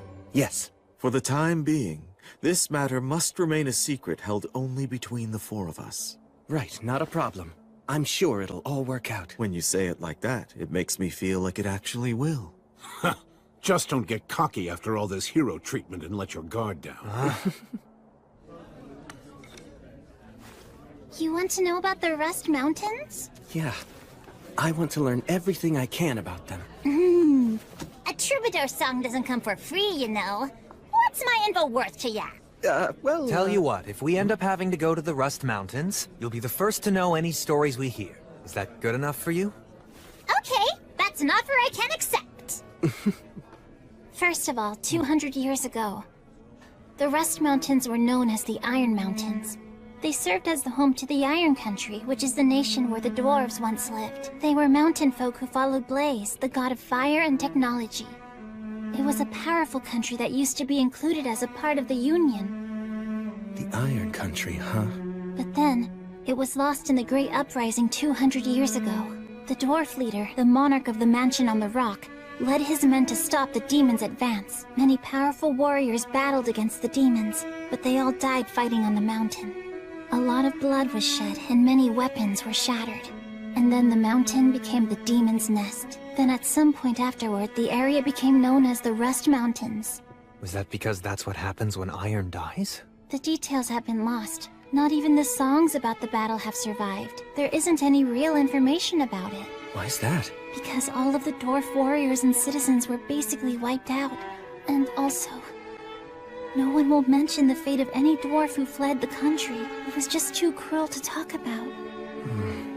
Half a year ago, I remember we took in a group of dwarf refugees over at Torch Port. I'll never forget it. They had a look of utter exhaustion in their eyes. It made me realize that just one wrong step, and that easily could have been us instead. Manuel, you... Everybody knows what terrible things can befall people who are driven out of their homeland. That's why none of them want to talk about their home, or bring up anything about what happened in that final battle. I can understand that. Anyway, that's really everything I can tell you about it. I'm sorry. No, don't be. You've been really helpful. But you know, Will... Huh? If you were to approach them with the understanding that you have now, they just might be willing to talk.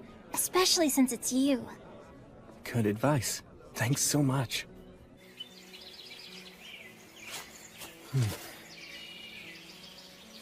This way.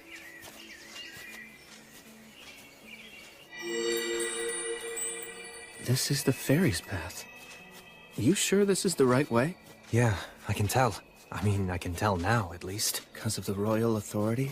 Apparently, although it's not like I asked for it. You know, if you and I end up getting separated, then I'm done for. Oh, don't worry. There's no way I'm going to lose you. If you wander off, I'll just drag you back. Really? You can do that too? I was planning to train myself to do this. But hey, whether you get it for free or work for it, power is power. It's really all the same once you make it a part of yourself. This is amazing, though. I mean, you are going to become a lord of the forest someday. Well, maybe in 200 or 300 years. It could even be more. It'll probably be somewhere around there. I'll be long dead by then. That's true. Maybe I'll be the one who maintains your grave. And I'll be able to see how your kids and grandkids end up too. Huh. I hope everything will have settled down by then. Wait, you've been planning to do that? Yes, that's right, I have. I have all kinds of debts to you that I can never repay. At some point along the way, all half-elves have to make a life-altering decision. To live in perpetuity as an elf alongside the earth and water, almost like the Fae do, or to live a more human life, fleeting like a flickering fire or a gust of wind. That's the fate of those born with both bloodlines. And my choice is to see what becomes of your accomplishments. I might not be able to do anything all that great, though. Oh, come on, you're already enough of a legend. I'm sure you'll keep on making more legends, even with that spaced-out look on your face. I'll be fighting by your side, so somehow I'll have to survive until your life ends. And then, it might be nice to wrap it all up by fading into the forest. Of course, first I'll have to say something totally cool to make myself look good. I bet you'll be a legend. Yep, the both of us. Doesn't sound too bad, right? Yeah.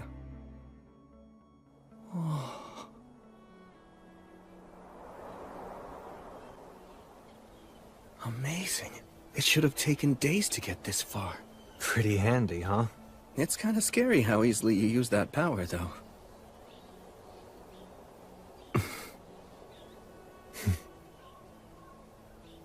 Well, we made it.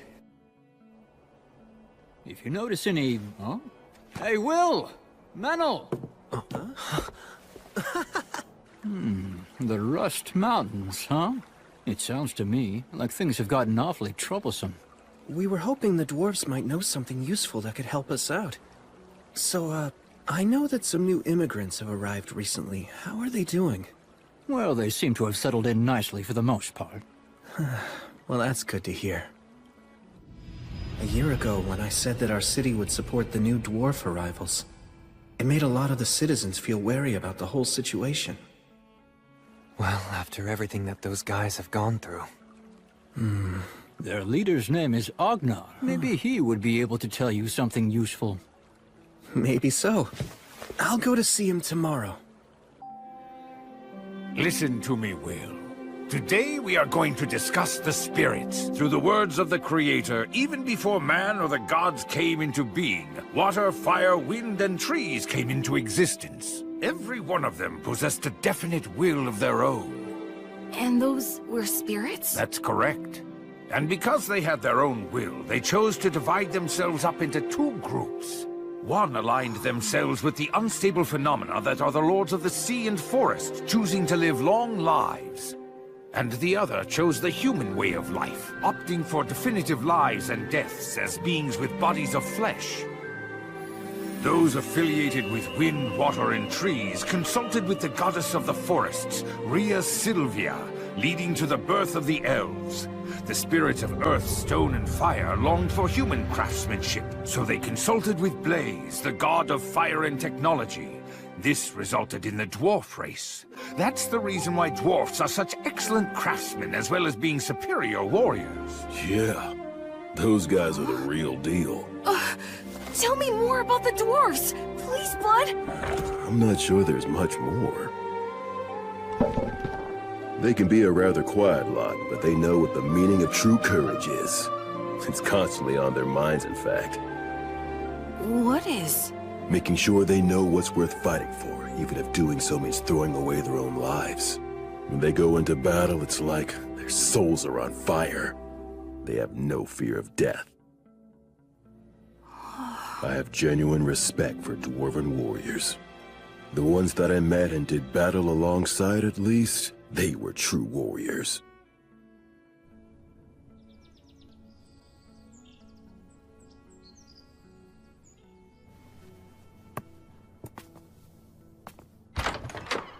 Hello there, good morning. Young master, good morning. I'm heading out soon to do some training. That's quite some bedhead you've got there.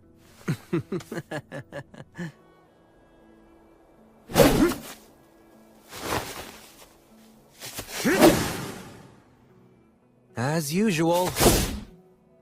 Your look really doesn't fit with your superhuman strength. Yeah, I guess it would have been nice to have the looks to match. It makes you approachable, though. Maybe it's for the best. And they say people seek in others what they don't have themselves. Menel, stay here a second. Sure.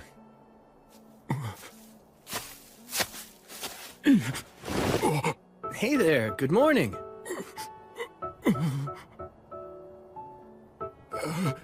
Yeah, good morning. So, would you like to watch? Hey, what are you doing? Who are you? I haven't seen you around before. What's your deal? If you're that interested, just watch us. No, that's quite all right. Sorry to intrude. Menel. Sorry. Guess I came on a bit too strong. Sure did. I don't know if he was interested in watching our training or just seeing the Paladin everyone talks about. The training, I'd imagine, since the dwarves are a warrior race. He didn't seem like much of a warrior. You think so?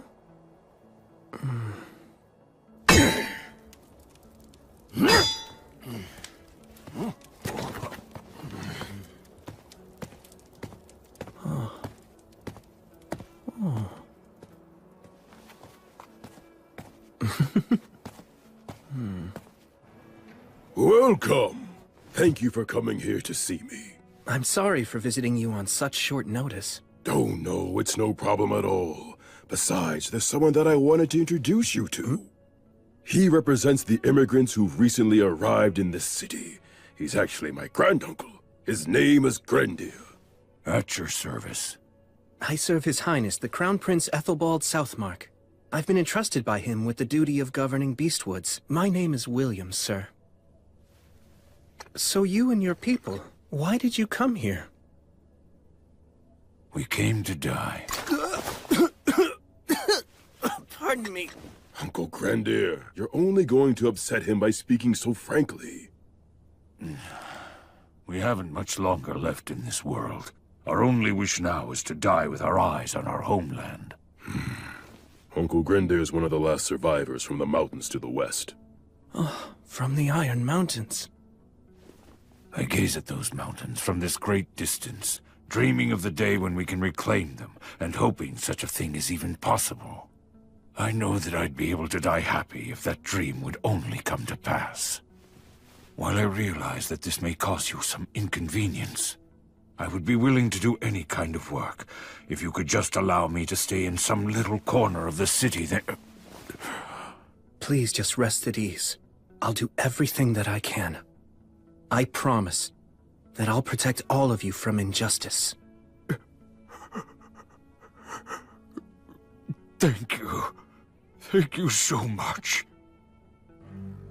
200 years ago, there was a monarch who ruled in the Iron Country.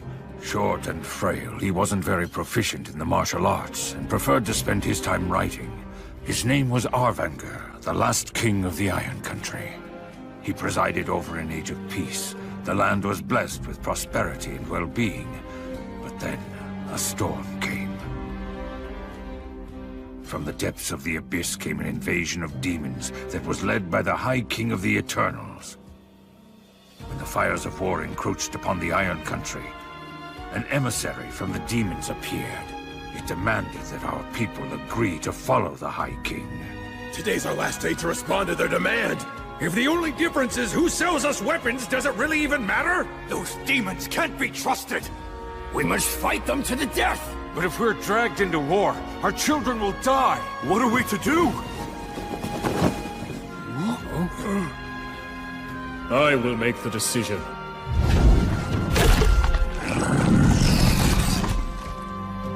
What is your answer? This.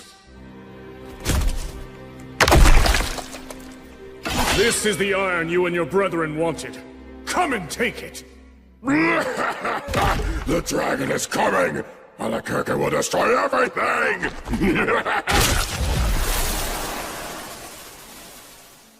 I will not allow it. We will draw the demons of the abyss here and slay them in the bowels of the earth. This chamber will be their tomb! Yeah! Those who are not warriors or are still inexperienced ones, you are to retreat from the Iron Mountains. My people, I will die, and all of the warriors who remain here will likely die as well.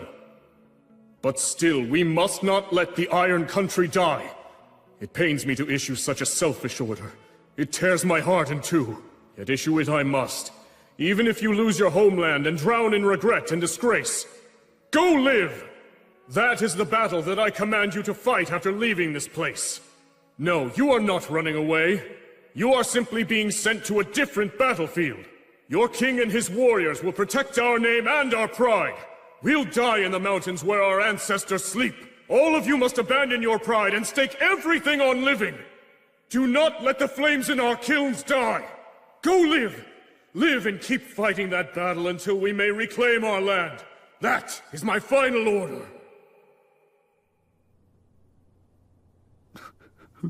That tale is the legend of the Iron Mountains handed down to us. I wasn't even born at the time when that terrible atrocity occurred. At the time, we'd only recently become royal guards. We didn't even get to fight. The only thing that we could do was obey orders. And we left amid the bitter cold and the treacherous path. My child, my joyful child, who was always smiling, encouraged us all to keep going. But even they could not smile any longer, and they passed away. I can no longer even remember how many died. Yet somehow I survived. I made it through that time of chaos and the 200 years. And now you have returned this land to the hands of man. And not only that, you have even shed tears with me. We can return home. Someday not far off we can fulfill our king's decree. How noble it feels to be able to continue believing such things. Sir William, thank you. Thank you.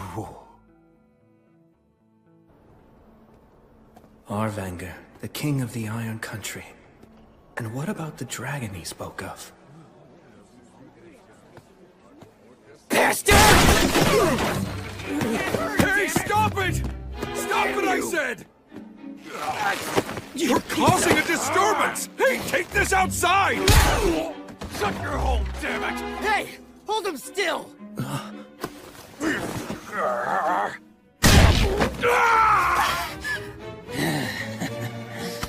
That's enough. Huh? Shut up! What the hell? I won't let you take this any further.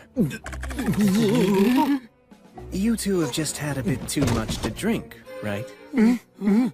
Sorry for the disturbance! Take this and spare us!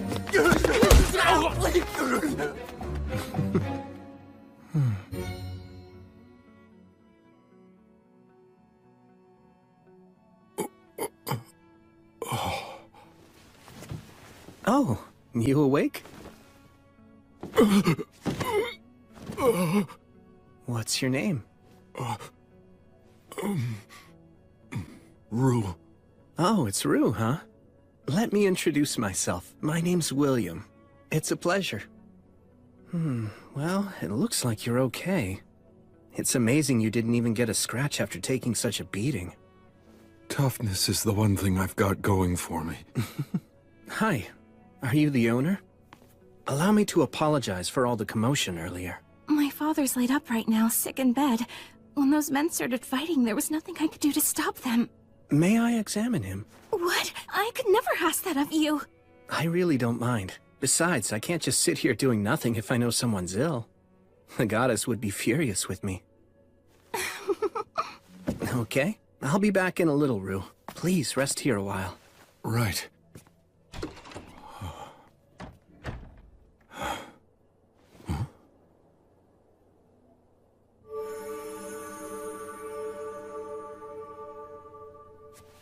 Okay, you ought to be just fine now. Thank you so much. I received this healing power from the Goddess of Light. So you should thank her. Yes, of course! Oh, wait.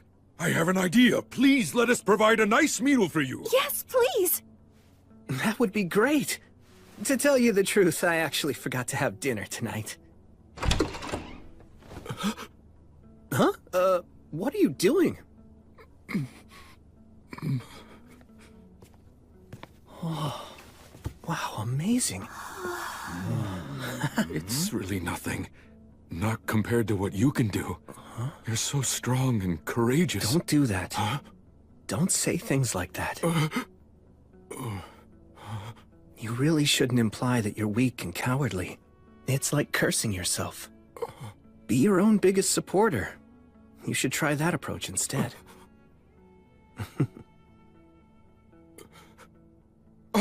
I will!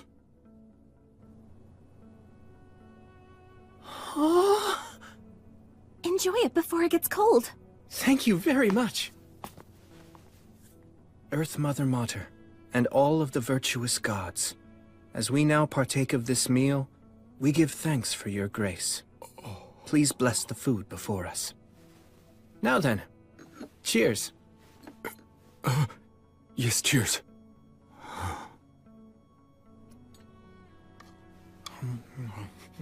Tasty. Yeah. Tell me, why were you here anyway? Well, you see, I just migrated here, and I guess I kinda wanted to get my bearings. So I was, sort of exploring. There's nothing unusual about wanting to look around. Yeah, but all the other people in my clan have been keeping busy. You're talking about Grender? You don't need to worry about that. Actually, I just happened to come from speaking with him in Agnar. You are remarkable. You're just so strong and dependable. I'm afraid I'm nothing like you. Then, why don't you give it a try too? You can get a certain degree of strength by eating well and training. Dependability comes from good choices and habits. I believe that we met for a reason. I'll tell you what. Try considering this idea. Become a Thane. You could work for me if you want, if that's something you're interested in. Wait, really? Do you actually mean that? Just tell me what you want to do. As long as it's what your heart desires, then I want to help you achieve it. To be honest, I might just cause trouble for you, but still. Yes, please. Let me learn from you.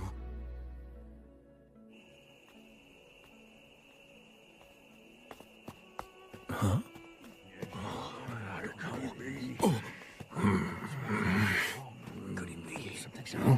Young master! Where in the world have you been? Before you go somewhere, you must tell us! Regardless, I'm glad you're safe. I'm very sorry. We were sorry. Seems Rue was raised by people who really care about him. Perhaps they even care a bit too much. You get it? Could have been hurt. Huh?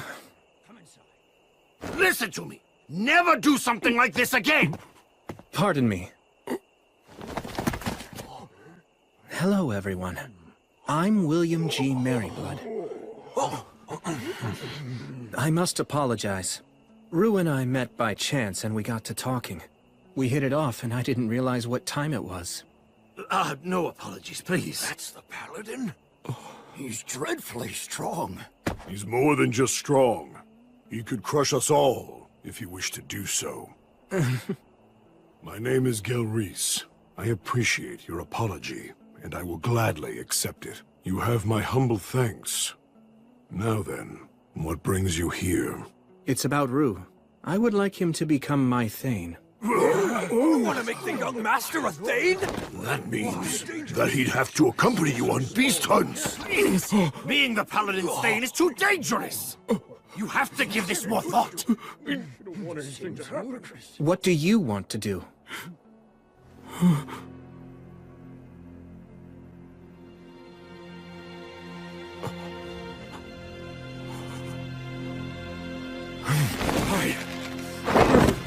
What I want is to learn from him!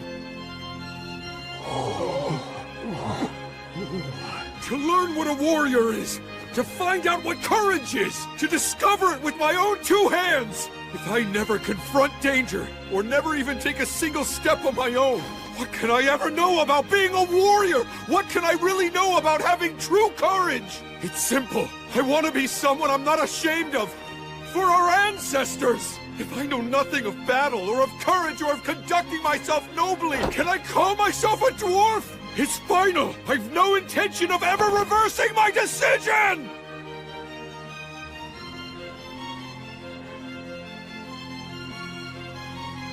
Wow. Sir Will! I beg of you, accept me as your Thane right here and now!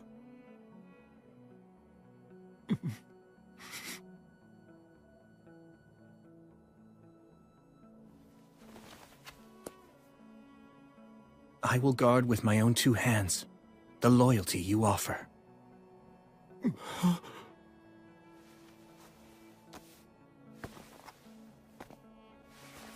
As you just heard, Rue's given me his oath as a Thane. And so, as the knight that he now serves, I will gladly listen to what you have to say.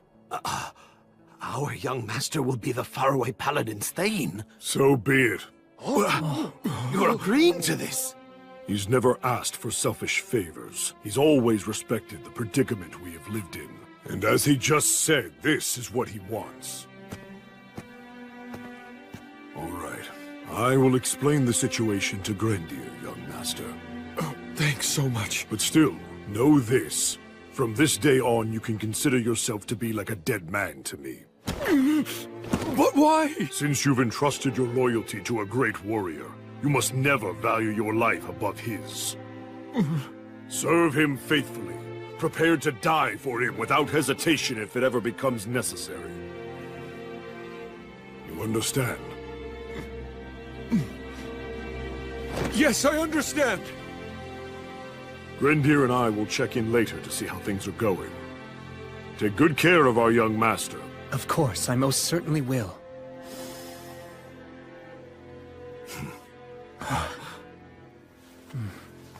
I'm looking forward to this. Yeah, same! Let's talk about your pay now.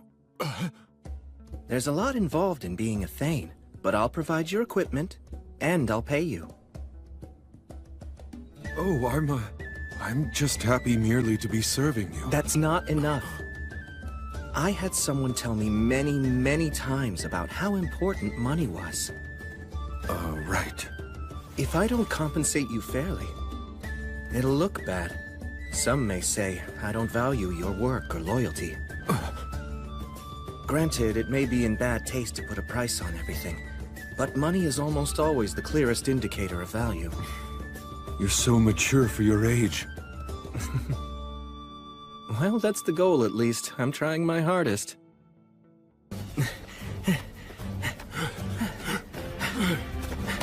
Are you doing all right? I'm just fine! Great, we'll do one more lap then. Okay!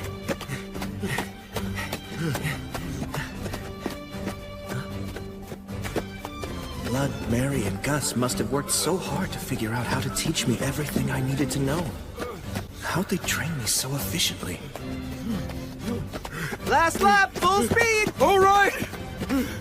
Well, all I can do is keep trying my best, and maybe I'll reach their level someday.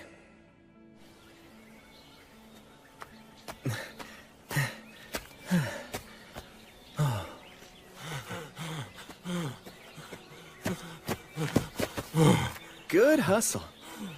Do some light walking to catch your breath, and then we'll start strength training. Right. Strong muscles are the most essential foundation of combat. My master said you can solve most problems with brute force, and you need muscles for that. I see.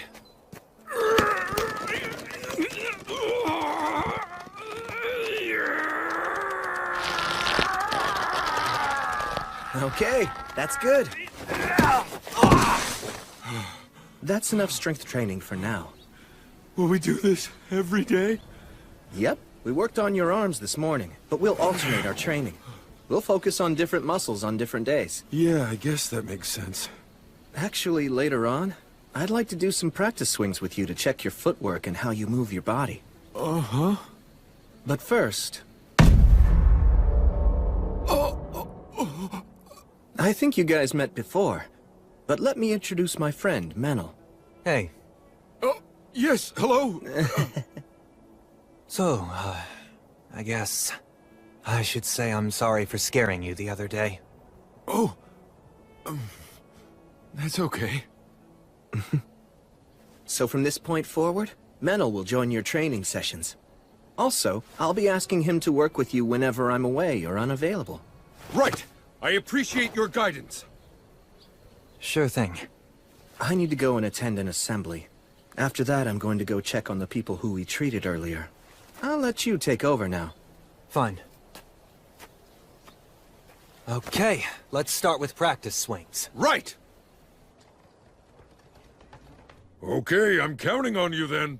No problem. I'll take care of it. Oh, hey! It's our lord! Ah, well, good to see you.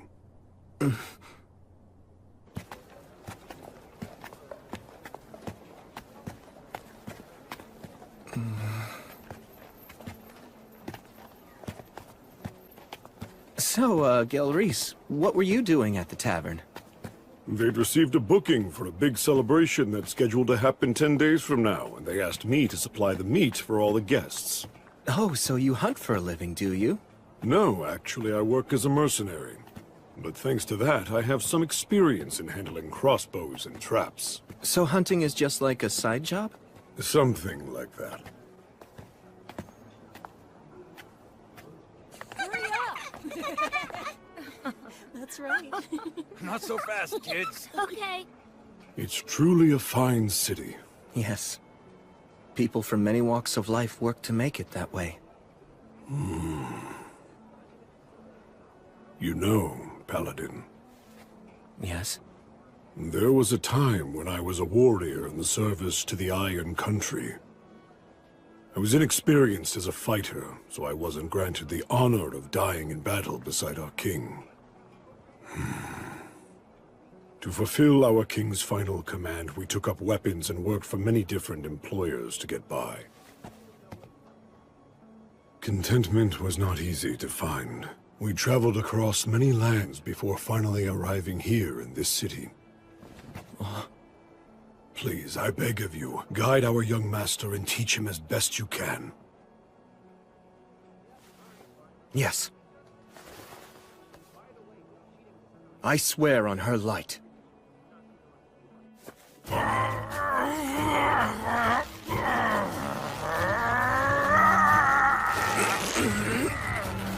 Tell me, is this your full strength, Rue? Surely you've got more in you than this! This is your best! We're done. I'm afraid you've lost. Getting used to pain is just another part of training. How did you do that incredible move? You mean that last one? Hey there, Menel. Come over here. As your test subject? He'll understand it easier if he can watch it. I'm sorry to trouble you. Damn it. All right, fine. But you'd better make it a clean throw, you hear me? Hold on. This should get Bishop Bagley to start an investigation. The fire of Black Calamity will break out in the Rust Mountains. The dragon is coming! Alakirka will destroy everything!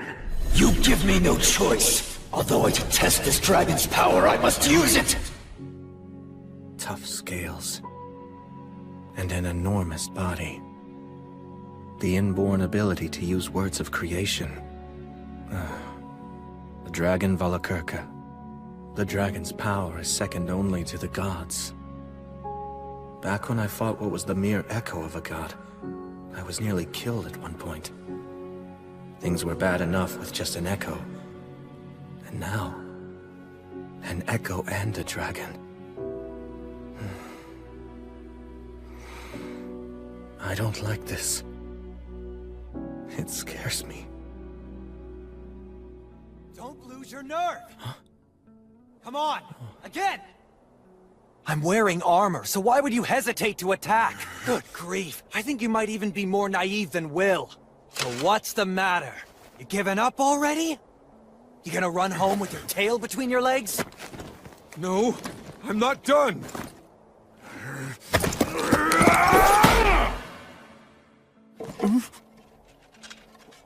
Right on my head and I barely felt it. Are those bulky arms just for show? Huh? Oh yeah, you're clearly scared now, aren't you? Are you gonna start crying and run away, are you? I won't run! Then strike again! And put some force into it, you weakling!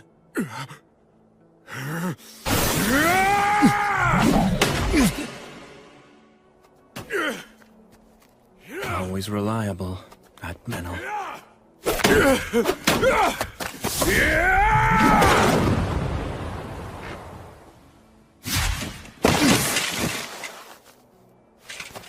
Ha! You actually put some spirit into that one. Keep it up. Thank you very much. Incredible. Rue gets stronger with each sparring session. Hey, Blood. Was this what you were feeling? Back when you were training me?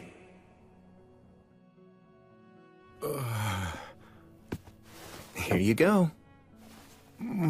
I don't know. I don't think I can eat all this. Then your training will go to waste. Force it down if you must. You need to replenish all the energy you burned up when you exercised. You can eat it slowly, but please, eat it all. Okay.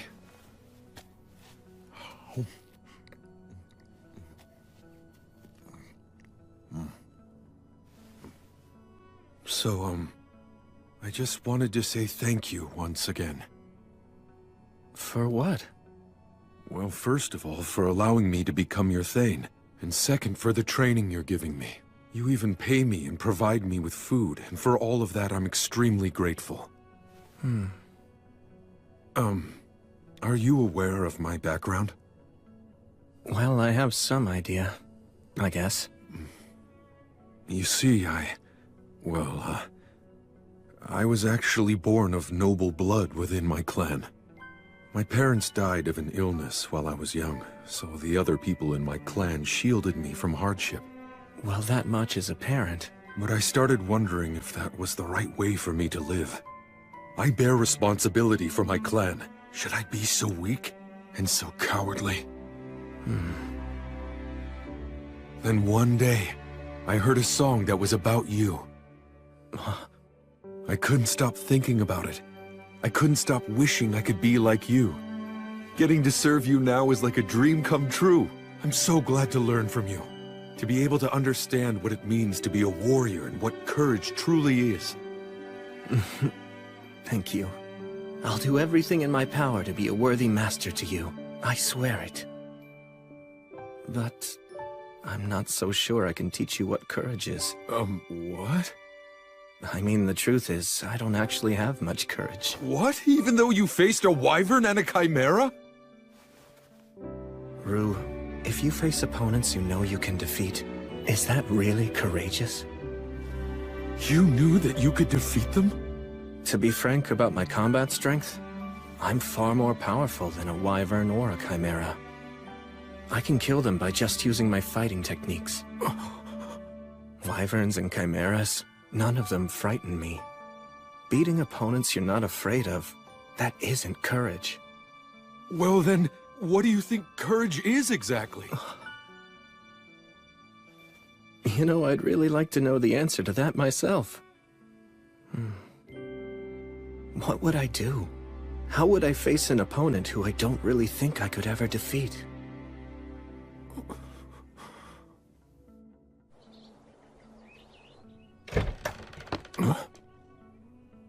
I have returned.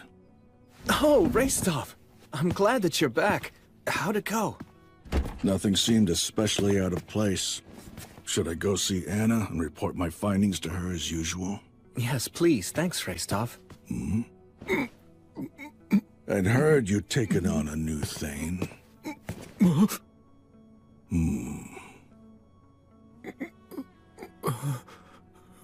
You're too hunched over. Your shoulders are too far forward. It makes you look weak. Pull in your chin, straighten your back, clench your teeth together. Don't let your eyes dart around. Look someone in the eyes or look at their mouth when you're talking to them. Right! That's good. Or at least it's a little better. My name is Raistov. What do they call you? Rue. I see. And what do you think of William? I respect him! Then make sure you don't do anything to damage his reputation as your master. Keep your eyes facing forward, and always stand up straight. Right! When you speak, do so with confidence, and choose your words carefully. If you can't do that, stay silent. Got it? Yes! Was that okay? Of course. I was actually planning to ask you for your input. Good then. You said your name was Rue? Well, be prepared. I'll be butting into your training. Right! Oh, that's right. Hey, Raistov. What is it? Let me ask you, what do you think courage is? I don't know what's been going through your head. But as long as you keep thinking like that, you'll never know. I guess you're right. I kept an eye on the Rust Mountains for a while, but throughout the summer and fall, they were as peaceful as could be. Just as the Lord of Holly promised, the forest was plentiful, which made everyone happy. When the time was right, the city even held a festival for the wheat harvest. The third winter that I'd spent in Torchport was drawing ever closer.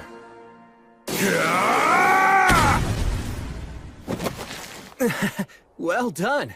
That was quite a good throw. Wow, thank you very much! My lord! My lord! Oh. Sightings of undead were reported. Sorry it happened again. It's fine. If undead are involved, then I need to make it a top priority. So what should we do this time? Good question. Oh, Rue, I need to go handle this matter. It's very important. Will you come too? Really? Of course! It would be an honor to go with you!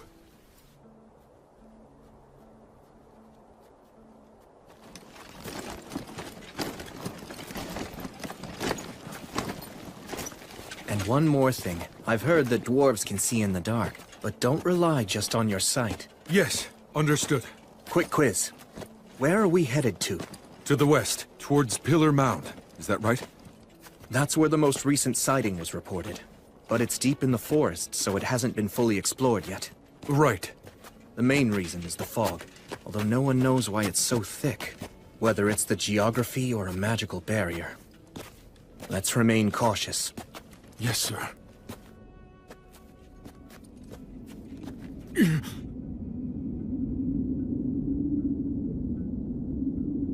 It's, quite eerie, isn't it?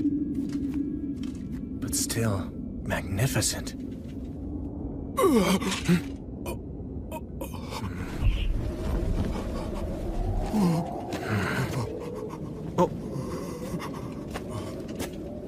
Sir Will!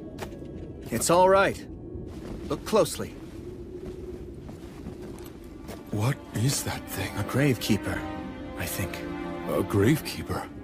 This place is a burial site. Really? It is? This figure is probably here to scare off any potential grave robbers, and the fog is likely either a magical barrier or the result of a contract with the land spirits. I imagine the reason this place was created was to be a resting place for loved ones who'd passed on. And so... may everyone here please rest in peace.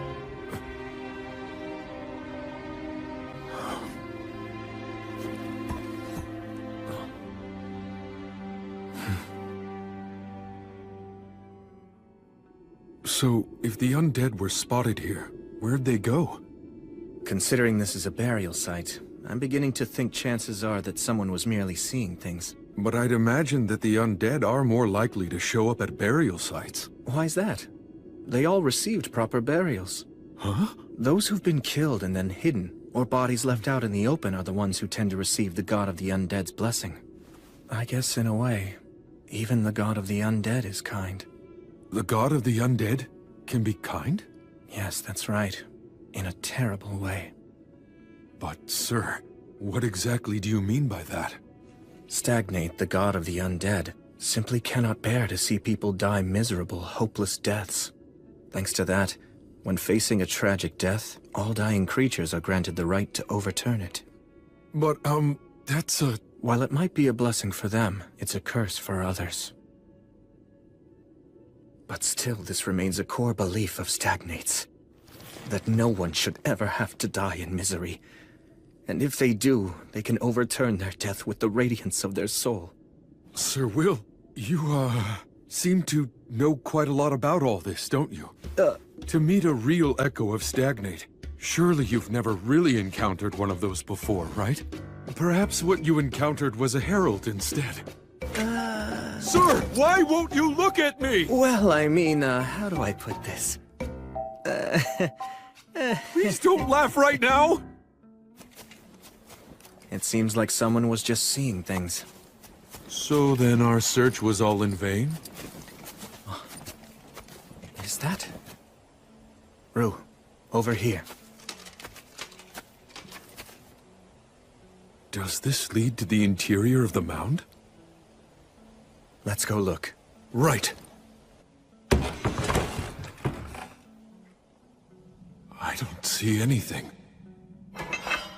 Lumen. Flammo Ignis. Here, carry this one, Rue. Understood. How come we need two types of light, though? When you're going up against an opponent with no night vision, what's your first target? Okay. Let's go. All right.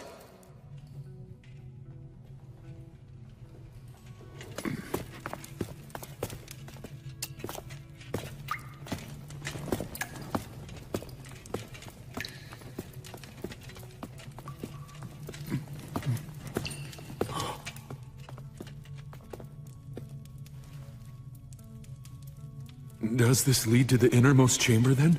Yes, it's through here.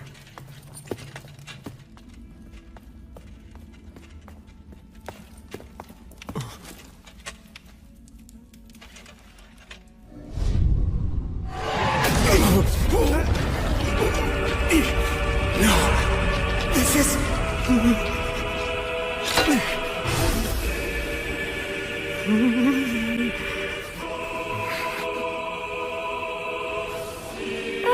Welcome. This is my home for now. Has it really been 2 years, Warrior of the Light? Stagnate, it's you.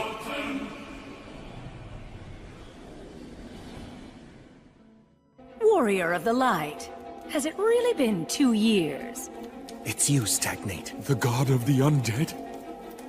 Defense isn't an option here. So we have Now to— hold on just a minute. If you two intend to fight me, you will win. The form that you see here today isn't an echo after all. A herald. Very astute. The last time we faced, you gave me an utter thrashing. Thanks to that, it's unlikely I'll be able to send an echo to this world for quite some time, no matter how hard I try. Heralds. Messengers of the gods that convey their will. I had no choice but to send a herald this time around. You doing some fishing? Again, you're very astute. You're just as sharp as you ever were, I see. They knew that if they tossed enough rumors of the undead around here as bait, there was a good chance that I'd bite. How despicable. Regular fishing is despicable as well, at least from the fish's point of view. But then, that's just how gods are. It seems that you're not here seeking revenge for our last encounter. First, an apology. Apology? The echo that you faced last time behaved shamefully in its dying moments, and for that, I am deeply ashamed. Newborn echoes tend to be very emotional and irrational. They act impulsively, and in general are rather infantile. Still, that's no excuse. The god of the undead is apologizing? You know, young dwarf, that powerful warrior you're with actually managed to kill me. All that stabbing and being stabbed, what a fiery night it was. I wasn't aware that gods had such a fondness for jokes.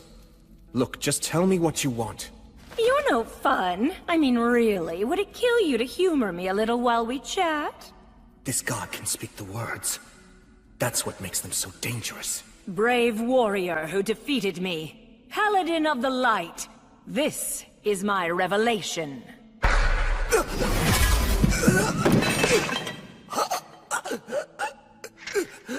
Sir Will! William, armed with the blessing of light, you will face the dragon, and you will die in defeat. If you don't wish to die in vain, don't fight the god's sickle. Don't face the evil dragon Valakirka. If you don't believe that what I'm saying is true, then feel free to ask the goddess Gracefield. But why? Why tell me all this? Because you've already proven that you have what it takes to be a true hero. I have a sincere love for humans, but I'm especially partial to heroes. I find that the radiance of their souls possesses a rare and true beauty. That's why I wish undeath and eternity for them. I simply cannot bear to see their souls dragged down by the fools of this world and lose their radiance to bitterness and regret. And I'd hate to see you killed by the likes of a vulgar beast such as Valakirka. Vulgar beast? During the Age of Myth, back when I was still on the side of good, I met him once.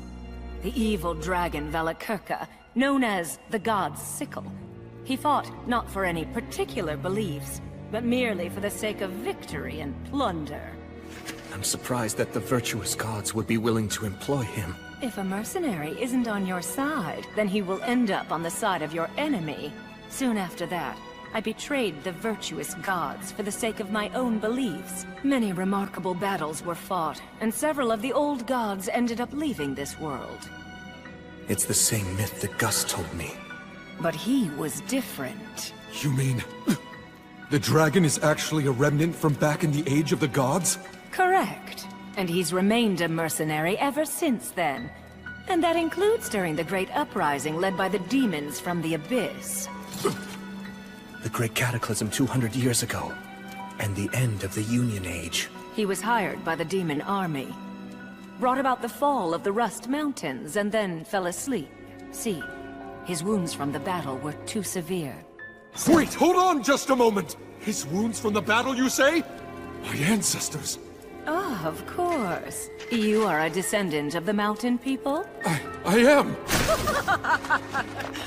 Well, perhaps there really is such a thing as fate after all. All right, then for you, descendant of the Iron Country, I, Stagnate, the god of the undead, shall reveal the truth. I'm sure you've heard of Arvinger, the king of the Iron Mountains. He was also a true hero. Be proud. Kaldon, the famed sword handed down through generations, took an eye from the evil dragon who survived from the Age of the Gods. Wait, is that true? It was exhilarating. He was truly a great hero. I'm so glad. I'm so glad. I wouldn't have expected such kindness from an evil god. But this is a god who distorts the rules of life and death, and brings about disaster because their emotions drive them. William, in time, you may very well surpass even Arvinger's great achievements and succeed in slaying Valakirka. But now is not that time, I'm afraid.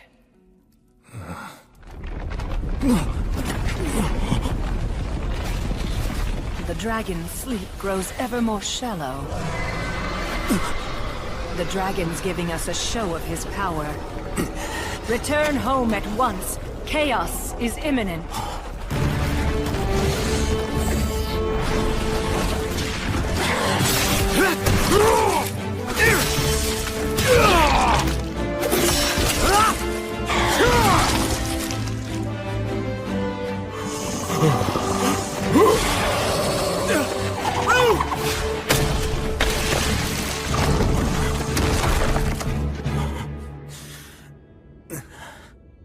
This is the cry of the dragon. It also goes by the name, the Dragon Roar. The overwhelming might of a ruler, which strikes fear into every living thing.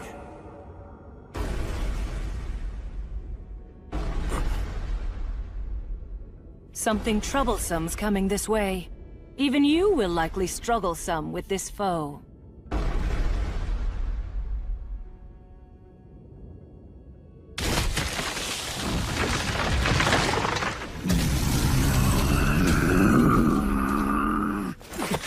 Giant? That's a forest giant. They're normally a mild-mannered race. He's been hit by the dragon roar. He's not in his right mind. What now? Will you kill him? Of course not. You can solve most any problem with just brute force, but that isn't the only way to solve things. So will!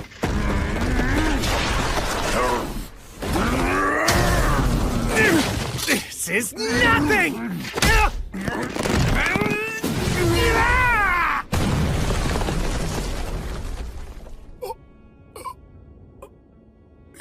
Just...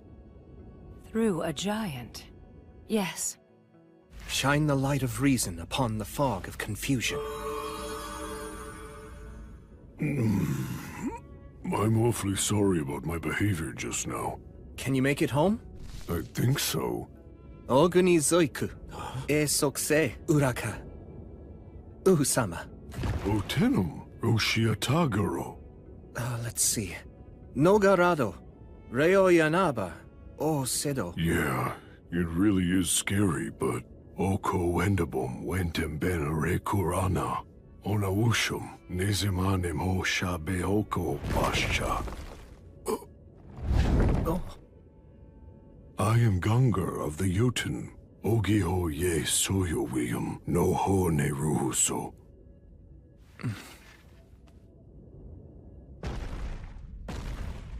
Wow, I've never even seen a giant before. Yeah, me neither. Yet you speak their tongue? My magic teacher had immense knowledge and an amazing memory. You saw it. That is the power of the ancient dragon that even the demons fear. If he awakens and tries to bring about another uprising, then you will have no choice but to defeat him. But you won't be enough. I should have people sacrifice themselves? Even as a foe. That doesn't seem like something that you would say. 1,000 lives is worth it to save 10,000. As infuriating as it is, so long as you live, more people can be saved, so there's no choice. As bringer of the light, the Faraway Paladin should think long and hard on it. Farewell. Soon enough, we will meet again. They appear to be rather partial to you. They have their eye on me, that's all. I've heard it said that the gods wish for heroes. They send proxies to the living world to make their divine will known. You are the hero who symbolizes the goddess of light. Is that why? The god of the undead wants me to feel indebted to them. Well, knowing that, what are you planning to do now, Sir Will? Good question. I wonder what I should do. The effects of the Dragon Roar caused a great amount of damage throughout Beastwoods. In order to take in people who lost their homes, to treat the injured, and to subjugate the demons now running rampant, I sent adventurers out across the land. If the dragon were to awaken and happen to fly this way, it would most likely destroy not only Torchport, but Whitesails as well. There's no doubt about it. The evil dragon is accompanied by high-ranking demons. I sincerely doubt that you can defeat them on your own. Of course. There's nothing shameful about running away. I'm sure you wrote that under the assumption that I'd be the one going. That right, Bishop?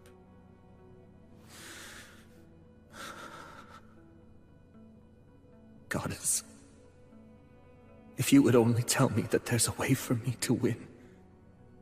Or if you told me to fight even if I couldn't win.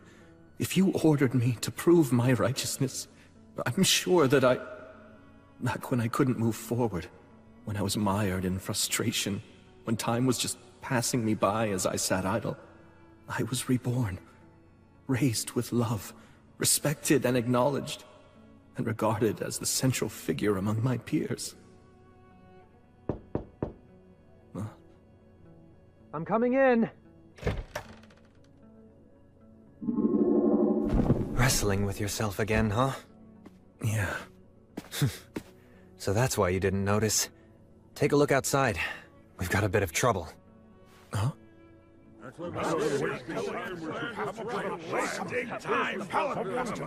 Tell us what you plan to do, Paladin!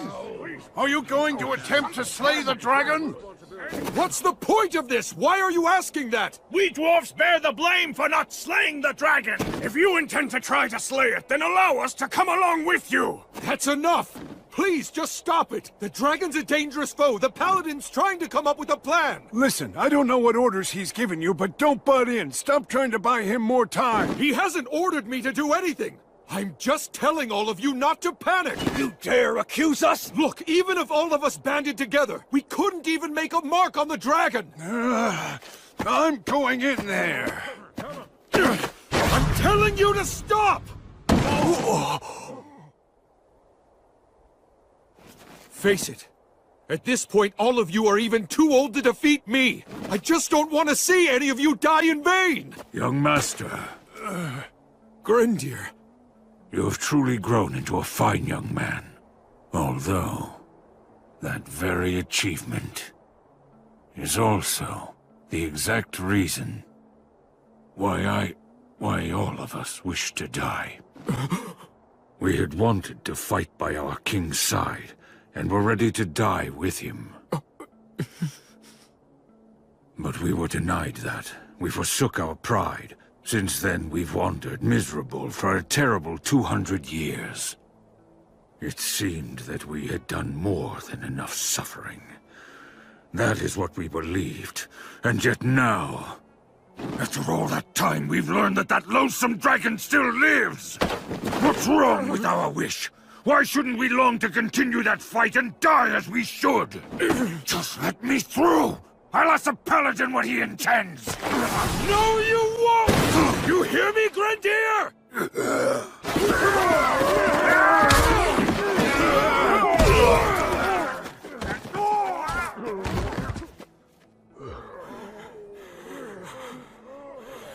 You want to know what's so wrong with your wish, Grenadier? A lot of you are already so fixated on dying that you aren't even thinking of how to win. That simply won't do. And you know that it won't. The proud warriors of the mountain should be willing to lay down their lives, but only for victory. All of you were the very ones who taught me that! Young master, young master, young master. I promise you, very soon the Paladin will reach his decision. When he does, I will stay by his side. I will work to win back the honor of the dwarves. I swear on the name of Arvanger, the last king of the Iron Country, as his grandson, I, Vindolfur, swear, I'll take back the mountains that belong to my ancestors! He's pretty valiant, wouldn't you say? Yeah. He can't afford to lose. No, he can't. You usually don't weigh the pros and cons, or even consider whether or not you can actually win before you go into a battle. So don't you start doing it now.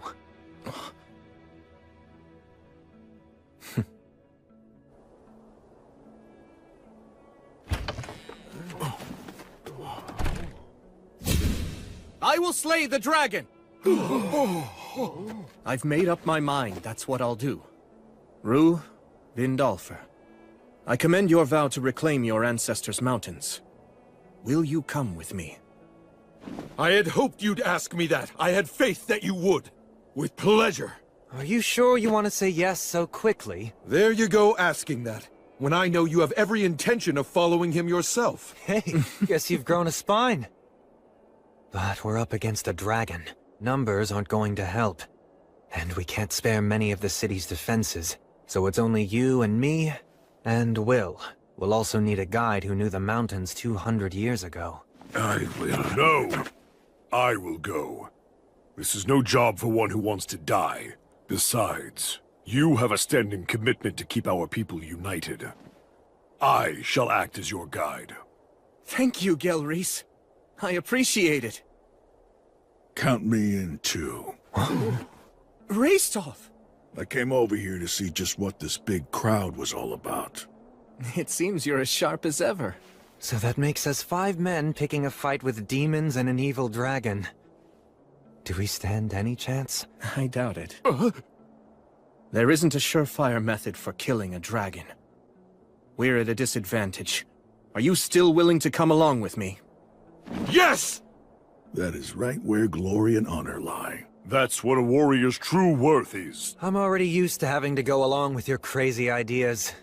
Then let's go slay a dragon and take back the mountains!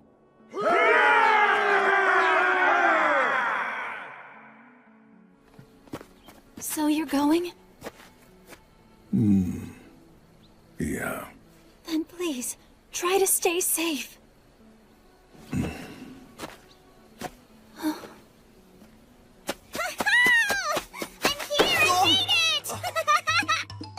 Bee! You're going to slay a dragon, right? Yeah. Well, then I get to write a song about it just like I promised I would, right? Yes, of course! Woohoo! I get to write a new dragon-slaying saga! It's a troubadour's dream!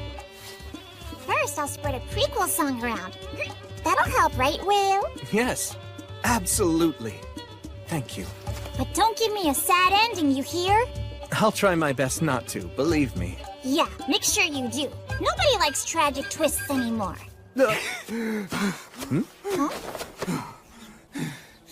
Don't leave me behind like that. Sorry sorry about that. Anyway, I managed to secure the supplies that I figured you were going to need. You're saying you already knew that I'd be going? Of course, although I was still anxious that I might not reach you before you left. I was just procrastinating a bit. I'll write in your song that you were just waiting for the right time. That sounds cooler, right? You're always exaggerating. That's why people seem to think Sir William is some kind of incredible strategist. I hesitate and have doubts, like everyone. I don't want to die, and I don't like pain. But you're still going, right? Yes. The vow I made to the goddess is far too important. Just so you know, I'll be using that line in my song. Pious warrior, the hero of light, ever devoted to his goddess. May the winds of fortune forevermore be at your back! Listen, Will, I won't tell you not to go or to be cautious. I know that this has to be done now. If you need any other supplies, please just let me know. You know, now that you mention it, there's one big thing I'd like to ask for.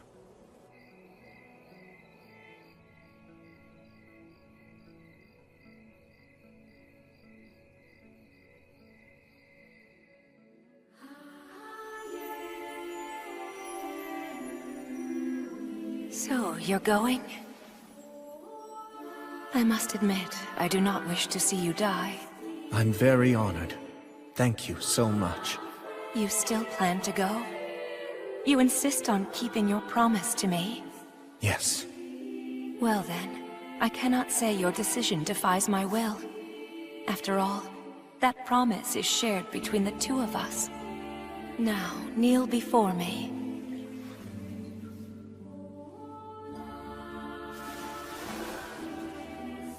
William, I command you. Do not be afraid. I am right there beside you at all times. Always remember that I am your goddess, and as such I will strengthen you, render aid unto you, and protect you. Go, as my knight, go slay the dragon, and fulfill your promise.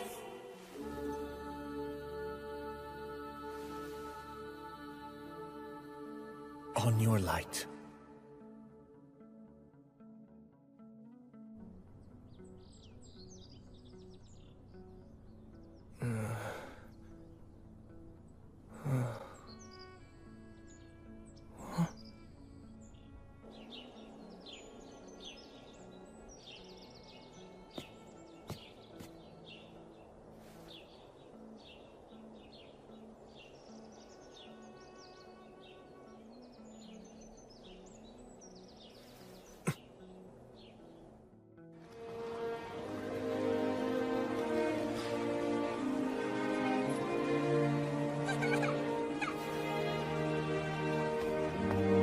Will, it's all set. I've made all the arrangements you asked for.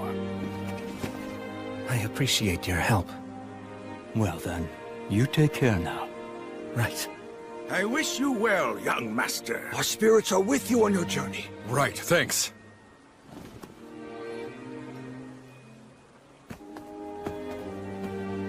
Come back soon. I'll be waiting here. Come on, can't you even be a little sociable at a time like this? Well, you know, just think of the stories I'll bring back. All right, here we go! Yeah! Time for the heroes to depart!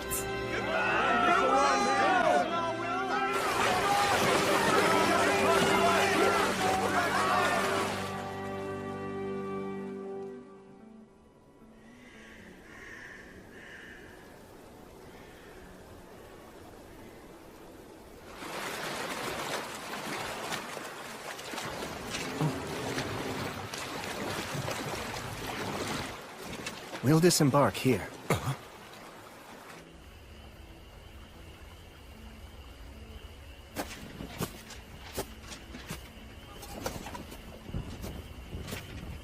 Okay, we can take it from here on out. Right. Please carry out the plan as we discussed. You bet. We'll be counting on your continued favor after this, too. Of course. You stay safe out there. Yeah.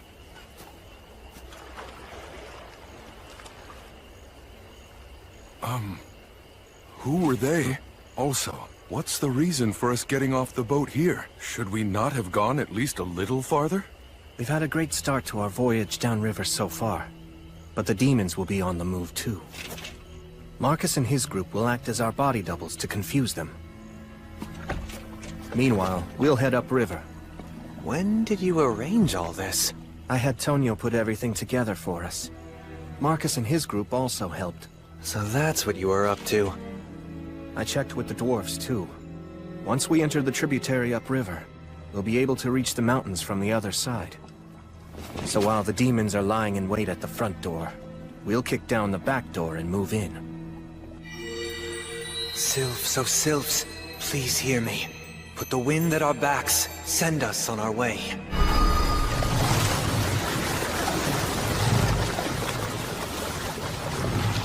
I put conceal and silence on us to make sure that we won't be easy to find.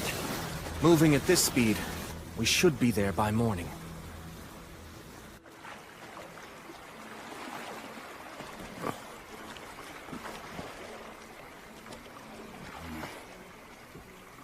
Hey, just relax. I mean, he always does this kind of stuff as if it's totally normal. Oh, no, it's just that if you go south of Torchport, there's a lakeside town that the High King took over, and it can be very dangerous there.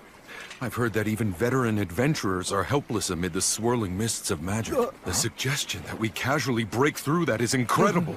It's remarkably courageous. Actually, that's where I grew up. Huh?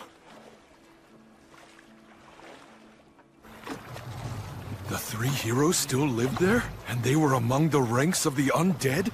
Come on. The god of the undead stuff's real? Ugh, give me a break. I mean, I don't think we'll be attacked or anything. Some friend. Damn it, I can't believe that you never told me. I'm sorry. Oh, that's right. You did cry when you heard that song about the three heroes. I didn't cry.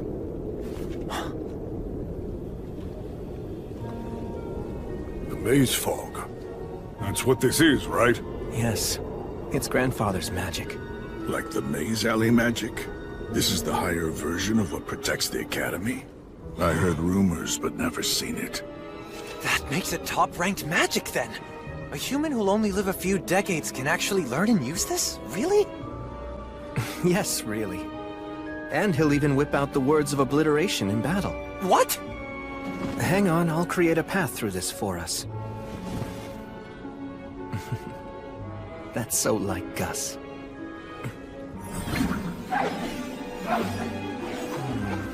This word goes here, and knowing Gus, this will be set up here.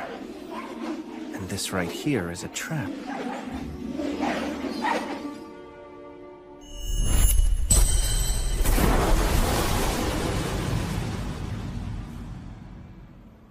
All right, let's go.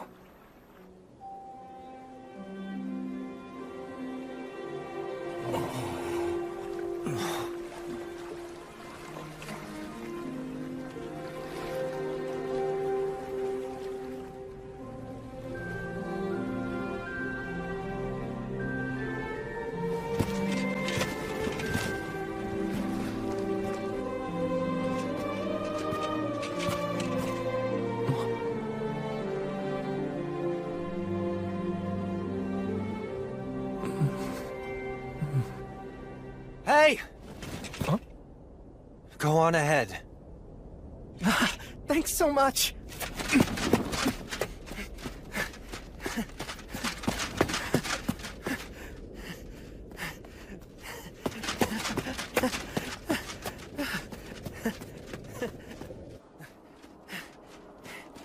Blood!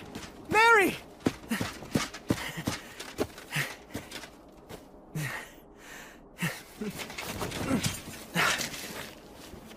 I've come home. And I brought my friends and companions. I'll be back later, okay?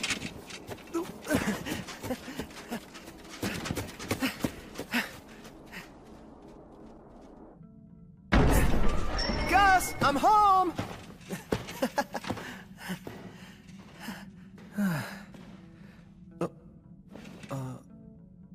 Gus?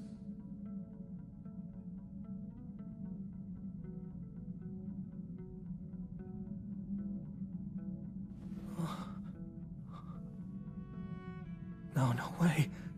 It couldn't be.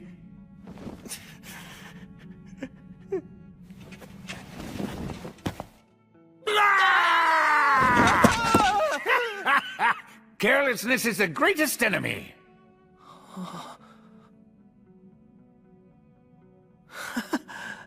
Will, did you make a ton of money? That's the first thing you thought of? How about something like, hey, you're still alive? I knew that the boy Blood Mary and I raised together would never die so easily. I wasn't worried about that. All right, fine then. Yes, I'm getting good, meaningful use out of my money. I'm the lord of the entire downstream region now. Hmm? A lord, you say? Oh, I see. What? You were probably taken in by some nobleman's widow. Oh, you poor thing. Why would you assume that? I earned that role using my own strength. I'm a famous paladin now, in fact. I'm impressed you got so far in so little time at such a young age with no connections. And? What of your love life? Oh, well, Wussing out, are you? Oh, how sad. And I so wanted to meet my great-grandchild before I moved on in the cycle. Why'd my grandson have to be a wuss who can't get a single woman? Hey, I'm not a wuss! Aren't there any opportunities when you're out adventuring? Like you save a bandit and find out she's a strong-willed girl in disguise? Or you help a peddler girl who's running from some guards? What's that look for? Done both. But they were all guys.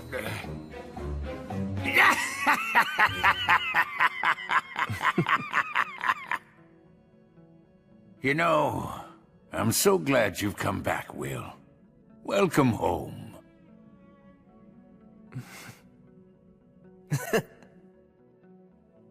What, the dragon? You intend to fight Calamity's sickle? It's the only way. Are you at least going to try to finagle him? Finagle him? The gods hired Valakirka to work for them, didn't they? Which means there's a chance you'll simply be able to resolve everything with money in the exchange of goods. Yeah, I recall someone else talking like that before. My, what a coincidence, Sir Menel. I remember that too. I'm only saying that there's no need to limit yourself to just one possible solution. You always have to be flexible with your ideas. Don't let your focus get too narrow. Okay. Now then, friends of my grandson, allow me to extend my warmest welcome. So please, I hope that you'll make yourselves at home while you're staying here. I never thought I would see you again. Indeed? And where exactly have we met before? 200 years ago, I was the soldier that the three of you saved after I fled from the mountains. I had no idea back then that you were the renowned wandering sage. Oh, you're that inexperienced injured soldier? Oh my word, you have really aged. Yes, indeed. I've grown old. Thanks to your help, I survived. I came to serve a new ruler. Now I'm able to walk the same path as your grandson, Sir William. How serendipitous.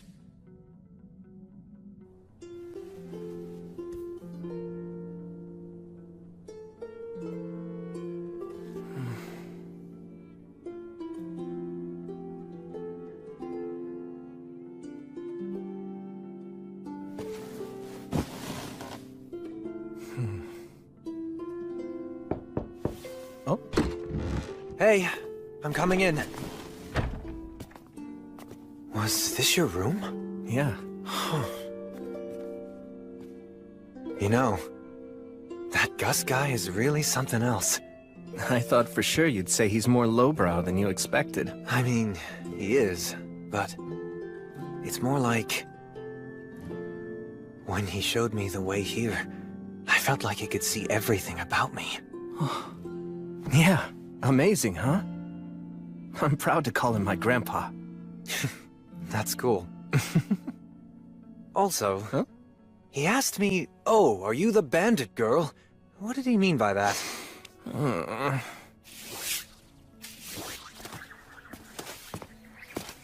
Gus, got a minute? Huh?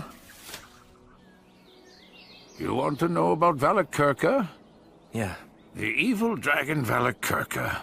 I've never seen him with my own two eyes either. I would have liked to have tried bargaining with him if I'd ever had the chance. If the demons hadn't been the ones to employ him as a mercenary, then all those heroic lives would never have been lost. If you really do intend to fight him, you're going to want to aim for his old wounds. Dragon scales are very tough. I doubt that even blood would be able to cut through them and reach the dragon's flesh. What about the words of obliteration? Only if they land right. I thought so.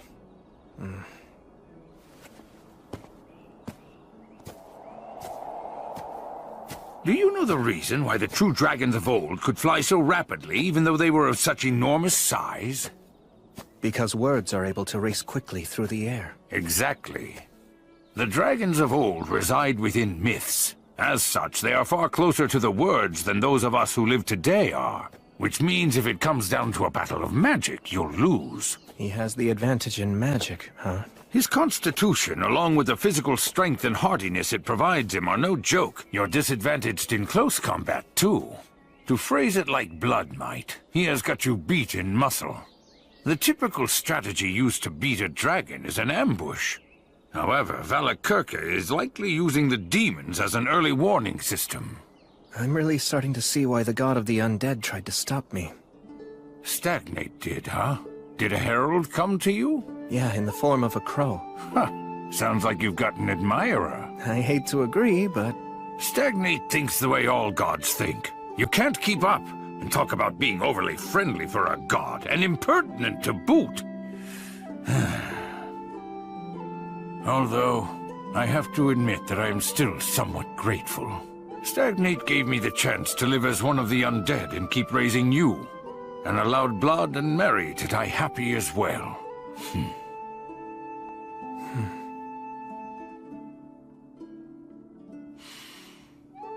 So, tell me, do you know? That's why I wanted to talk to you alone. I've no way to bargain with the dragon, do I? Well, you're going to die. I made up my mind to fight anyway. If the dragon is left unchecked, there'll be chaos. Couldn't you just run away? Gus. You know, being alive and not being dead aren't the same thing.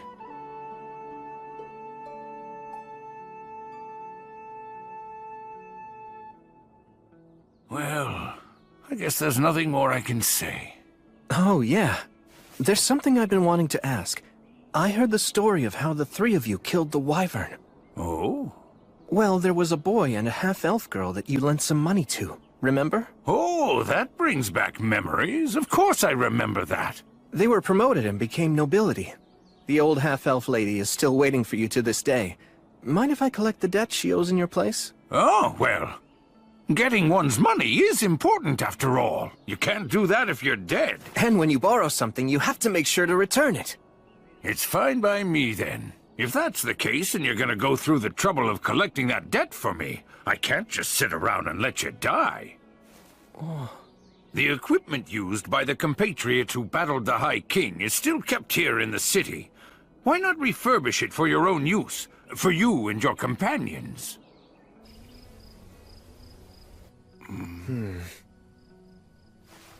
In here? Erasis. Delusion magic? I never knew that there was a door here. We couldn't very well let a child like you find out about this place. After all, you took matters to the extreme with Mary as it was. No way! This place was built to store alcohol. That's why it has a basement. Look around and take whichever pieces you like. I'm sure the previous owners would permit it. A great shield? Yeah, to protect against the dragon's breath. This armory's well kept. Was Blood responsible for that? Yes. And everything contained within it belonged to the warriors who battled the High King with us. Are you done already? Yeah, I don't need anything. It's certainly a fine sight to see, but no matter how well a weapon performs, I can't put my trust in one I'm not used to. That said, Gus the Sage. I'd like to borrow your talent for signs. Oh? Please engrave some words onto this that won't detract from its usability. I should be able to master a change that small within a few days. Ah, I understand.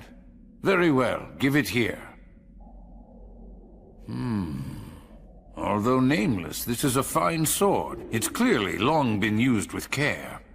I'm sure one day, it'll be honored in song as the Sword of Rastov. Yes, maybe. Or so I hope. Hey, Gus the Sage. You can just call me Gus. Okay, old Gus. Whose bow was this? That belonged to Telperion the Silver String. I see. Are you perchance from the great forest of Erin too? Yeah, same as him. That silver hair of yours.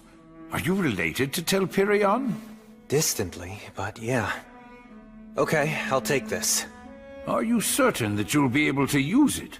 They say that if one who is unworthy uses a mithril bowstring, he'll lose his fingers. Not a problem.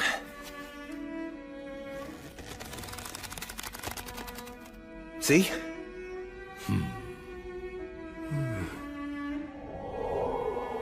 What about these? That is the full armor set of Bavor the Blade Breaker. It appears to be dwarf armor. Indeed. Bavor was actually a wandering dwarf warrior. He was a participant in our battle against the High King. Said it was revenge for the Iron Mountains. I see. Well, then I shall take this along with me. And I'll take this. It takes remarkable strength to swing that like you just did.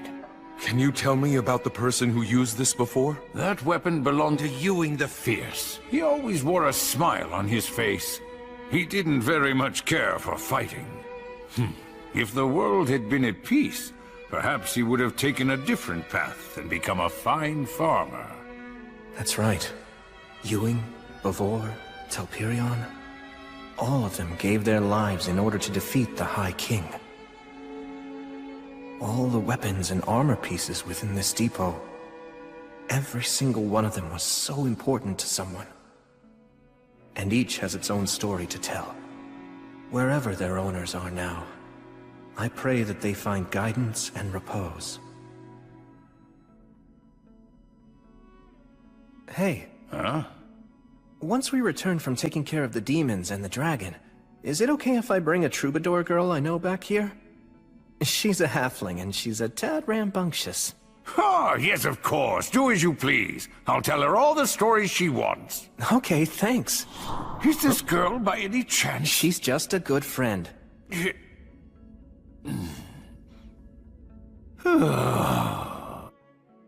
Al, take this. Huh? What's up with that dagger? Is the hook on the wrong side? Yes, you're right. The design's unusual. It's a right-handed stiletto. The halberd is strong, but it's unwieldy. Whose was it? Who did this dagger belong to? It was my father's. I can't take this! I mean, it's a memento, right? Yes, but still. I feel like it's better off in your hands. It's right somehow. It's okay. He gave me plenty. He gave me many valuable things. All right. Let's finish this before the others come back with the food. You could have just let me take care of all this myself. It'll go faster if we work together. Besides, you're royalty, aren't you? Well, only a name. Honestly, I've often wondered why I couldn't have been born to another family who ran something simple, like a workshop. Although if you'd been born to a family like that, you'd probably say to yourself, maybe I'm actually a prince descended from the royalty of some fallen nation, and it's my duty and destiny to rebuild my kingdom. I wish I could tell that version of myself that trying to rebuild a kingdom isn't as great as it sounds. Even so, you'll still do it, right? Yes, I will. In truth, all of my people long for their homeland. If putting my life on the line will inspire them, I'm happy to do it. I think that would be truly wonderful. but I feel like I've dragged you into my own problems. You haven't. I always knew that I'd have to fight too. If I abandoned this place now, I'd never be able to face my parents or Gus again. Besides, I want to do something I'm proud of. When I return to the Goddess of Light's side one day, I want to be able to tell her I lived my life the best I could, and show off a little, you know? So I won't run. I'll fight the dragon. It's because of you that I made that decision. So thank you. I ought to be the one who's thanking you. I swear on your father's dagger, no matter how this may end, I won't regret anything. I'm counting on you, and I trust in you. All right. You guys!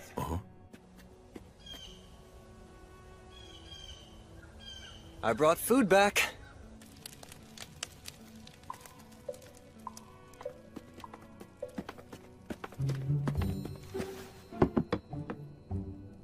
Hey, it's fine you didn't catch fish. Just a fluke, yeah. Well, great warriors aren't always great fishermen. It was a fluke! Got it. Right. Actually, how'd you take down this deer? Oh, I concealed my presence and just kind of walked into it. Then, I fired by pure reflex, and it was almost as if its heart just drew the arrow right toward it. You have the blessing of the God of Spirits. He merely got lucky, that's all. And luck simply wasn't on our side. You know, you'll feel a lot better if you just admit that you suck at fishing. It was a fluke. That's right. You two just don't know when to give up. No, that's enough. Leave them be. Restov never changes.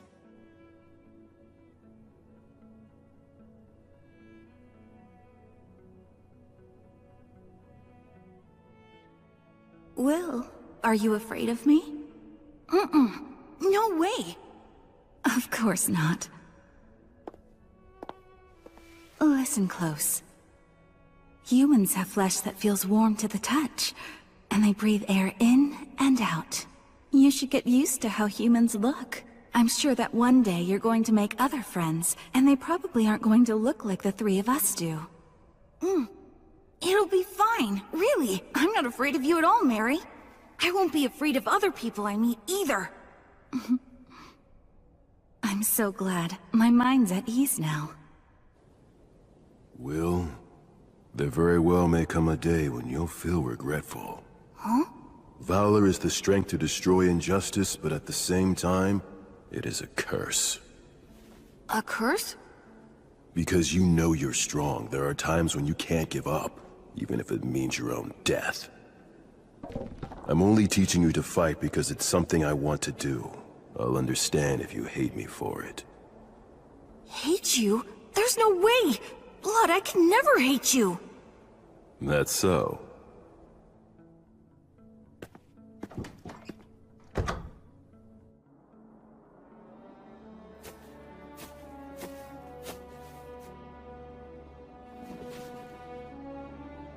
I've come home. Mary, I actually made some friends. And it's all thanks to you, Blood, that I made it this far. It's tough not having you two around, but I'm managing. Because I remember the last things you both said to me.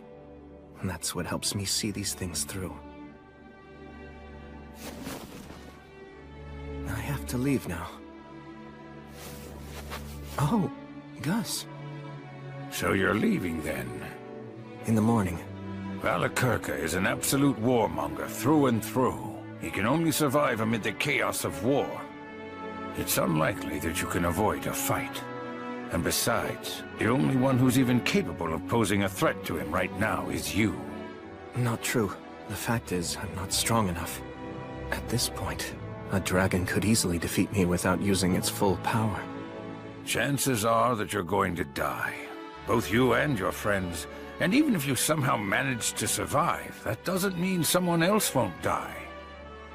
It seems this place is your last stop. You could run away. If I threw it all away to survive, it'd just mean I wasn't dead. In this life and my past one, I learned that that's simply not good enough. I'm pretty sure that all the others feel the same way. Al, Menel, Raistov, and Gelreese, they've all come prepared. Maybe even more so than me. Besides, in spite of the odds, we don't intend to die. Honestly, it's mystifying. Just who do you take after? Good question. Then you should attack the dragon as soon as possible, before his body has had a chance to fully heal. The wound to the eye that King Arvanger gave him. You have no idea of just how deeply I wish that I could go along with you and help you out. But yet, when it matters the most, I'm of no use to you at all. Honestly, just hearing you say that is enough. It's okay. You can stay here. Please watch over Blood and Mary. I'll be waiting.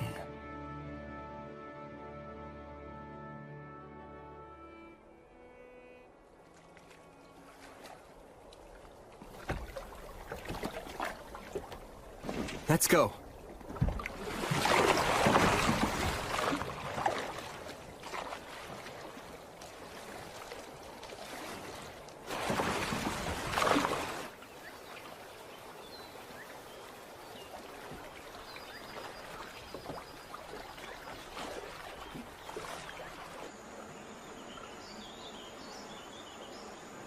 We need to take this tributary, don't we? So the map says. Any changes in the terrain and we turn back. All right. Sylphs, oh Sylphs, please hear me. Put the wind at our backs and send us on our way.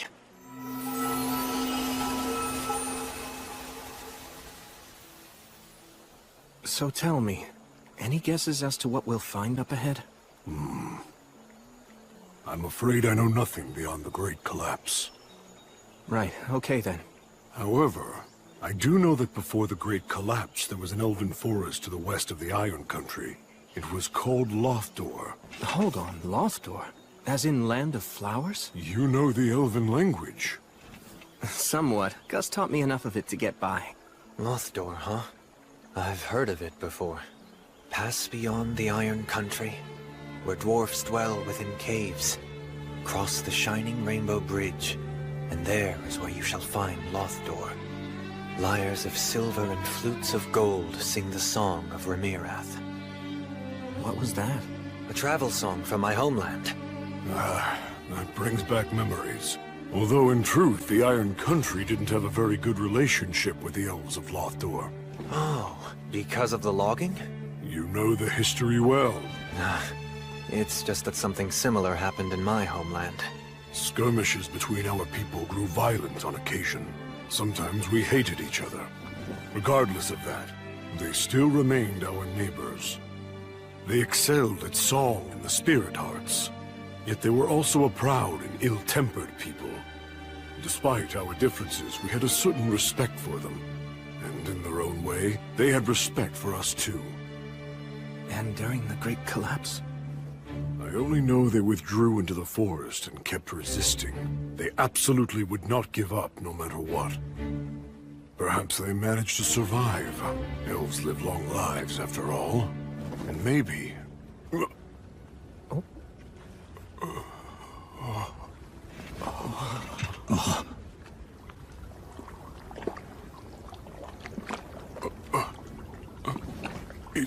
Is there no one here at all? I don't see a soul.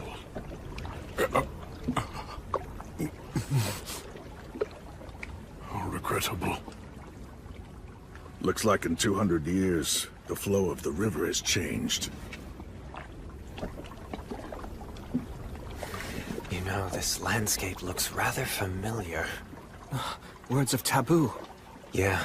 If the elves really did sequester themselves in the forest, then there wouldn't be anything that anyone could do to discover them. So demons cursed the forest with rot. We must destroy them. You said it. We can't let them live. But first... Yeah.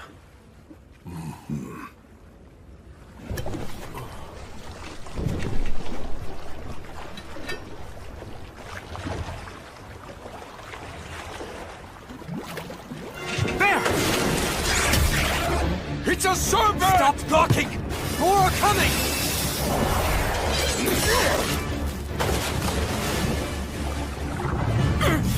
Metal, full speed! Yeah, I know! Sylphs, oh Sylphs, please hear me! Put the wind at our backs and send us on our way! Damn it! The response is too slow! Keep up the incantation! Raystov and Gelreese, take the port side! Al, you back up Metal! We're in a real pinch here. It's risky, but... Faster! Well!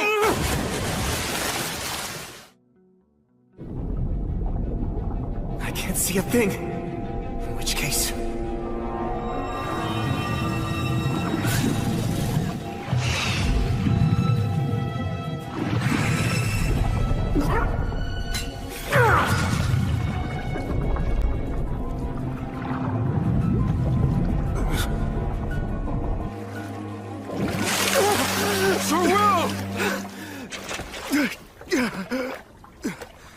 You all right?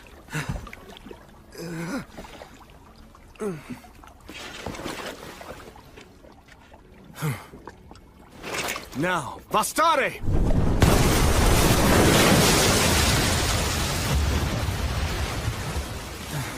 It's done. Man, you are merciless. I have to be. Menel, let's go, but move carefully. Yeah. I saw that the water turned clear all of a sudden back there. That was a prayer of cleansing. Isn't a prayer of cleansing only strong enough for the amount of water in a bottle or a small pond? That's Will for you. He's all in. Of course. He seems so calm, right? But he uses some straight-up barbarian tactics to brute force things. I'm used to it by now. That's just mean. The river has swallowed up the whole forest. The change in the terrain here is a real problem. Gelreese, do you see anything that looks familiar to you? Afraid not. Not in all this mess. Oh, hey, what about that?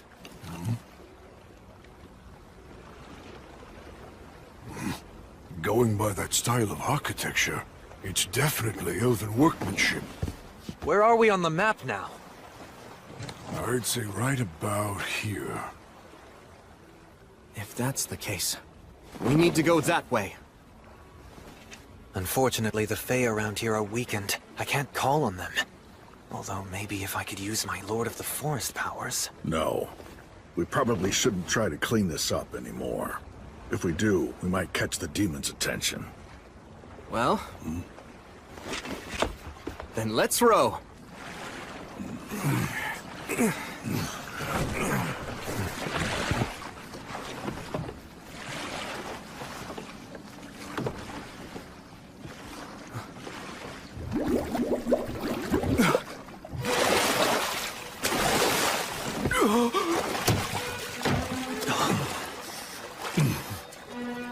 Enemies? They're simply in great pain, that's all.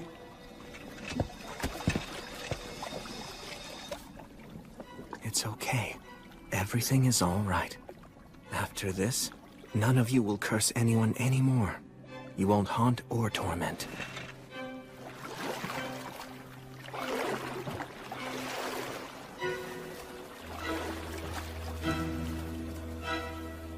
I'll take care of things from here on.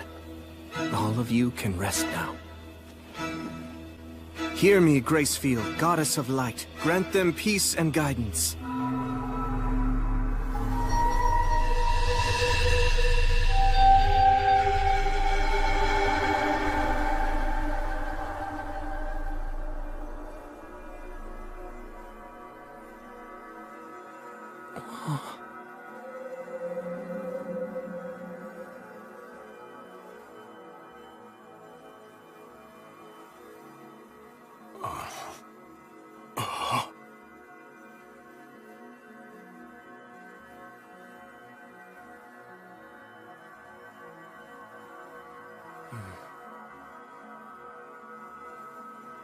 You're saying that we should go that way, as quickly as possible?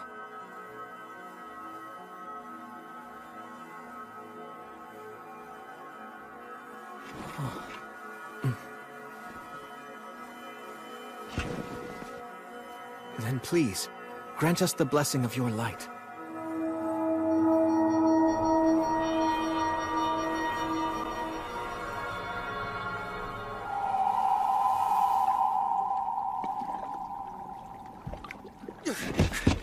Let's go! Come on, full speed that way! Right now! Move it! Huh? You can't ever trust an elf's sense of time. Sylphs, hear me. With the wind at our backs, send us on our way! You know the saying, when an elf says, wait a second, he means see you in a year? Well, it's actually true. So when someone with such a lousy sense of time says, as quickly as possible, that means... Oh, damn it, I knew it! Maidens of water, give your blessing, and race with us over the surface! Ro! Hurry!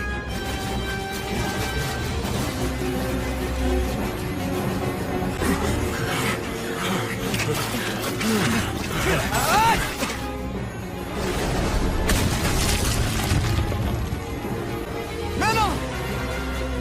Is she okay? She's not dead!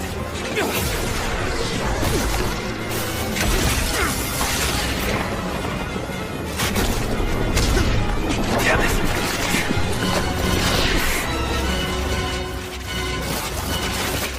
Brace yourselves, it's coming!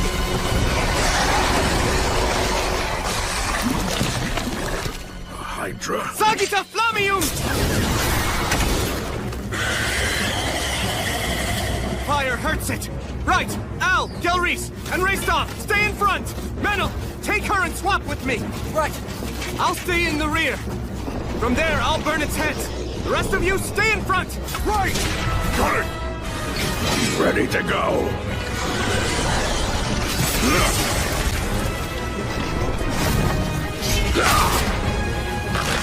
Sagita Flamium! Go now, young master!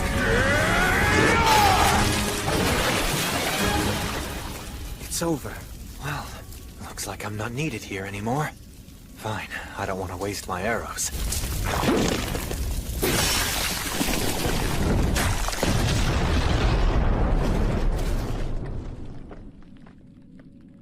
We get it? Stay sharp! A Hydra's poison can't be neutralized by everyday means. It'd take a miracle. A monster like this can still do damage even after all its heads have been cut off. You don't want to suddenly find yourself hurt fighting its death throes. Will! Help her out. She's been bitten. Hang in there. I'll heal you right away. You can't. Hydra. Poison deadly. This is bad. The prayer of healing won't work if she refuses it. Just stop talking! No. Up north, my people's village. Enough, my brethren. Come on, let him help you. Just stop. Breath. Run. He's no ordinary priest. You can be saved, fellow forest dweller. So please, accept his miracle. Now pray.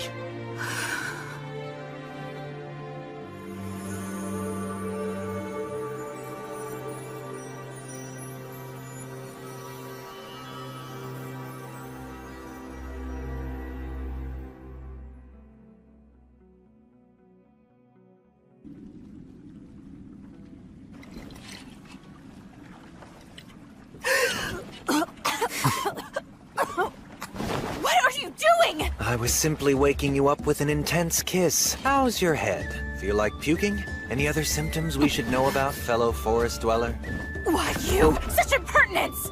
Sounds like you're feeling fine. Wait, when you said kiss, don't you dare tell me you... Just relax. It was a wine bottle.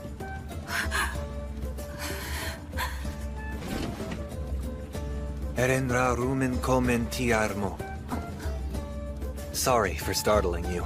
I wasn't taught a lot of manners. I am Meneldor of Isil. And I am called Dinalind of Remirath. I was named after the swift-winged eagle who appears beneath the silver moon.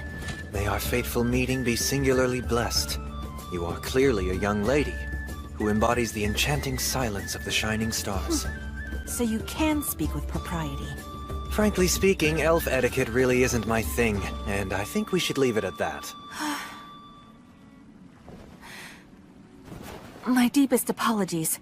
May I assume that you are the leader of this group? It's a pleasure to meet you. My name is Dinaland. And I am William G. Merryblood. You saved my life earlier. From the bottom of my heart, you have my most profound thanks. Slay the dragon? Just you five? Seriously? You think we'd come this far into the middle of nowhere for nothing? I could believe that you'd do so, perhaps. But I'm sure that William wouldn't. He seems quite honest and sincere. I realize it's crazy. But even so, we still have to do it. I see. You are very brave. Why were you taking on a Hydra in a place like that anyway? It's somewhat of a long story, I'm afraid. We should eat first before hearing it then. You can't trust what an elf really means by somewhat.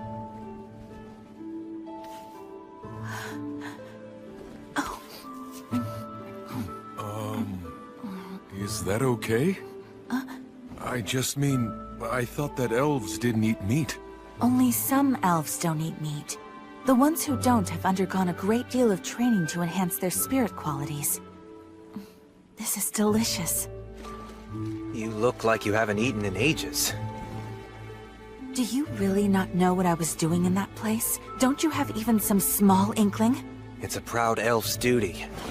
They cannot abandon the weak. Isn't that right? Yes. They keep their numbers low that way. Even when there's not enough food, and not everyone can eat, elves would never dream of casting the sick or elderly aside. The young, healthy ones who can fight end up voluntarily leaving their own communities instead.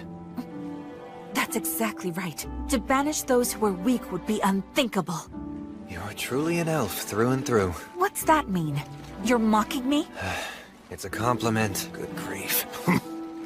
Elves never change, I see. So, Dinaland, do you think you could please help guide us to your village? If you're able to show us the way to get to the mountains, we'll help you in any way we can. You can call me Dine.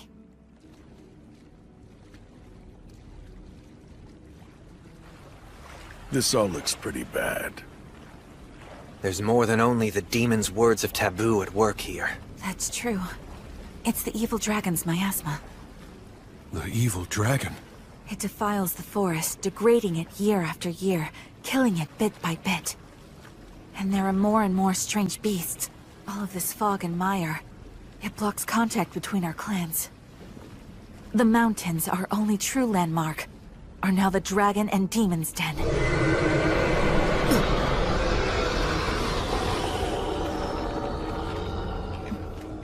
That sums it all up. But the dragon is supposed to be living in the mountains, right? How has the miasma come this far? Through underground tunnels, built by the dwarfs. By using the tunnels, the dragon's miasma pours into every corner of the forest. So then we're... Don't be worried. Your people aren't to blame.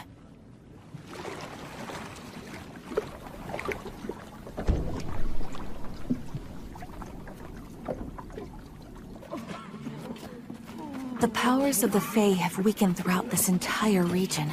Because of that, the water, air, and food here have all been poisoned. Lothdor. The days when it was a beautiful land of flowers are long gone. So now, at best, it's the land of the half-dead. As a result, we never imagined heroes would come from the outside world to try to slay the dragon. Yet you came. Welcome to Lothdor. I warmly welcome you, you brave heroes. Please, allow me to heal those of you who are critically ill. Can we grant access to human strangers who've appeared out of nowhere? Can we really allow them to see our compatriots in their current weakened state? But these people... This offer has come from a warrior with most impressive weapons. Let me cure your cough. Wait, It should not be I. O Goddess of Light, hear me, Gracefield.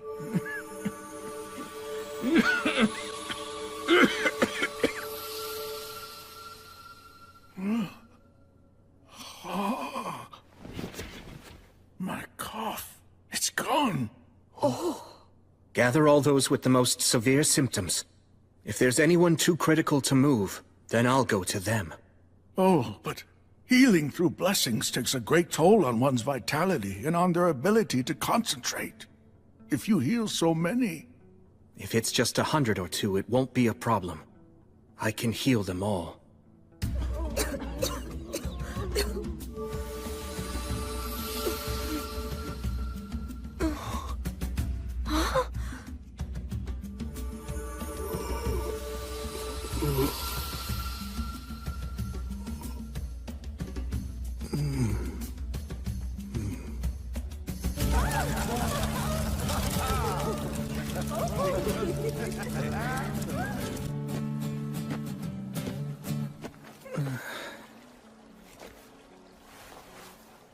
Goddess of Light?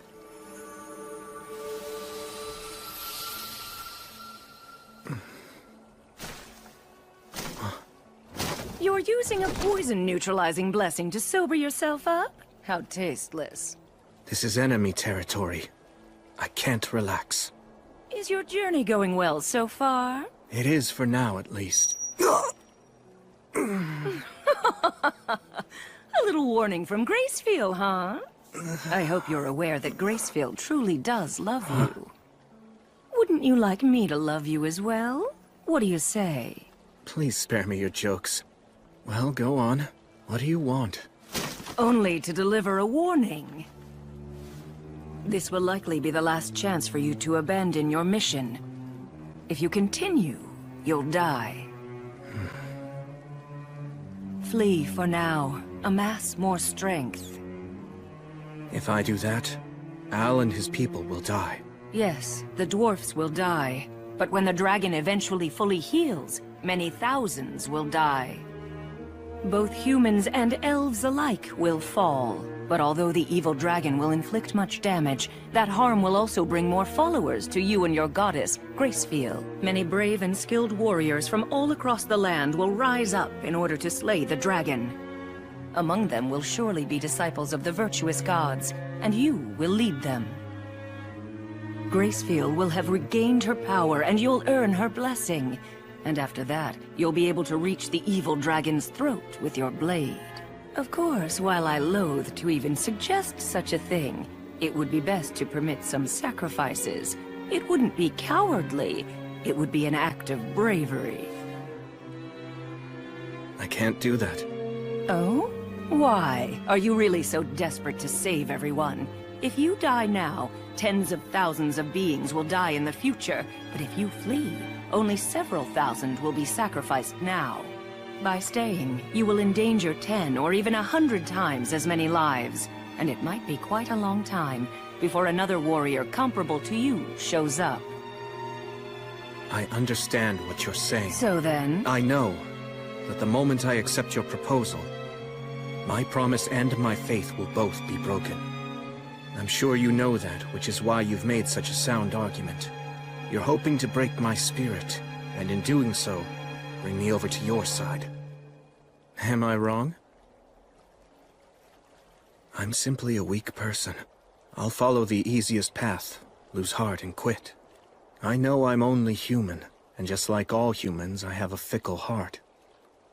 But the goddess taught me something important, that I can still start over. I've met family and friends that I cherish. I found things that I need to do, and things that I want to do. And that's why I'm going to see them through. Until the moment I meet my death, I'll continue to serve as her hand and her sword. I swear it on the light of Gracefield. Rats. Seems I've failed to persuade you yet again. You're correct, you know. I realize that your soul isn't very strong. If you give up, you'll lose heart and fall. That's all your soul is worth. But despite that, you've turned my expectations on their head. You took me on, and managed to defeat me. It may sound absurd, but that is why I consider you a hero. Quite a paradox. I never set out with the intention of being a hero. You acknowledge your own weakness, make it your reason not to quit.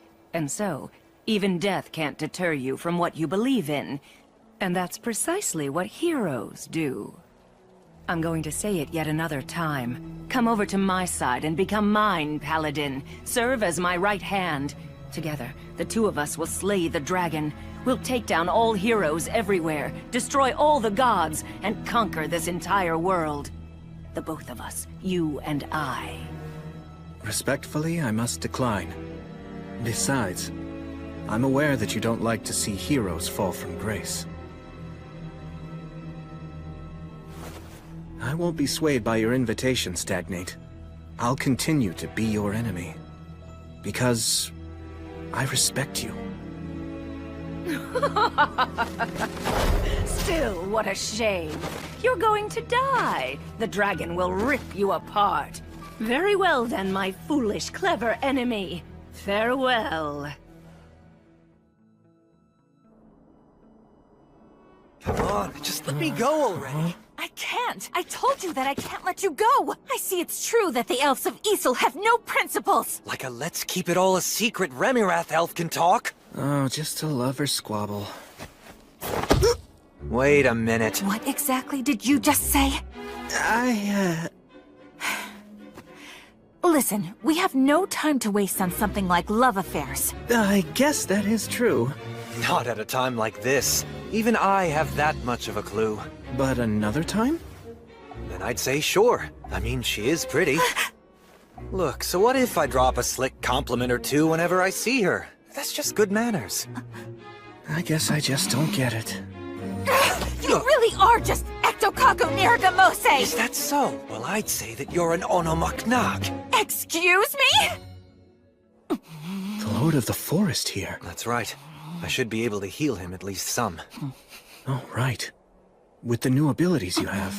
No, absolutely not! Okay, look. You know, Menel really can be trusted. I do put trust in what you two have to say.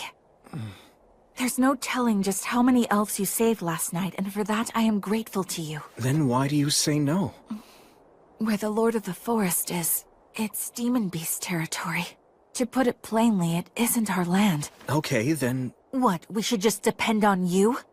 You think we have the right to ask you to get involved in yet another battle when you're about to enter a different one?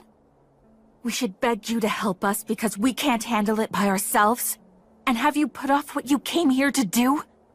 No, I refuse to! I simply won't make such a shameless request of you! You see? That's an elf. Seems the elves truly haven't changed even a bit. So what do you think we should do? Do whatever you want to. All right then. Let's get started. Do you even know where the Lord is? He's pretty weak, but I can sense him. Please, Gelreese. Go round up Al and Raystov for us. And come armed. Right. Hold on a minute, what are you talking about? A demon beast extermination. But I just told you we aren't— But there's no reason to complain if we do it, right? And just so you know, a few magic beasts aren't anywhere near enough to defeat either me or him. All right, fine then! I'll go call for some of our best talents, and don't you dare leave on your own! The demon beasts who've taken over the Lord of the Forest's throne are insect types. The earwig's defensive abilities are especially troublesome. Oh. That must be one of them! This'll make for good training. It's a purple moth! They attack from the sky! Right.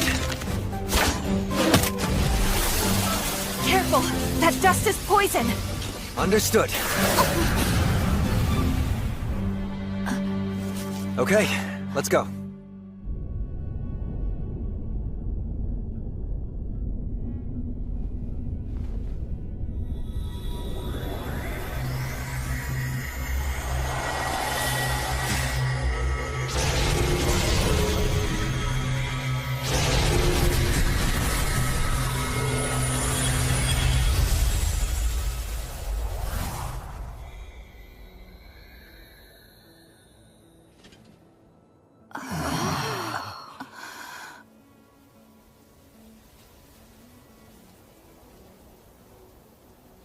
Nicely done there. Of course. William? Are you quite sure about this? Why do you ask? Well, it's just that... if the dragon or the demons notice what you're doing... Yes, that would be bad. Well then... But still... if we ignore this and move on, then that would be worse. Al, Restov, Gelreese, I'm sorry for getting you all involved in my problem. You don't need to worry about that. After all, the truth of the matter is, if it weren't for you, then we never would have been able to make it this far. The young master is absolutely right. Agreed. Nothing new there. I'm more worried about you. You're planning to charge straight in, right? Yes. What? Charge straight in? Could you please show me to the nearest underground tunnel entrance? One that leads to the Rust Mountains where the dragon is right now. If the enemy is going to find us, better sooner than later. I beg you, please. Very well then. I'll send someone back to inform the villagers. The rest of us will come along. We'll face the dragon with you. We can act as decoys or shields at least. I'm sorry. You're just too weak. We can't afford to take anyone who'll slow us down. After everything that you've done for us, you'll simply march to your death? Yes. How humiliating. Very well. We shall do as you say. But Dinalin, we must go! Yeah, all of this is just too... Would you add another layer to our shame by refusing to acknowledge our weakness? No matter how hard we may fight, right now we're simply too sick and frail. We are weaklings. This way. Follow me. You should have let me handle that. I couldn't. It needed to come from me. The West Gate. Never in my life did I dream that I'd ever come here again. This is it. This is the entrance to the Iron Country. So you're really going to continue on then? Yes. Pulsate et aperiatur vobis. Al, knock on the door. That is the signal. Sir Will. Are you sure I should be the one? You're the only one who has the right to open this door. You're the natural choice. Right.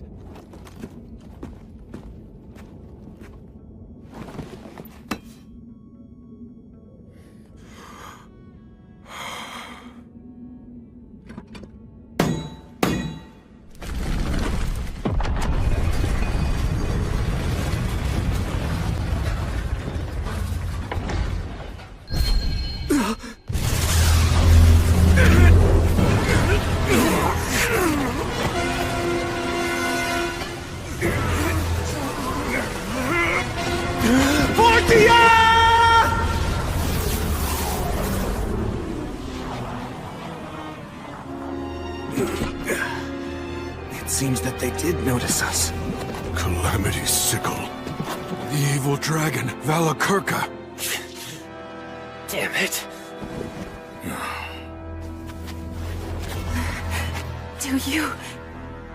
Do you really intend to go up against this? Yes. This is the reason we came. Lumen. We came here to reclaim the mountains. To reclaim peace. So we're going in. Wait!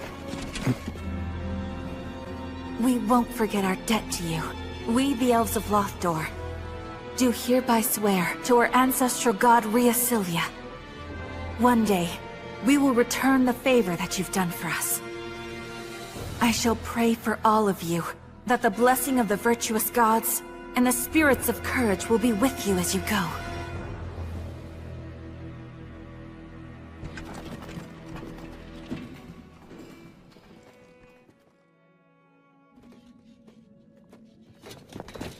Wait! We won't forget our debt to you. We, the Elves of Lothdor, do hereby swear to our ancestral god Rheasilia. One day, we will return the favor that you've done for us. I shall pray for all of you, that the blessing of the virtuous gods and the spirits of courage will be with you as you go.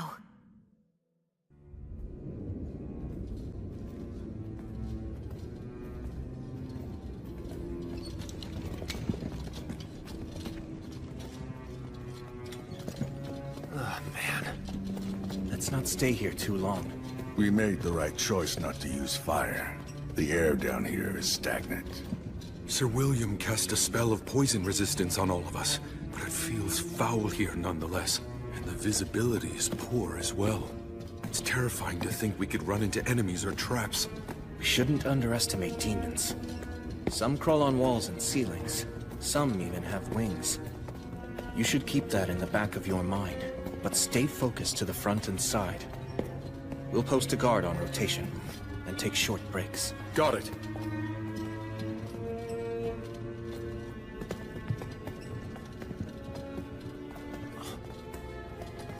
Hold it! A trap. I'll disarm it. Do you know where we are in these tunnels now? We should be close to approaching a hall of stone. The tunnels diverge drastically from that point. We're all good now. Come on. Okay.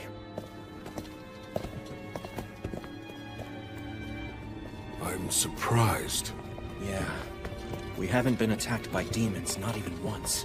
So, that means that we were wrong about the dragon and the demons? They aren't working together? We can't say that for certain yet. Maybe they're all assembled in the Hall of Stone up ahead. Then they're just waiting there to ambush us. But if it turns out there's no ambush, it could mean that Al is right. Wait!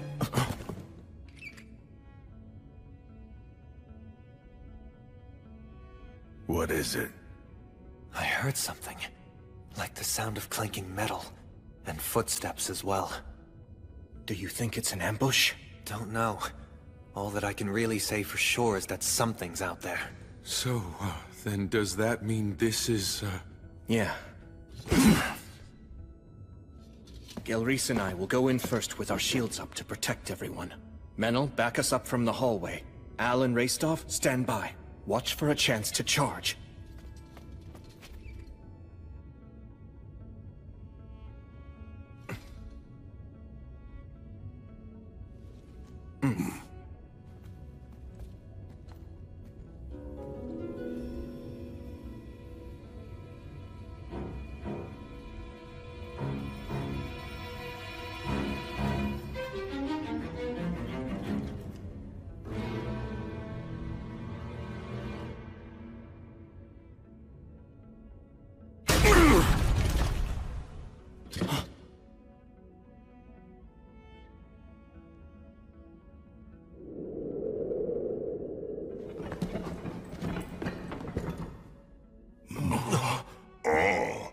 A couple dwarves.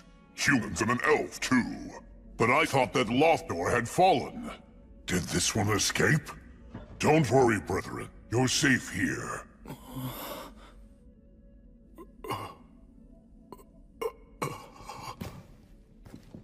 So, how goes the battle? You must have had quite a rough time. You're all here. Oh, wait. I know you. You're Gelreese. I thought that you got out. What, did you get out and then come back? That is just so like you. You've sure got guts, though. You'll add the strength of 100 to our ranks. Fight alongside us.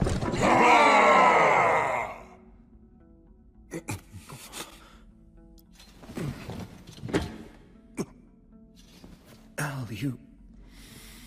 I think that I ought to be the one to tell them.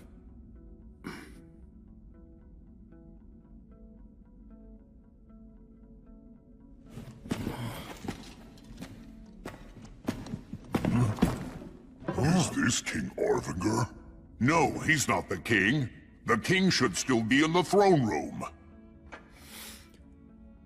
My name is Vindolfer.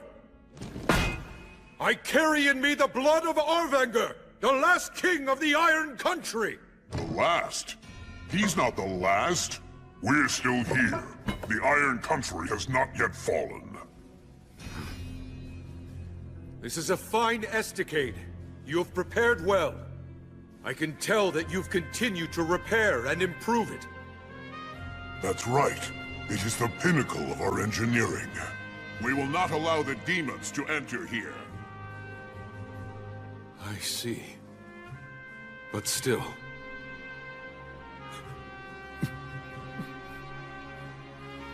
Despite all of this, the Iron Country has fallen!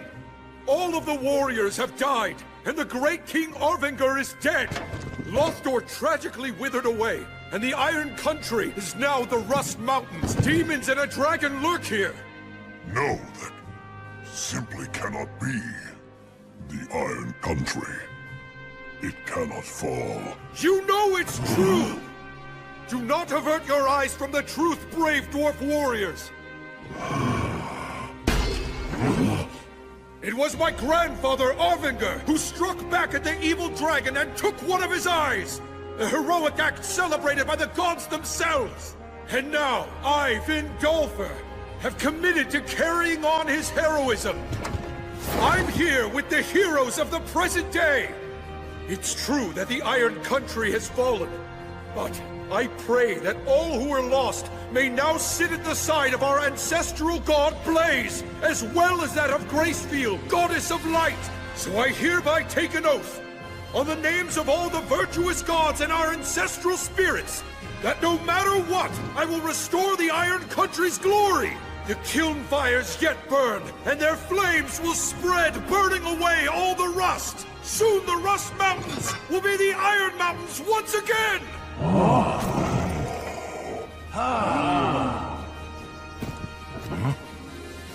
And so, I beg of you, please rest now. You all have done more than enough.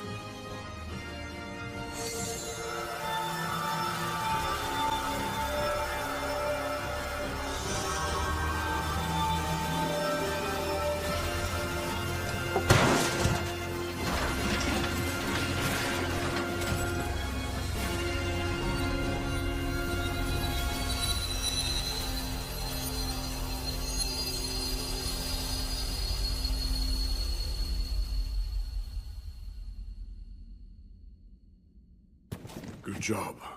That was well said, young master. Now let's drive away the demons, and see to it you fulfill your vow. I'll make sure that I protect you even if it costs me my ancient life. I wouldn't exchange your life for anything. There's still so much that I need to learn from you. Such as about these mountains. And about how to fight. Who in their right mind makes pain-in-the-ass promises to rebuild an entire nation?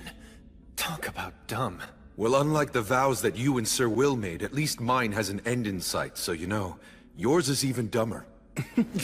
But first we have to win, and then we have to survive. Yes. Sir Will, I'm sorry for the delay. Let's proceed. Your orders?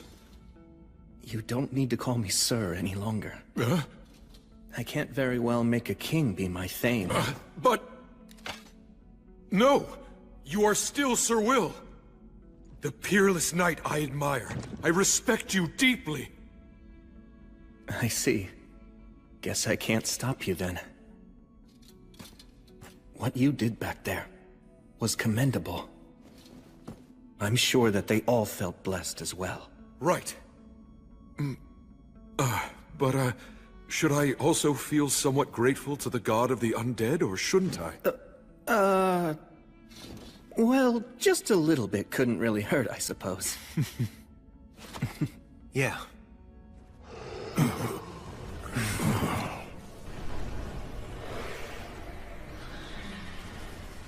I know this had to be done, but it looks like we've lost too much time. Right, let's go. We must take back the Iron Country, the nation of the dwarfs. I swear we shall, on the light of Gracefield!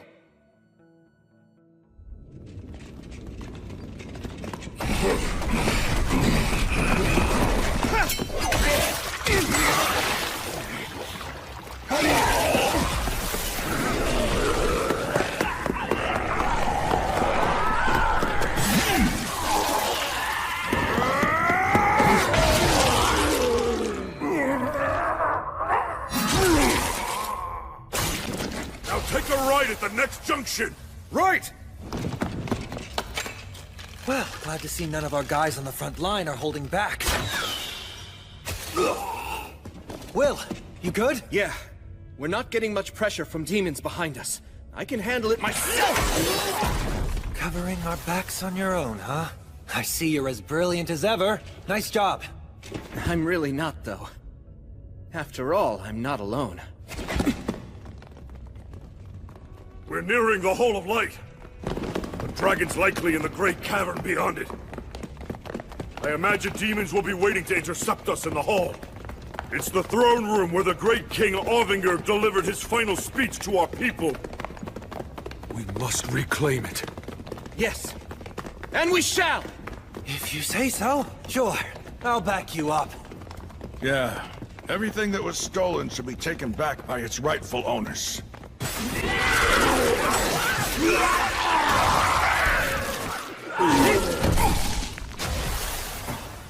Is that...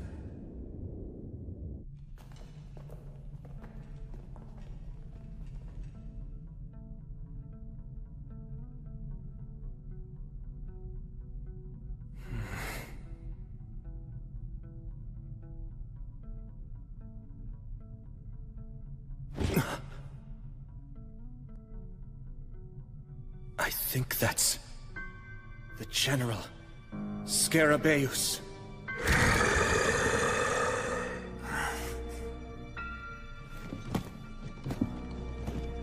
Sir Will, please let me handle him. Al. No, wait. Vindolfer. I wish you good luck. You have my thanks. Hey, wait! It's fine, Menel. Let him do this. Hang on a minute. That's a general. It's way out of his league. Still, this is Al's battle now. It's a king's battle to reclaim his throne.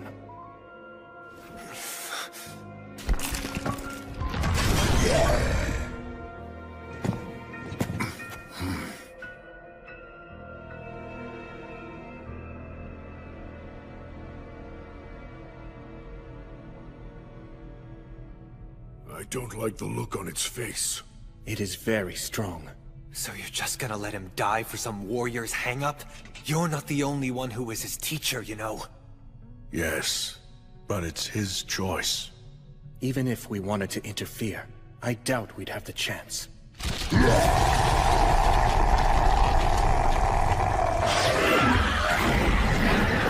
see what you mean.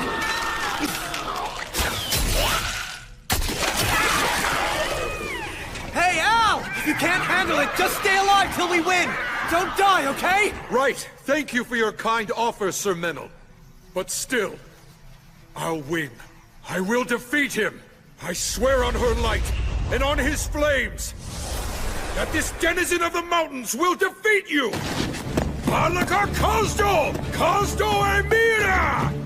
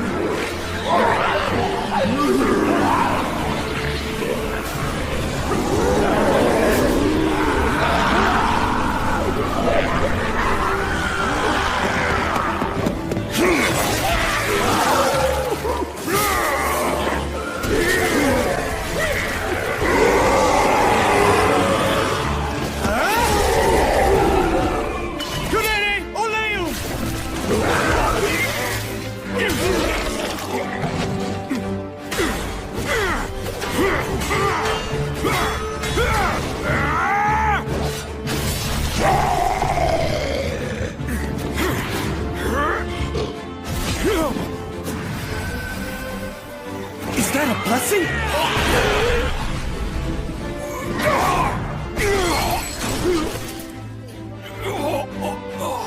I want to use words that erase magic, but... Damn it!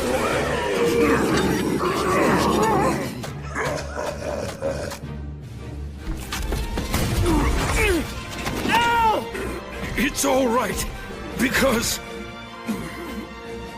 I I will not lose this on my solemn vow and on the hopes of all of my brethren. I swear that I will take back our homeland!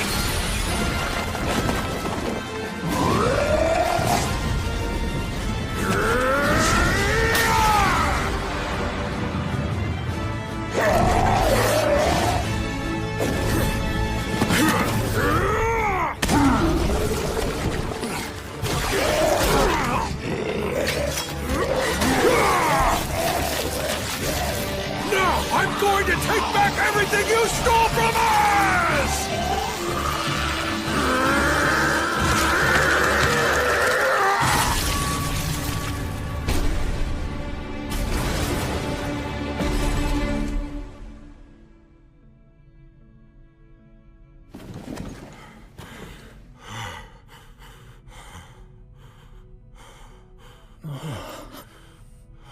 When they go into battle, it's like their souls are on fire. They have no fear of death. I've won! The enemy general...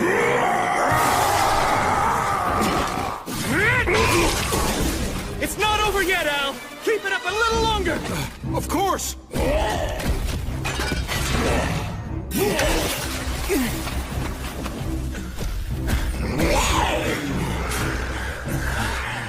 We're nearing our limit. This is their last commander! Diese there!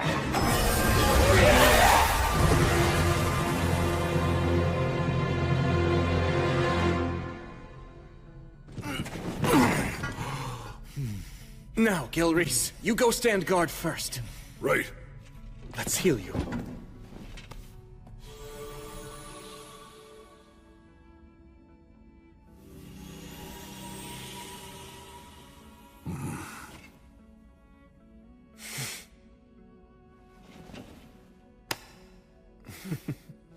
Man, I really thought that we were all dead meat there. The 5 of us charging into the demon's base was definitely a reckless move. Oh, that was well done. You did great, my man. Oh, no. I didn't really...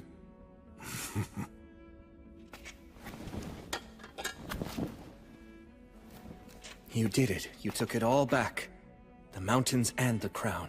Not quite. It's not done. I still haven't managed to take everything back yet, after all. Yeah, guess you're right. Although, as soon as I manage to finish things here, I would like you to be the one to put that crown on my head. Huh? Hold on, isn't that something that only high-ranking clergymen can do? You mean like you? Oh.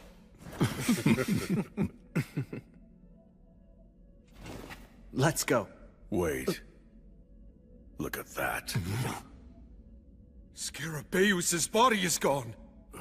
But his head is still right there. Demons are supposed to turn to dust when they die. But even after he was beheaded... Let's track him down!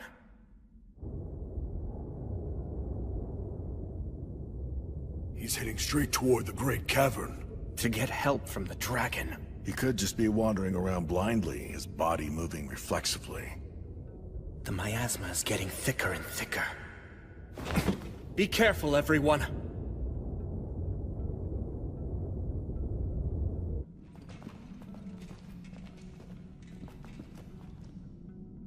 This is the Great Cavern. Look around, find him.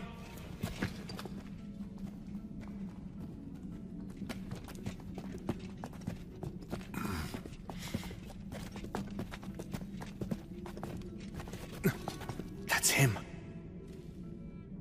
What is he doing?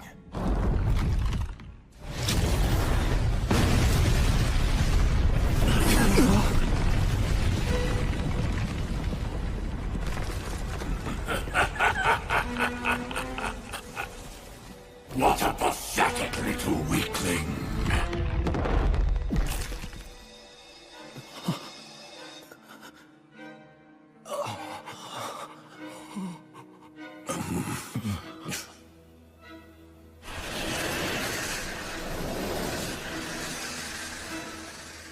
Great! Greetings, all of you.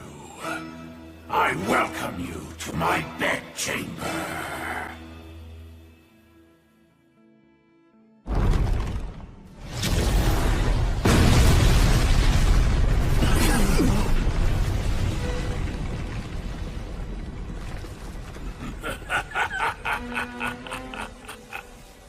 What a pathetic little weakling.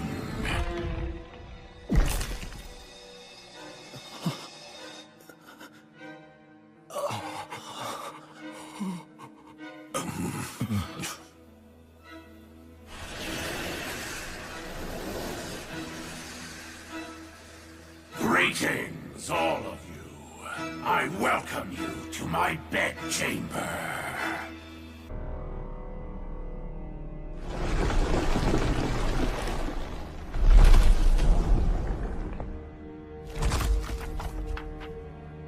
You there, weak one.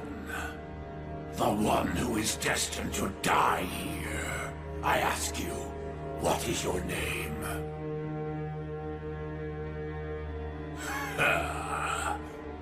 What's the matter? Won't you give your name? Can't you even speak? This is an overwhelming predator.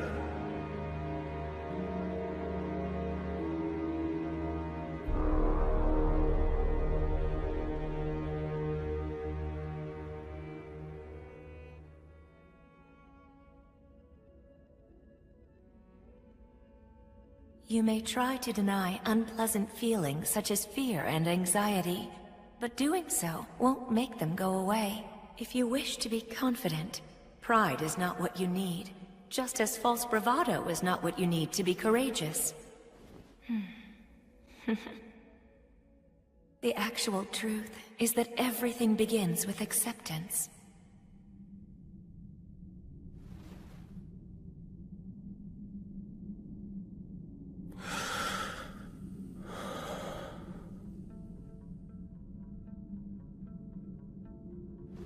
If you're going to ask someone's name, shouldn't you give your own first? Oh?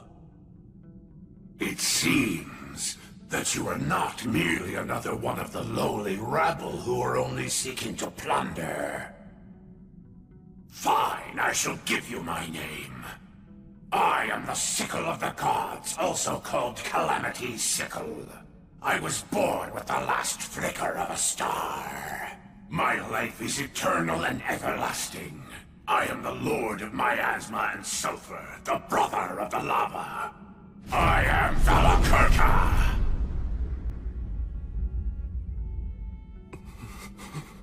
Now, answer my question. Who are you, small one? My grandfather was the Wandering Sage. The name my father bore was War Ogre of the Star of Leo. My mother's the beloved daughter of Mater. I'm known as the Light of the Hinterlands, the Faraway Paladin. Disciple of Gracefield, the Goddess of Flux. I am William G. Merryblood. It is an honor to meet you, Dragon of the Age of Gods.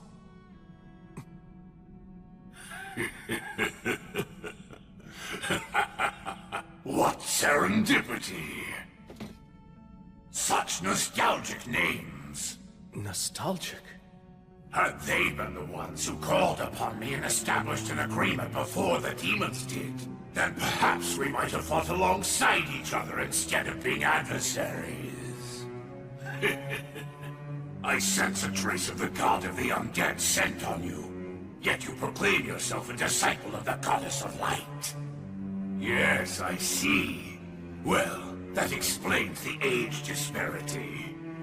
Now then, I believe that concludes our introductions and inquiries. Yes.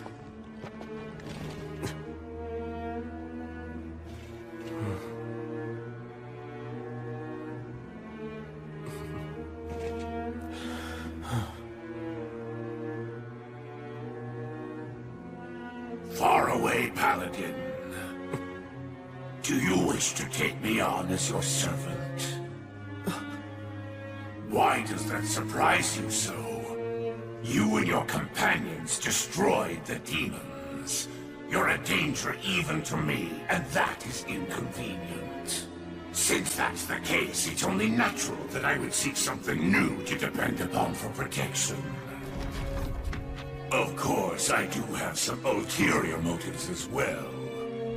I'll have to ask for appropriate compensation.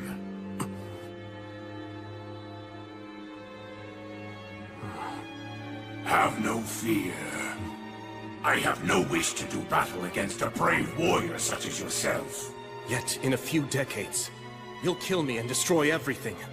You'll simply change your loyalties once again.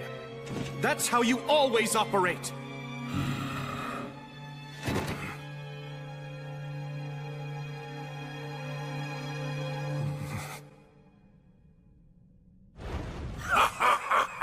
Splendid, splendid. You're completely correct.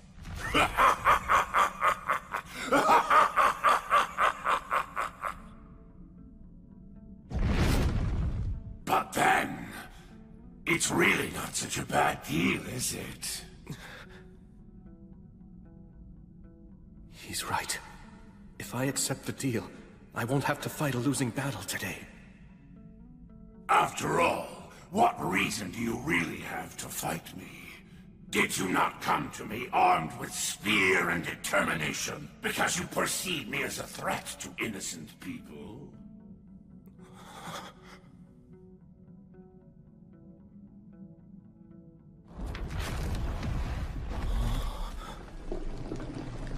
Look at me.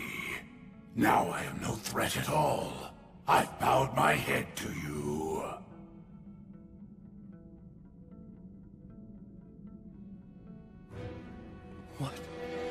What is going on?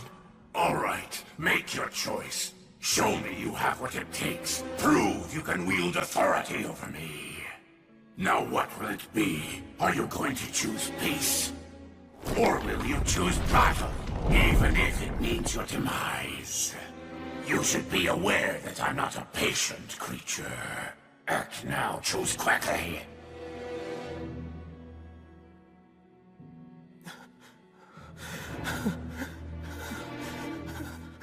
What is this? Should I refuse?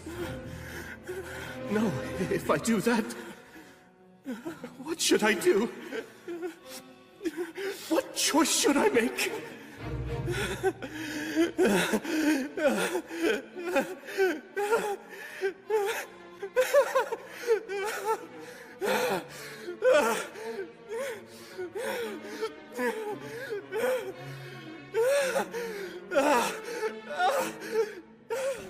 Someone...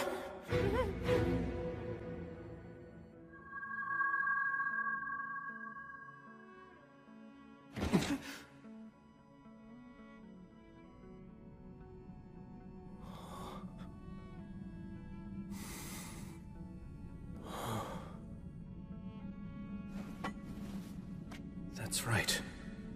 I've already been saved. By her. If courage is something that can take a physical form, then I have it in my heart now. Menel, Raistov, Al, Gelreese. The outcome of this conversation will decide everything. Be ready!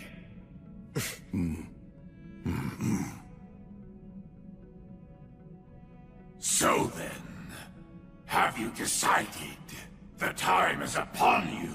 You must choose Faraway, Paladin. Will it be peace or death? I won't choose. It's you who must decide, Valakirka. Oh? And just what is this choice? To mend your ways, or not?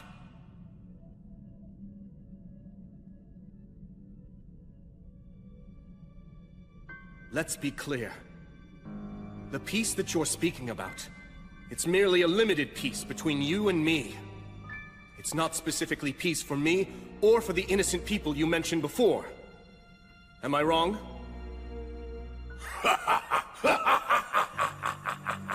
No, indeed, you're correct about that. In that case, I can only offer you one way out.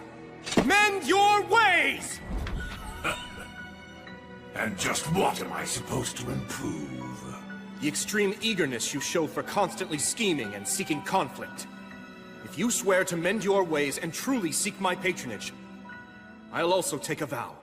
I'll swear to the Goddess of Light that I will protect you. And for as long as I live, I'll defend you from all who are hostile to you. That is how I operate.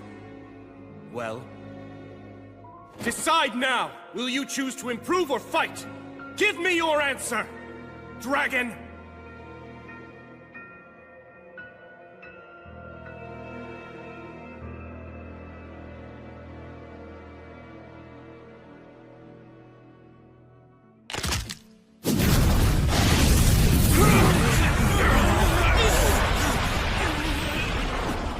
Well done.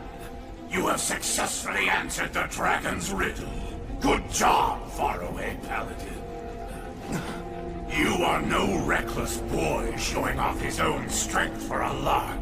Nor are you cunning for the sake of protecting your own life. You walk the path that you consider to be righteous, and you do so with valor and wisdom.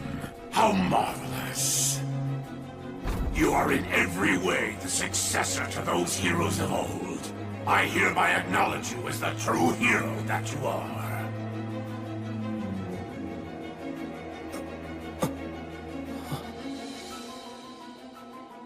However, I refuse to meet your conditions. I won't change my ways.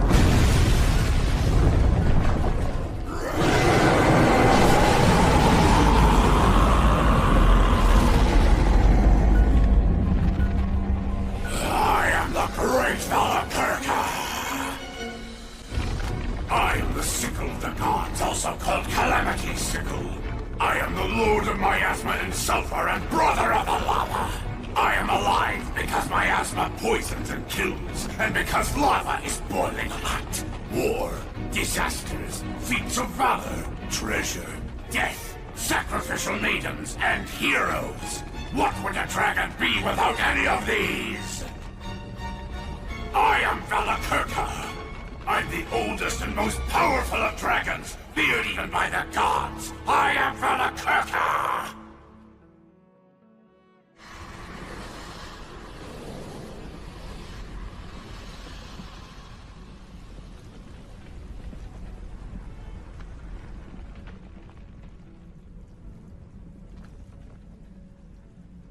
To the hero, and the warriors who follow this hero. I could kill all of you right here and now, and add another page to my already terrifying history. Or I could be slain by you, and my defeat could become a song about an act of valor until the end of time. If you're prepared for the dragon's flames to burn your body and soul and erase you from the cycle of death and rebirth, then I shall allow you to bring your challenge against me. This is the great dragon of the Age of Gods. He's definitely an opponent I can respect. The Faraway Paladin! I, William G. Merryblood, will fight you!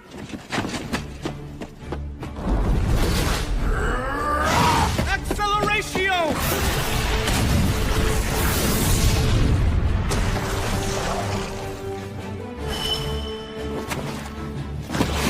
Lamina!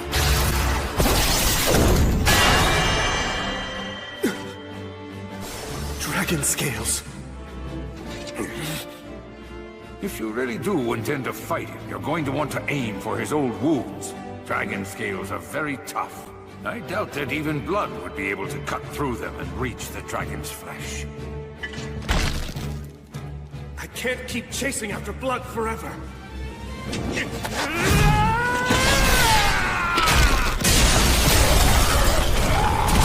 Acceleratio!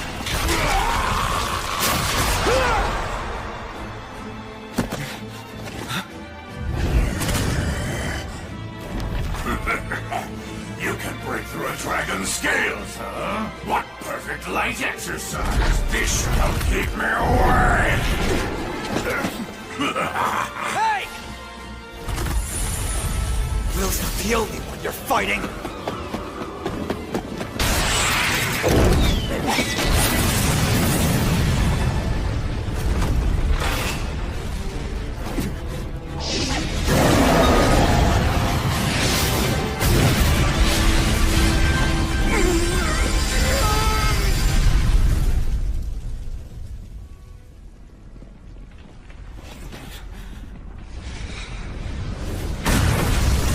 Yes, I see. Very impressive teamwork.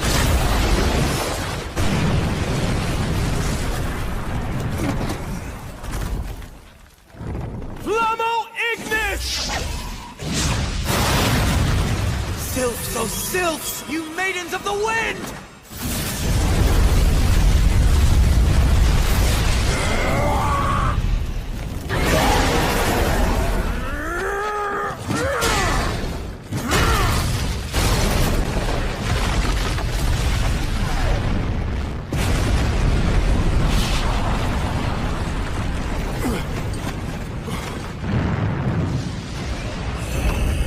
Right now! Legata! Notice! Obligatio! Conciliat Sequitur!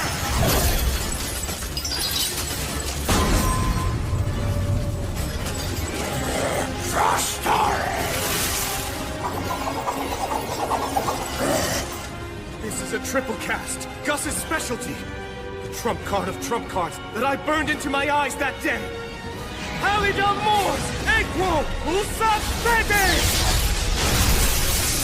You'd use that in a real battle. Paperum Tabernas! Regum Centures! Damnatio Memoriae!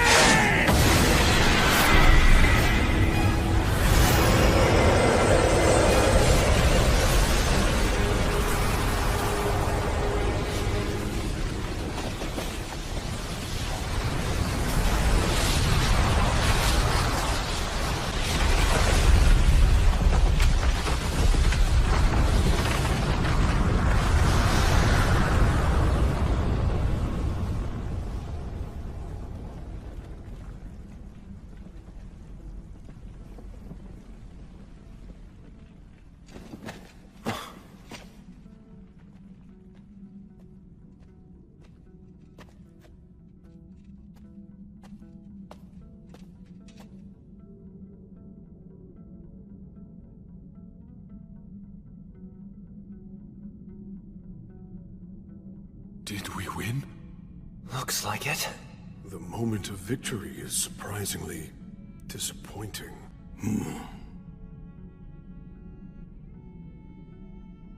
Huh? Hey, Will?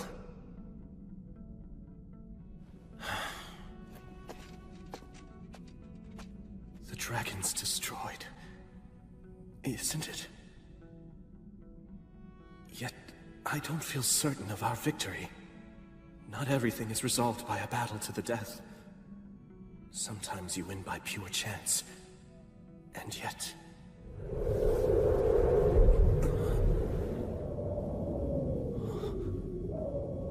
Is that wind? It's not over!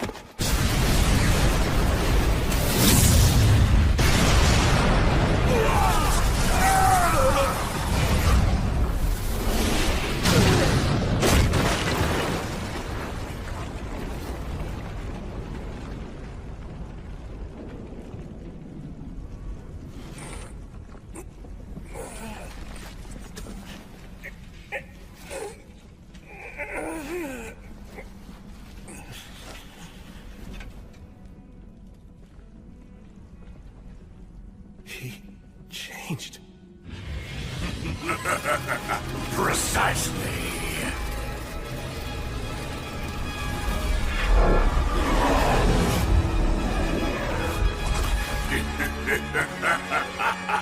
Words of transformation. Words that are so risky that humans can't even use them. Actually, that raises another point. How was a huge beast like Valakirka able to get into this underground country in the first place? So, have you caught on now? That's right!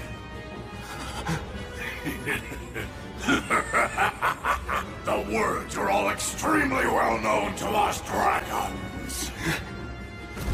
Oh, I see. You'd hope that with the words of obliteration, you'd be able to erase even someone like me. That all you needed was for your aim to be true.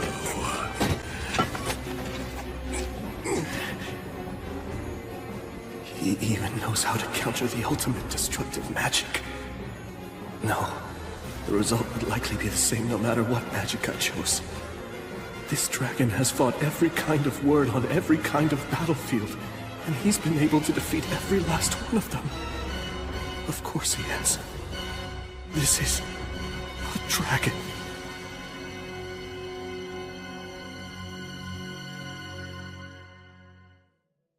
This dragon has fought every kind of word on every kind of battlefield, and he's been able to defeat every last one of them. Of course he has. This is a dragon. Well now, Faraway Paladin. You fought bravely, and for that I commend you. Out of respect for the spirited fight that you've managed to put up thus far, I have an offer. Do you have any interest in serving me?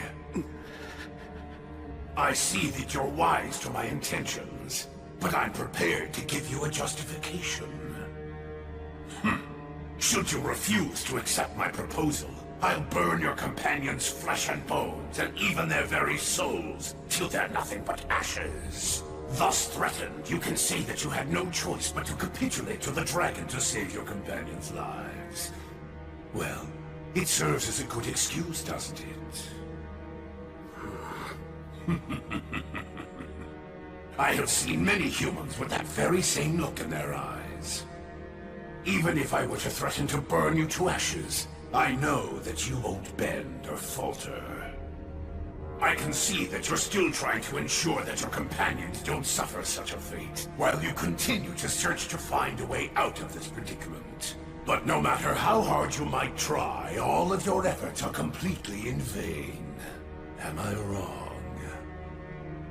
Although, there actually is one single way for you to avoid giving it to me. You need only kill yourself. You're loved by the goddess of flux, aren't you? So, all you have to do is simply cut off your own head. After all, the next world awaits you, right? And the next one after that as well. And the one after that, too. And even the one after that. You have an infinite number of chances, don't you? If you wish to prevent a tragedy for your friends, simply end your life. Like tossing a game board if you can't win. You can just tell yourself, not here, not now, next time. This isn't the right moment for me to fight. No way. I won't choose that. Very well, then. To be frank, if you don't place a higher value upon your own life than that, I don't want you in my service. All right, now choose. Will you side with me? Or will you fight me and in doing so, die? I can well imagine what would happen if I were to take your side. I simply cannot bow to you. Then your companions will die. We all came here prepared for that possibility. If any of us are lost, so long as just a single one of us survives to put a blade to your throat, that will be enough. But surely you see that you have no chance at all of winning this fight. Yes, I do. If I persist, use this blade, and strike you, thousands or millions of times, I'll win this battle. Am I wrong? Maybe you could, but only after thousands or millions of miracles come to pass. It doesn't matter how many thousands, millions, or even billions it takes. If I have a chance at winning, if there's even a possibility of keeping my promise, then I'll take it. So now, you'll see how stubborn I can be. Dragon Valakirka! Speak your peace, Faraway Paladin. I'll slay you. Right now! I'll strike you down long before you can! Fortis Vita! Acceleratio! Cadere Uranium!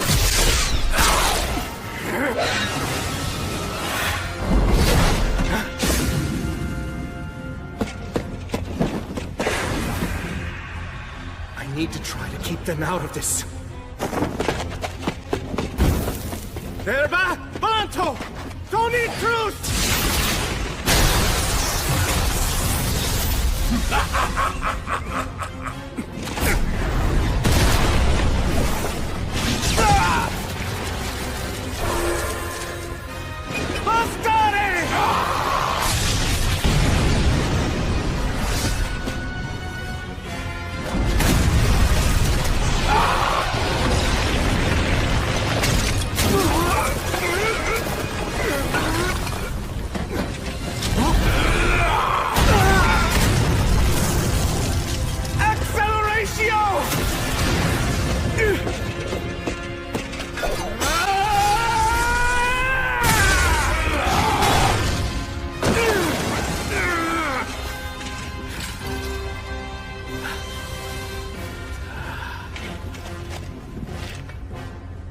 Pale moon.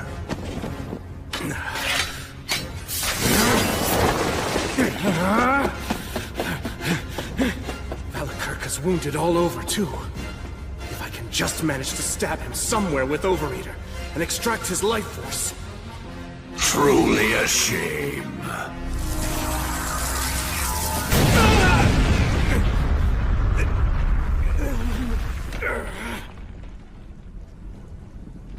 I am quite familiar with that particular demon blade.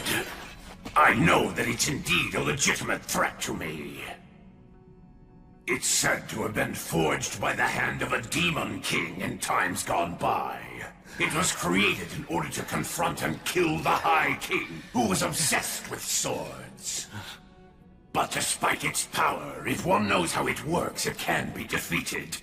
Much like this.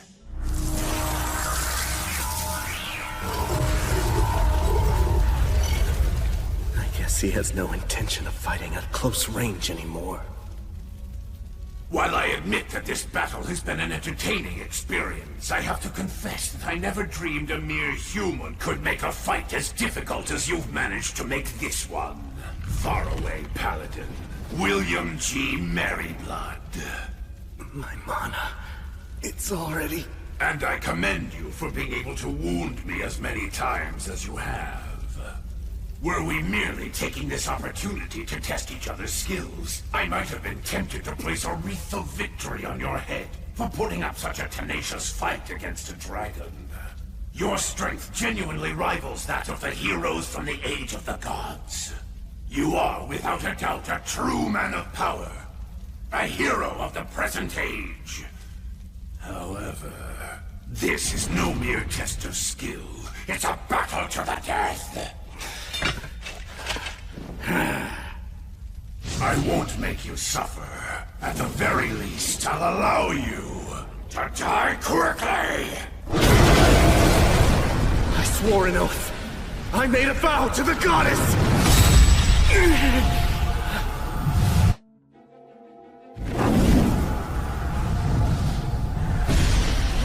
A herald, eh? So you're too weak to send an echo, are you? This is nothing but a pointless, wasted effort, goddess of light!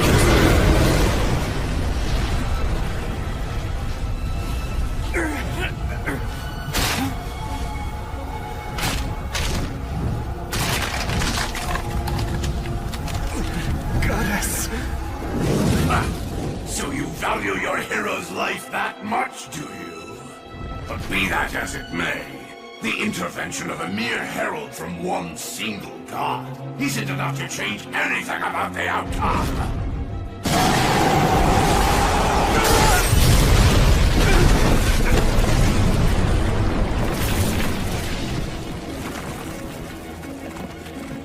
Paladin, you have proven yourself to be worthy, so I'll allow you to die by my breath. You will always remain in my memory, but as for your body and soul, I will burn it all to ash, down to the very last fiber of your being! No, no, I can't have that. Who goes there?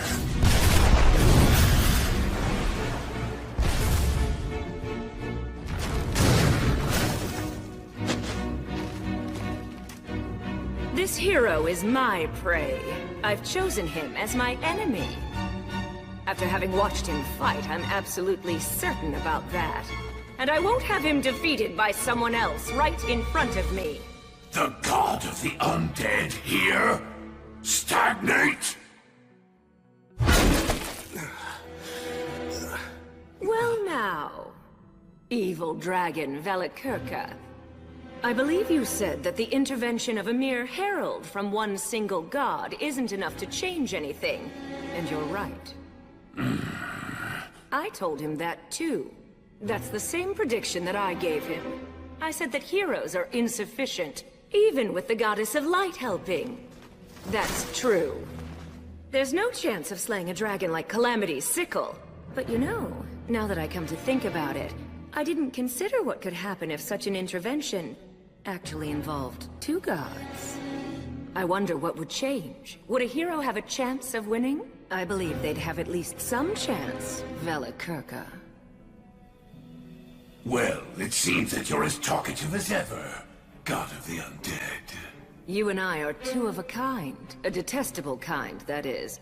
I feel as if we have similar tastes.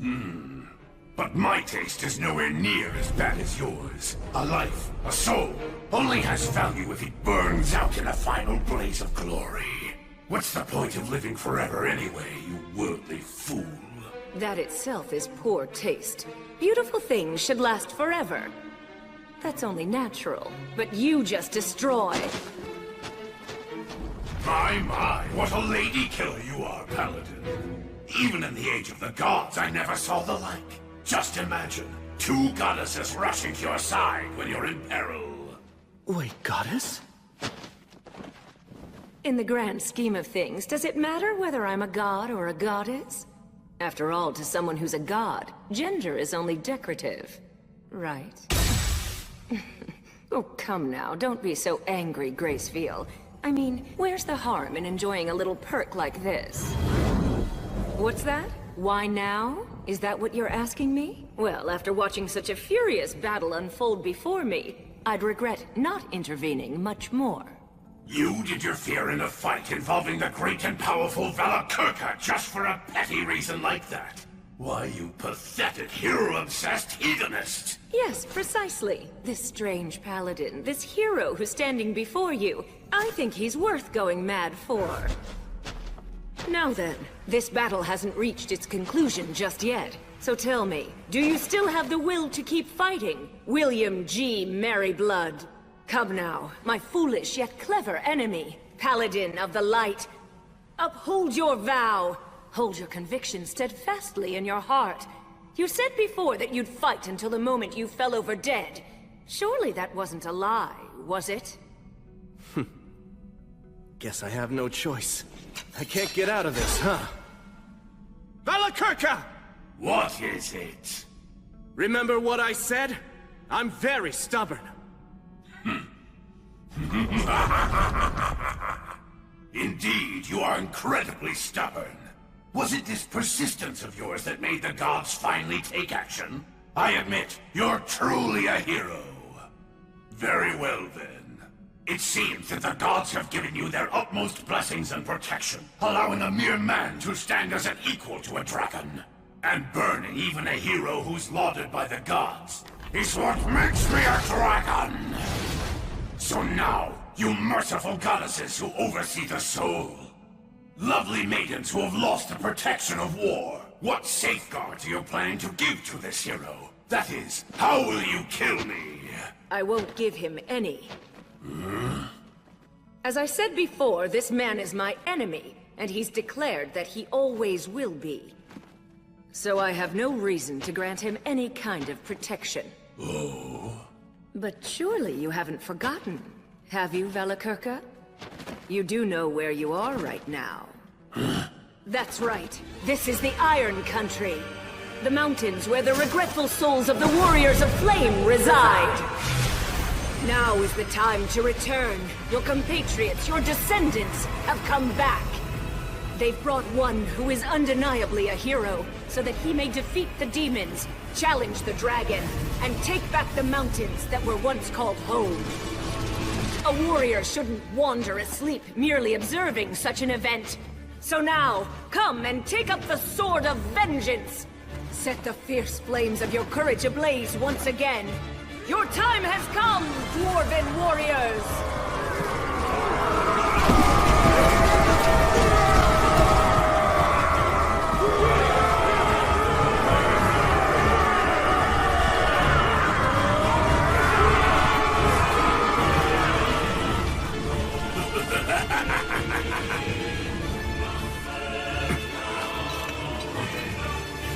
You guys haven't all become undead, have you? Relax. We're all still alive. That's right, as you see. We did cut it pretty close, though. That solo battle of yours kept the dragon distracted for a while. Then, with the protection of our ancestral god. Well, it took a while since I'm not used to it, but I healed us all. I see. Al, remember when you were fighting against that demon? You were in the divine protection of Blaze, the god of fire. Indeed. Cerulean, what is all this? They're our allies. Reinforcements we can rely on.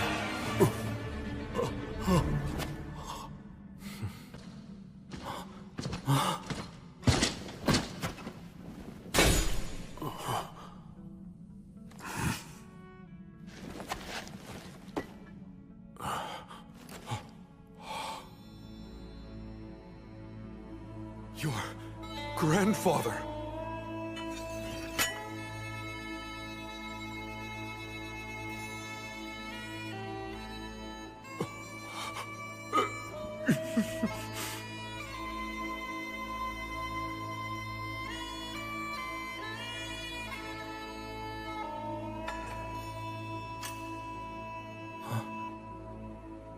Hold on. Shouldn't you give that to Al?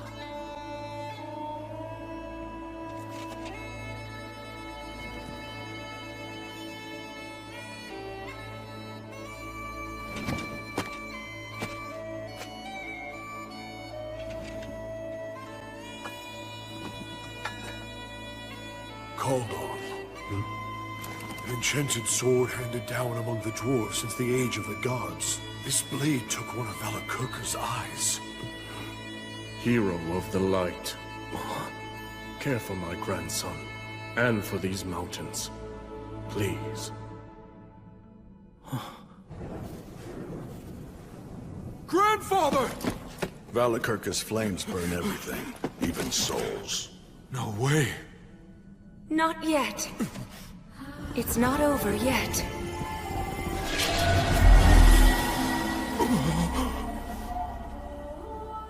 Goddess, you... Hear me, all of you who cannot preserve your souls. You who've been burned by the dragon's breath and cannot return to the cycle of rebirth. You who were born into this world, lived well, and enjoyed life to the fullest. I bestow upon you this final blessing. If, even in death, even after your souls have perished, you still wish to pursue what is good and right, I shall guide you. Standing before you are the heroes of the present day. Gather within them!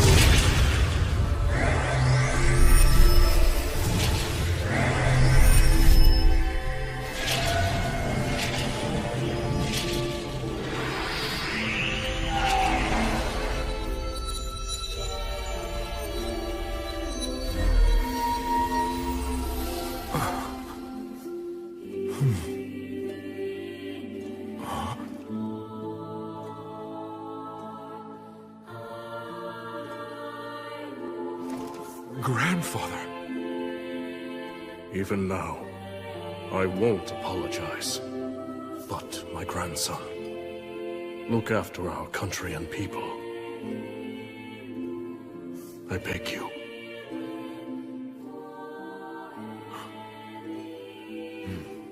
I will. You can count on me.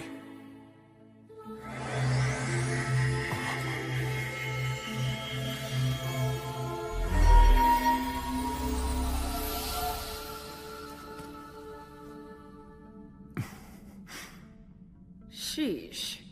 I guess that nothing's changed. She never could let me have all the fun.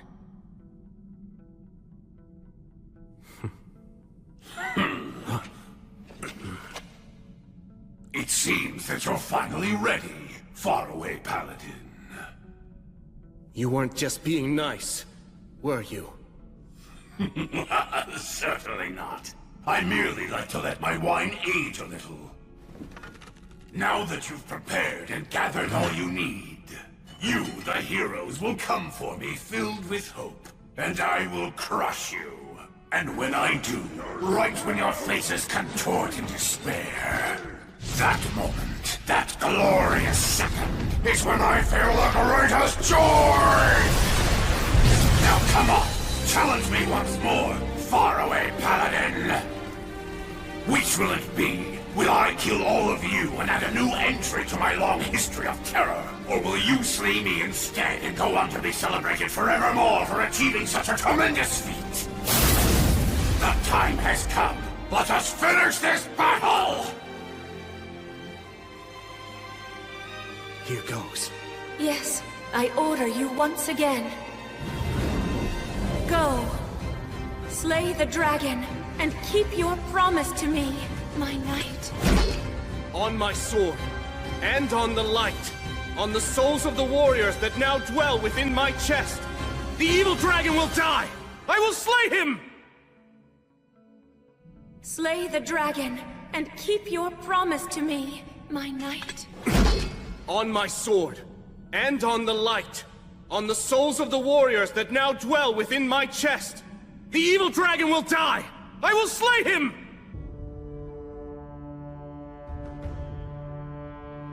Burn, flames of courage! It's time for retribution! Evil ends now! Bellator! Bellator! Fortis! Fortuna! Aduan!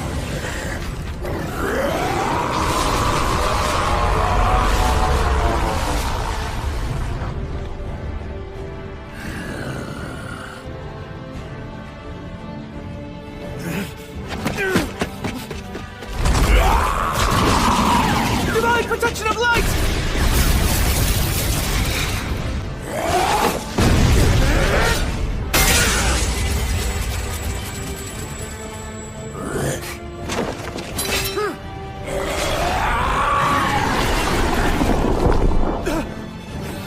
I'll crush you! Will, no! Sir Will!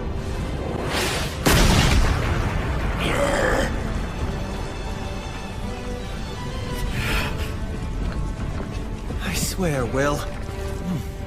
He's figured out the dragon's moves.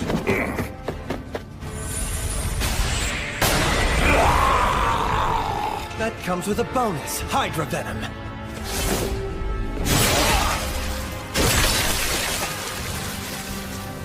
Now fire!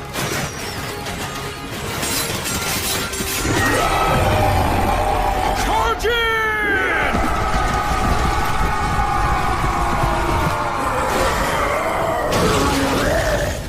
Quick, defend! Now burn brightly! Flames of courage!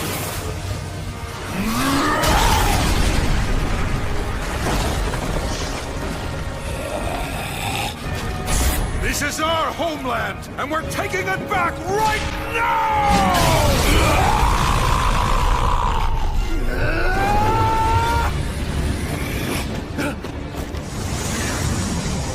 I didn't want to have to do this, since it will also harm my treasure. If he breathes on us, we're done! Brave warriors, this shall be your demise! Acceleratio!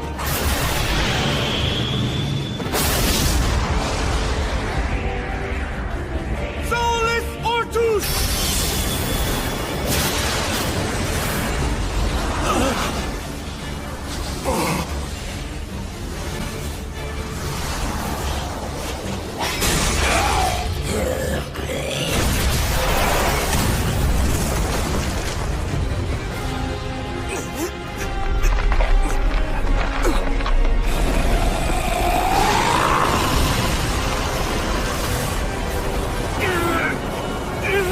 If I go down with the dragon, that's fine. You must not give up.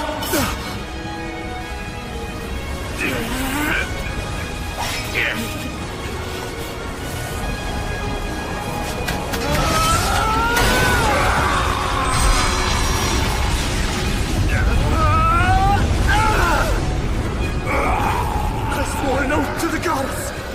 I made a solemn vow to her. I promised not to give up on life to the very end!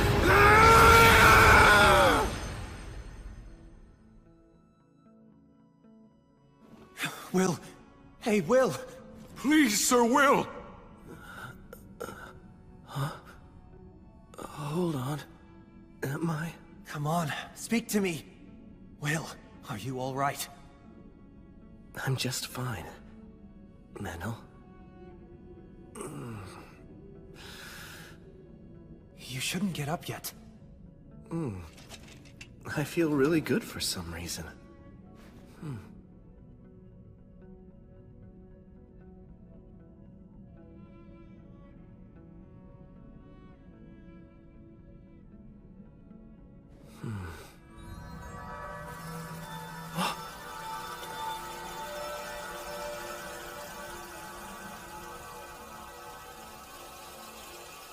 You guys saved us. Thank you all very much. We appreciate your help. Farewell to you, my comrades, my ancestors. The young master and I will take over everything from this point onward. I promise. I'll restore the Iron Country to its former glory.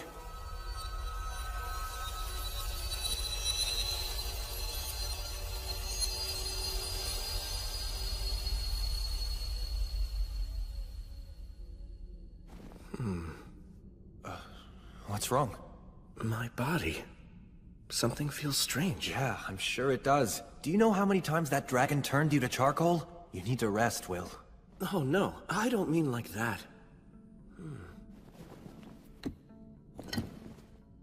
What? Huh? What's this? You absorbed the dragon's life force through that demon blade. It's obvious. The dragon's breath burned your body and soul until they were red hot. It tempered you, and then his blood hardened you, just like forged metal. What? To put it plainly, Valakirka's dragon factor has interwoven itself deeply into your body and soul. Ordinary blades will no longer be able to cut you, and weak words will feel as if they're nothing more than a light breeze on your skin. However, your new condition increases your animal nature. Don't let this power make you arrogant. Make every effort to keep the dragon factor quiet. If you don't, then it will only bring you to ruin. And to be honest, I do not wish to see you die such a pitiful death. Stagnate, you... I'm afraid I've been rather free with the use of my power. But then, since I helped you slay the dragon, you now owe me. I'd say that's not such a bad trade-off. You do feel indebted to me, don't you? Yes. Excellent. You see, when dealing with a hero such as yourself, pinning you down and forcing you to yield to me is much less effective than making you feel grateful and indebted to me. It is a shame that Gracefield guided those dwarf warriors away, but why should I bother seeking them out simply to make trouble for you, when asking for nothing and simply making you more and more indebted to me will prove more profitable later on? That's exactly what scares me about you. Then I shall go now. And farewell to you, Gracefield. I've troubled you enough for now. Stagnate, goddess of the undead, won't you consider giving up your ideals? It's not too late. Will you discard your undead powers and work with me to guide souls once again? If you would Don't finish that thought. And no, I won't. I'll always follow my own ideals. I see. Farewell, my elder sister. Yes. Farewell, my little sister. Well then, William G. Merryblood. Huh? You have acquired great power, and your name will now shine even more brightly as a hero. But as light grows, so too does the darkness. So try to avoid becoming a warmonger and hating people, and keep your womanizing in check. Oh dear, that's right. You don't actually have a woman, do you? Hey, mind your own business. I understand that you've devoted yourself to my sister's service, but even so, you should take at least one mate. How else will I have the pleasure of seducing your offspring? That's the worst possible reason. Actually, if I were to create a female Echo one day, would you consider siring offspring with me? Look, I'm not asking you to do it for me, but really, what harm could one single child do? Rhea Sylvia creates demigod children with heroes all the time, after all. All right, I'll let it go for now. Also, as you may recall, I once asked you if you'd like me to love you, didn't I? Well, I lied.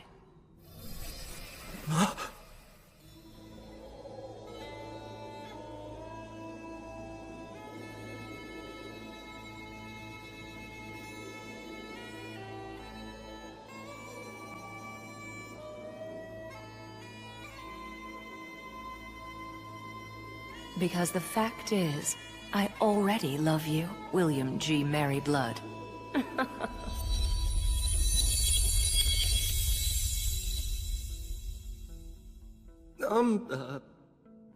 Man, goddesses sure are impetuous.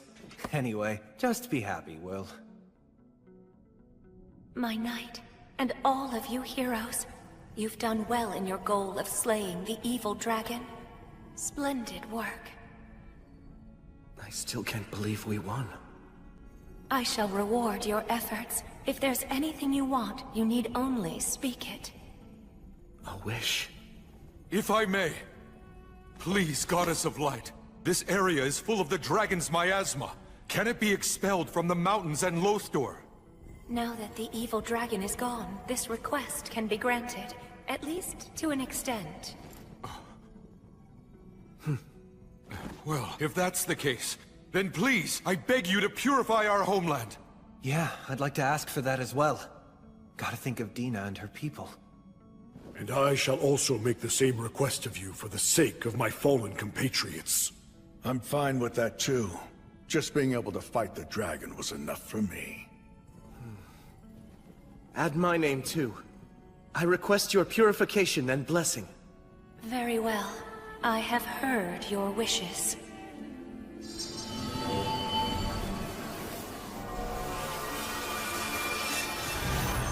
Sorrow for all those who've been lost. Blessings upon those about to be born. May there be peace, prosperity, and joy all across the land.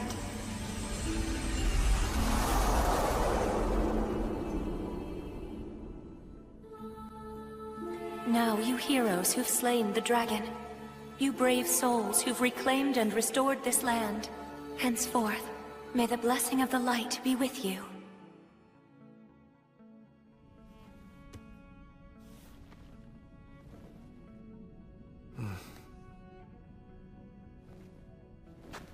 Let's clean up here and head home. Right. But you should get some rest, Sir Will. We can handle the rest. Oh no, I can't— Listen, just rest, damn it. Seriously, you're way too reckless, you know that? That's for sure. I didn't expect for you to take a swing right then. Though I will say it was a brilliant stroke. I don't think I'll ever forget that flash. It was as bright as sunlight. We must celebrate this win at home. Sounds good. We can invite the people of Lothor and have them play music for us too. That sounds wonderful! We can have food and drink as well! You know, I bet that Tonio and Bee have the whole thing prepared already. We can celebrate all we want. Yeah, I'm really starting to look forward to this.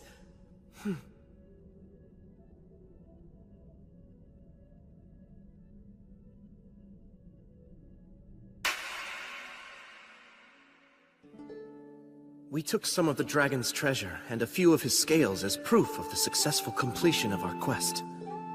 Shortly after, we headed out for town.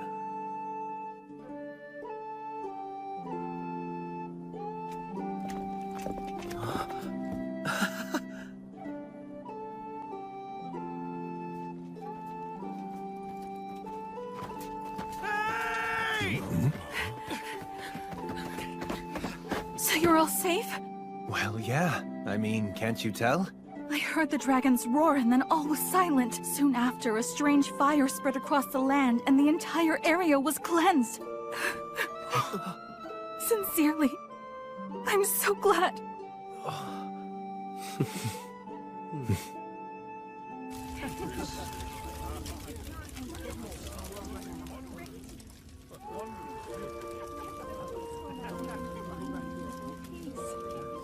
I thought there was a pretty good chance you wouldn't return. I'm not gonna die. I have too much to do. Oh, like what? Well, for starters, there's rebuilding this place. The effects of the dragon's miasma still linger, right? That's true. The miasma hasn't completely disappeared just yet. Some demons survived too. You're going to give some of the dragon's treasure to us? Yes. There's more than enough to go around. You can use it to help rebuild for now. Although, I fear that would be... I think we should take him up on his offer. Now that we've taken back the mountains, the former residents of the Iron Country will surely return soon. We should all work together. Let's restore our land to its former glory. But we don't want a large influx of wealth. That could throw off the balance of money and trade. Consult with Tonio first. Right. We'll also need to be prepared to take in any new residents. Looks like we're going to be busy for a while. I don't really want to do this, but guess I should drop by the forest where I was born. I can ask them if they'll send over some skilled folks to help us out. And I'll go along with you. What, you will? The one who's making the request should be there to plead in person. Yeah, I guess you're right. We'll cross the ocean when spring comes then. Or do I even need to go? Just admit you're happy.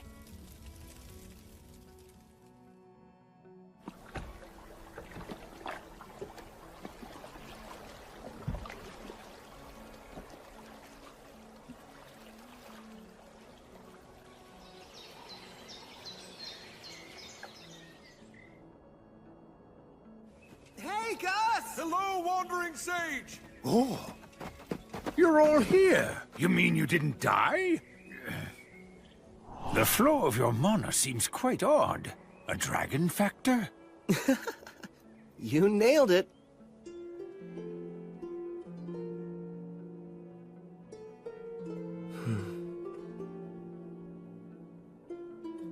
That's actually a curse, you know. Yes, I know. But I accept it. Well, just so long as you understand what you're getting into. More importantly, go on, let them know. All right. I'm home. I made it back from defeating the dragon. The two of you saved me yet again. Thank you.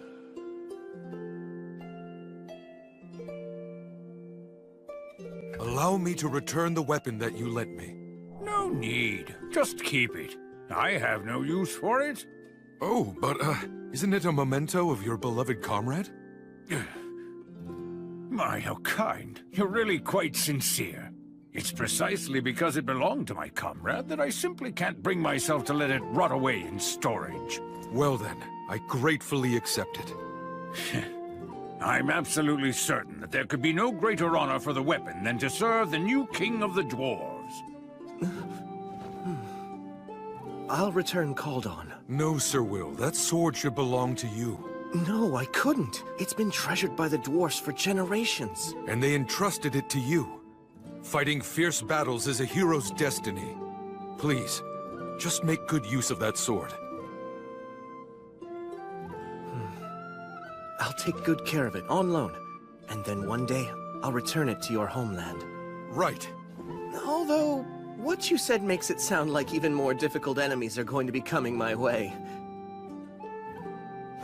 Hello? Well, you know. Try to live strong. I'll help you out when I can. That's not reassuring, at all.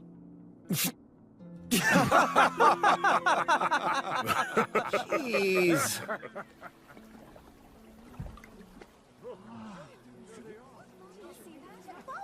Is that them? Welcome back, all of you. It went well? Never seen anything like that. Wow. Incredible. We've slain the demons in the mountains. And as for the evil dragon Valakirka, we slayed him too! Congratulations!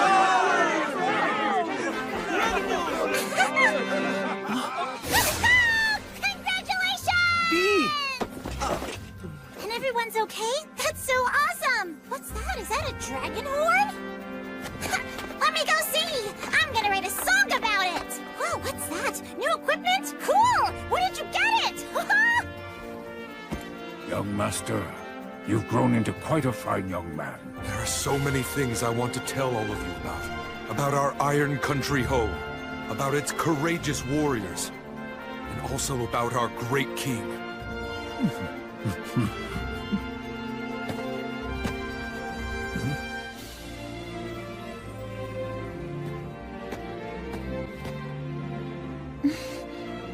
It's good to have you back. Indeed. All right, everyone. Our lord and his companions must be tired. They've only just gotten back from defeating a dragon, after all. We have to give them some time to get a little rest now. And then tomorrow we'll kick off the party. We'll cheer the dragon's end. Tomorrow, you can eat, drink, and sing all you want. Come, help us celebrate!